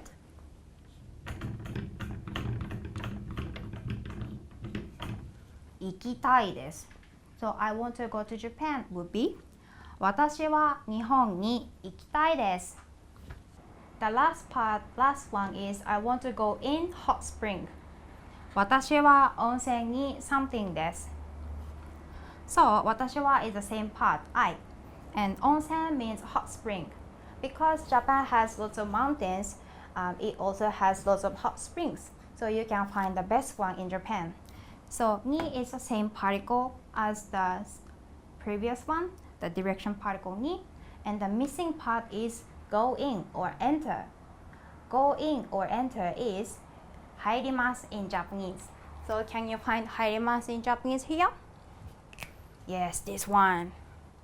So get rid of mas, the same rule, and get type. So you get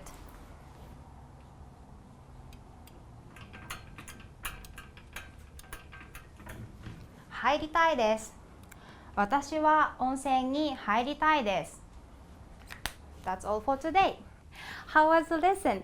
I hope you enjoyed this lesson and that you can express what you want in Japanese. Do you have any question? If you have any questions, please leave the comment below. And if you want to learn Japanese more, please visit JapanesePod11.com and get a free lifetime account. じゃあまた! See you again! Want to finally learn Japanese the fast, fun, and easy way? In this video, I'll show you the top 10 ways to start learning Japanese. So let's begin! Number 1. Take your very first lesson. Access any audio or video lesson on JapanesePort101.com and just press the play button to get started. Don't have an account? Don't worry! Just go to the sign up page to create an account. It takes less than 30 seconds and it's free. We have thousands of audio and video lessons covering a variety of topics like grammar, pronunciation, listening, reading, and even videos about Japanese culture. Just click on the play button on any lesson and start learning. Number 2. Read along with the lesson.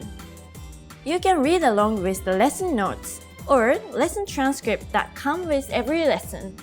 The lesson notes provide you with the dialogue for the scene taught in the lesson, along with the translations, a more in-depth explanation on the grammar, culture, and even includes vocab and sample sentences.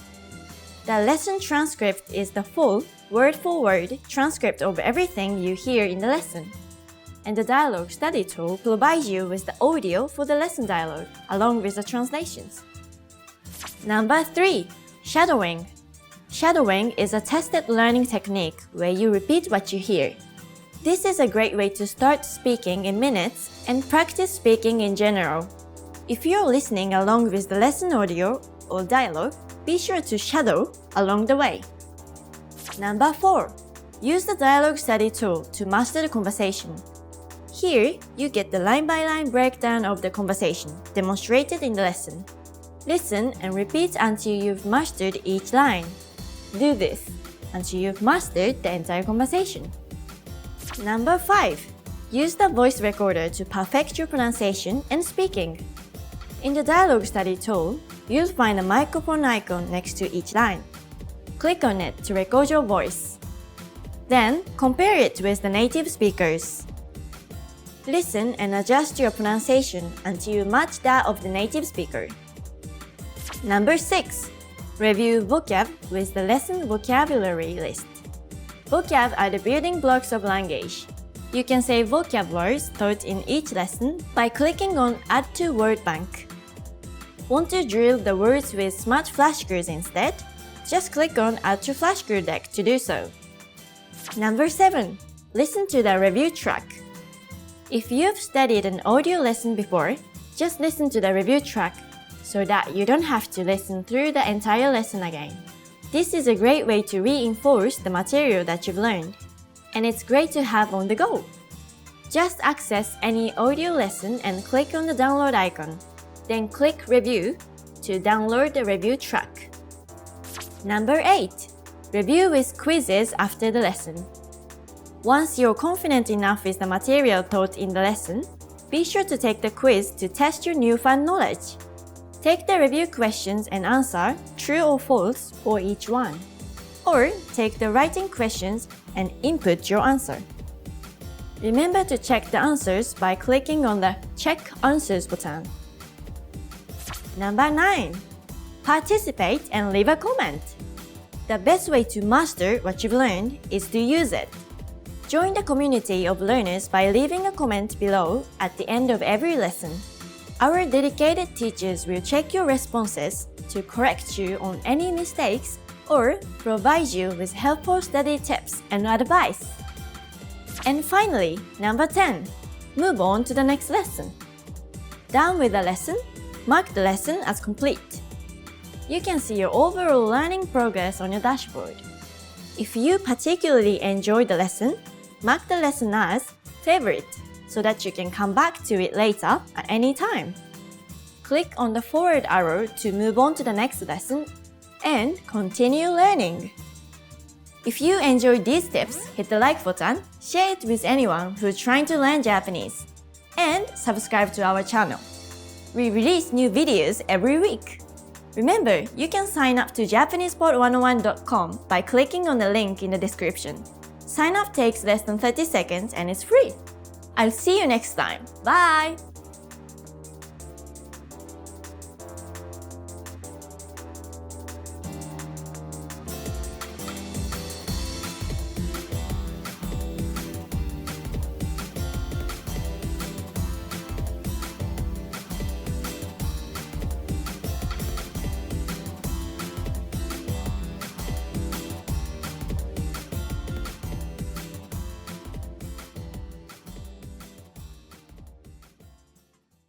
Are you feeling confident as a beginner-level language learner? Are you ready to move up to the intermediate level? Here are some tips to help you make that leap and advance your language learning progress. Tip number 1, determine your skill level.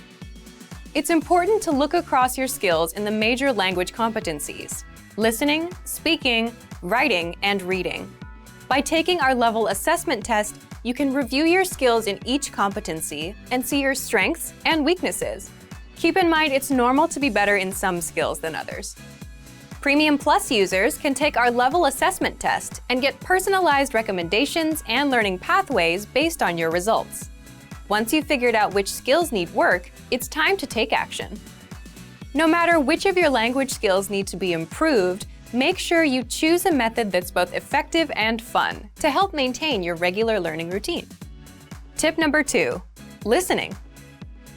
The most effective way to build your listening comprehension is by building a strong vocabulary. The more vocab you master, the easier it will be to understand the context and details of the conversation. Songs in the target language are a key listening tool that will teach you common, everyday vocabulary. By learning and memorizing the lyrics, you're building up your vocabulary. If you really want your listening skills to take off, listen to our podcasts. We have hundreds of hours of audio lessons for you to listen to. Before you know it, you'll be able to understand shows and movies. Tip number 3, speaking. Add speaking elements to your language routine. Try shadowing podcasts, repeating along while you listen. Match the native speaker's pronunciation and intonation. This is a fantastic way to improve your fluency and accuracy. You can also find a partner for conversation exchange. A partner can help correct your mistakes and teach you more natural ways to phrase your ideas. Tip number 4, writing. An easy way to start writing more often is by keeping a one-sentence journal. Write one sentence in a journal every day. It doesn't take a lot of time and is a great habit for beginners to build a routine. You have to be consistent to make improvements. Ask native speakers to correct your writing to improve even faster. You can submit sentences and phrases to your teacher using Premium Plus. Tip number 5, reading. Reading is a skill you can improve by yourself. There's no need to rush. It doesn't matter if you read 1 or 100 pages at a time. What matters is that you understand what you read. Write down new words as you read them to practice later. If there's an audio version, read along with the narrator. It'll help you read at a slightly faster speed than normal. You can use the audio that comes with each of our lessons. Bonus tip, never give up. Where do your language skills currently stand? Where do you want them to be? How do you get there? Whatever your goal is, make it clear and part of your life. You'll reach it if you stay focused and positive. And if you really want your skills to take off, make use of our tools and resources. They're designed to help you get to the next level in the fastest, easiest, and most fun way. Just click the link in the description to sign up for a free lifetime account. Sign up takes less than 30 seconds. Click the link in the description and start learning right away. I'll see you there. Bye! Can you really learn a new language all alone? Learning a language without traditional classroom instruction may seem quite daunting at first. What if you run into questions? How do you stay on track and motivated to achieve your goals? Don't worry. Not only is it possible to learn any language without traditional classroom instruction, we have created an advanced and extensive online language learning system to help you do just that. It's designed to help you learn a language on your own and is faster, more convenient, and less expensive than traditional classroom options.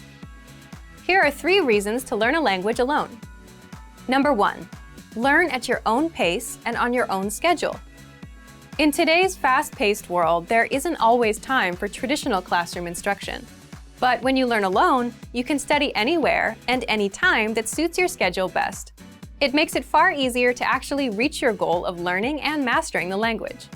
Number 2, learning a language on your own can reduce stress and anxiety.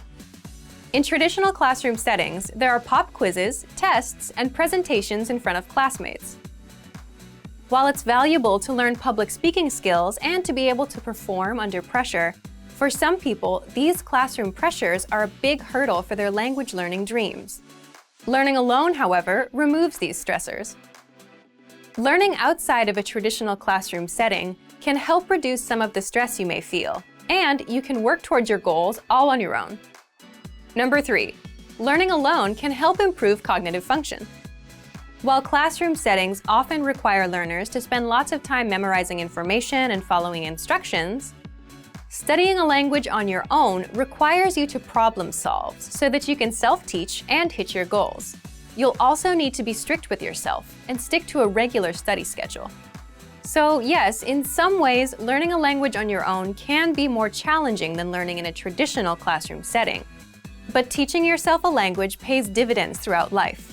In addition to learning a language, you'll also learn time management and problem-solving skills.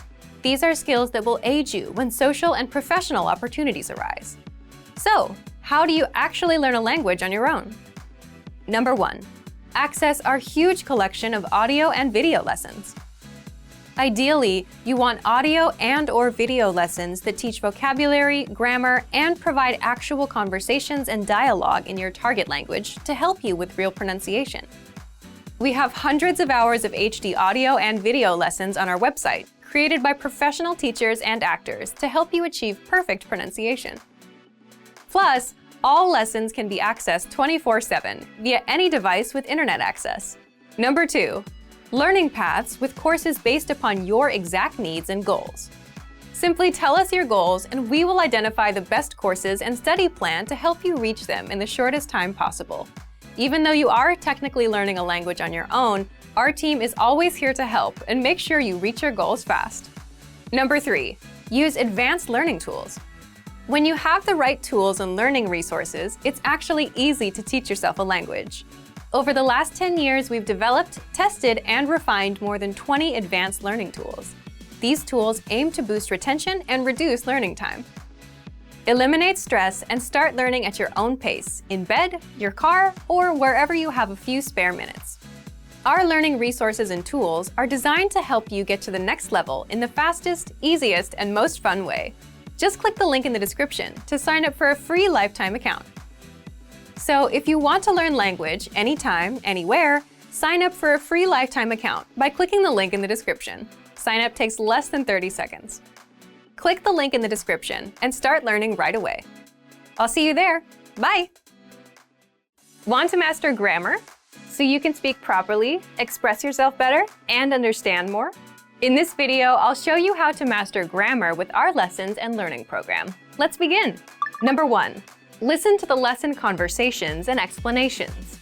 In every lesson, you learn a conversation. Then, our teachers break down every word and grammar rule. So you're actually learning grammar rules in the context of conversations, and you can easily see how they're used. Once you're done, review the conversation again and again to remember what you've learned. Number 2, read the bonus explanations and tutorials. With the lesson notes, you get extra grammar explanations and examples that are not presented in the lesson. After you're done with the lesson, read the lesson notes for extra review. You can even save them as PDFs so that you can access them anytime. Number 3, leave a comment on the lesson. Once you've learned a grammar point, be sure to use it. Leave a comment in the comments section. Write some example sentences for practice. Our teachers will review your comment and give you feedback. Number 4, unlock even more grammar lessons. If you want to find all of the grammar lessons available, visit our lesson library. Under Category, choose Grammar. You'll get all of the pathways and lessons dedicated to helping you learn and master sentence patterns and grammar points. So, if you're ready to finally learn a new language the fast, fun, and easy way, sign up for your free lifetime account by clicking on the link in the description. Signing up takes less than 30 seconds, and you'll start speaking from your very first lesson. If you enjoyed these tips, hit the like button, share it with anyone who's trying to learn a new language, and subscribe to our channel. We release new videos every week. I'll see you next time. Bye!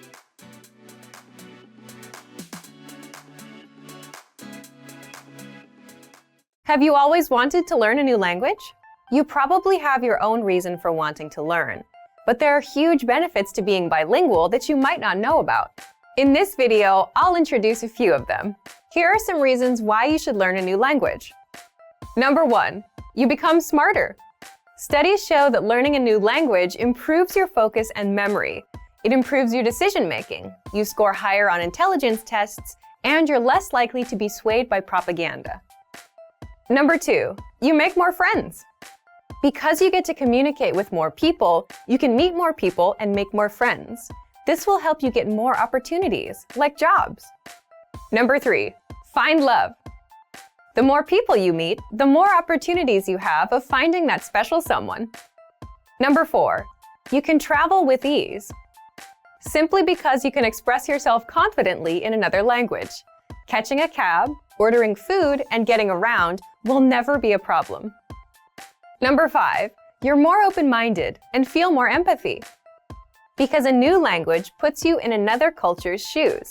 When you can speak in another language, you see the world the way that the native speakers do.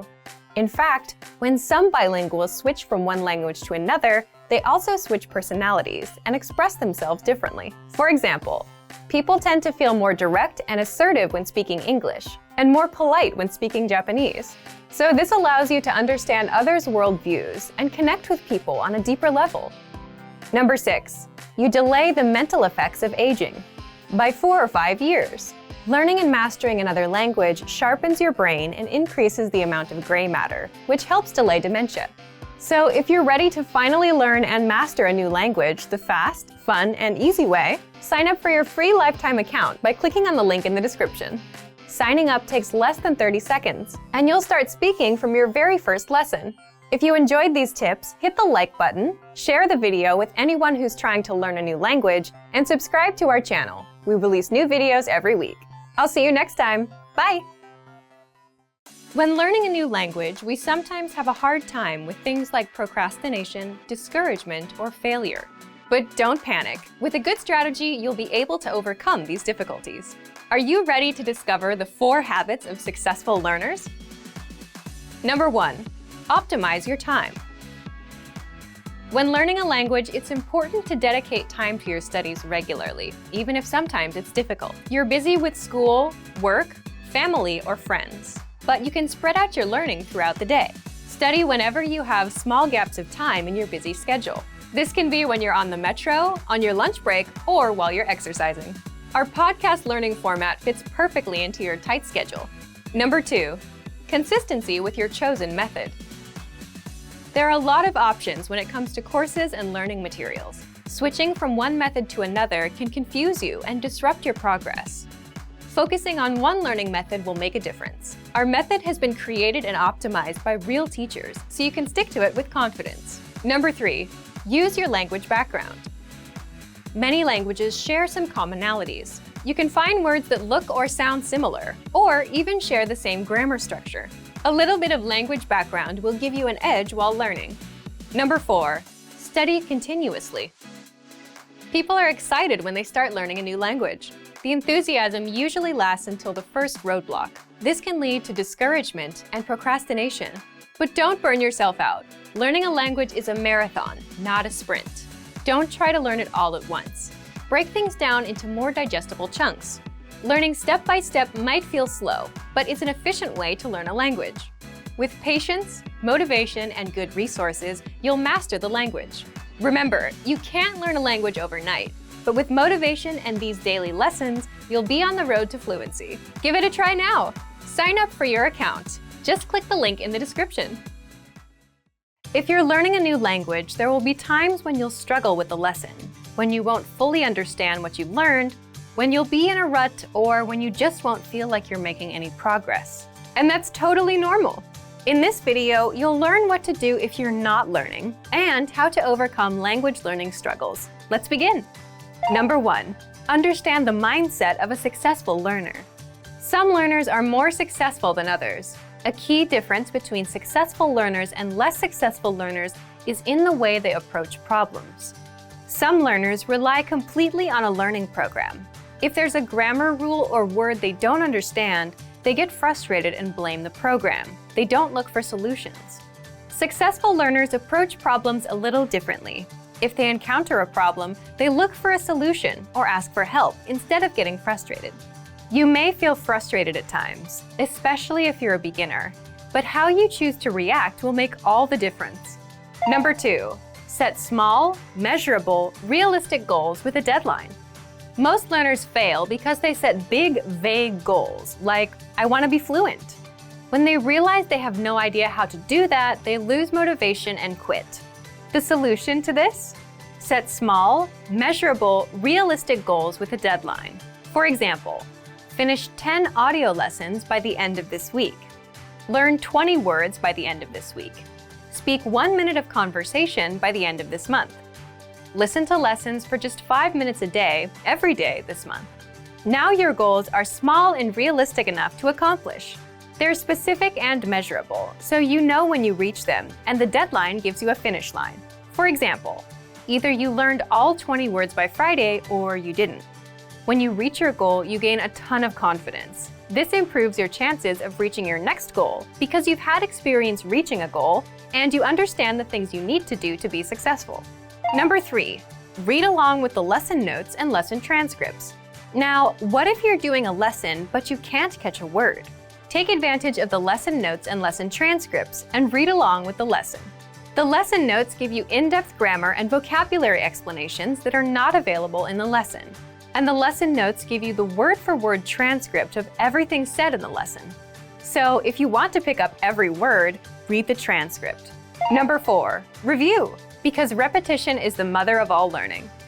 If you're struggling with a particular word, grammar rule, or lesson, be sure to repeat and review it a few times. And then, come back a few days later and review it again. This same principle is used in our spaced repetition flashcards. The system quizzes you on words, then re-quizzes you in 3 days, then in 6 days, and so on, until the word gets embedded in your long-term memory. Some things you can do right now are download the lesson and lesson notes, save the words to your word bank, or even write down the words or grammar rules. Then come back to review them later. Number 5, reach out to our teachers and ask questions. If you're a Premium Plus member, you can easily get in touch with your teacher and get all of your points of confusion cleared up. Or you can always leave a comment on our lessons, and our teachers will get back to you. Remember, you're not alone. If you're struggling with a lesson, you can always get in touch with us. Number 6, take a break and go do something else. Another thing you can do is take a break and do something else that doesn't require much thinking. There's a reason our best ideas come while in the shower or while taking a walk. While you're on a break, your brain is more relaxed and starts making connections that you couldn't see when you were focused and stressed out. It's also why coming back to review things with a fresh mind can help you better understand the lessons you've taken. Number 7, downgrade your learning routine. If you're studying for 30 minutes a day and find yourself overwhelmed, or if you suddenly find yourself busy, the best thing to do is to reduce your study routine to something easier and more manageable. If you've been learning 30 minutes a day, drop down to 10 or 15 minutes. Even 5 minutes is good enough because language learning success comes with consistency. Quitting and coming back every 3 months won't work. This brings us to our next point. Number 8, remember, learning a language is a marathon, not a sprint. Think about it. You can't cram for 5 hours and expect to remember everything you've studied. So just like with a marathon, it's okay to go slow and at your own pace, even if you're learning for just 5 minutes a day. Similarly, if you're having trouble understanding a grammar point or a lesson, don't let it bring you down. Learning a language is a marathon, a long-term game. The little points of confusion you have now are just small obstacles, and you'll fully understand them with time. So, if you're ready to finally learn a new language the fast, fun, and easy way, sign up for your free lifetime account by clicking on the link in the description. Signing up takes less than 30 seconds, and you'll start speaking from your very first lesson. If you enjoyed these tips, hit the like button, share the video with anyone who's trying to learn a new language, and subscribe to our channel. We release new videos every week. I'll see you next time. Bye! If you're tired of knowing and speaking the language at a basic level and want to express yourself fluently just like native speakers, then you'll need to learn grammar. The problem? It can be tricky to learn. But don't worry. In this guide, you'll discover how to learn and master grammar with the Grammar Bank. 1. Where to get all of the grammar explanations you'll ever need. 2. The best way to learn grammar that's right for your level. And 3. How to expose yourself to real examples until the rules become natural to you with a study tool called the Grammar Bank inside of our learning program.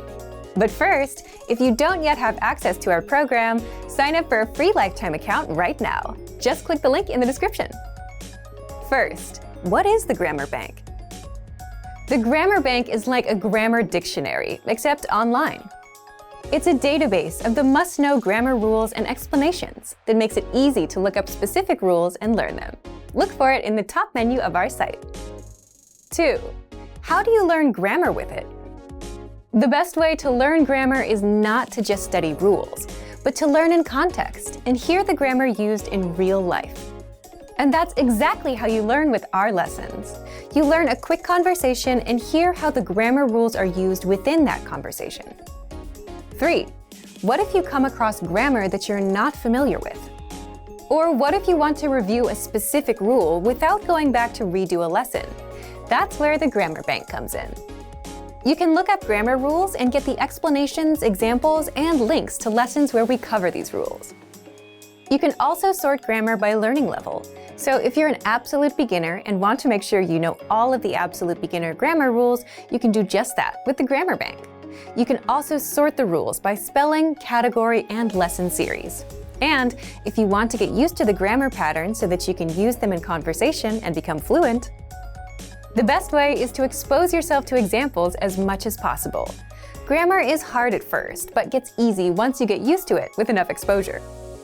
Be sure to access the related lessons inside the Grammar Bank and listen to the native conversations that use the rule as much as possible. So, if you want to become fluent and speak perfectly, you'll need grammar. Take advantage of the Grammar Bank inside of our learning program. But if you don't yet have access, sign up for a free lifetime account right now. Just click the link in the description to sign up. Expand your vocabulary with our core 2,000 words ebook. It's free and packed with essential expressions that you'll use on a daily basis. Start building your vocabulary today. Click the link in the description below to download your free Japanese ebook before it's gone.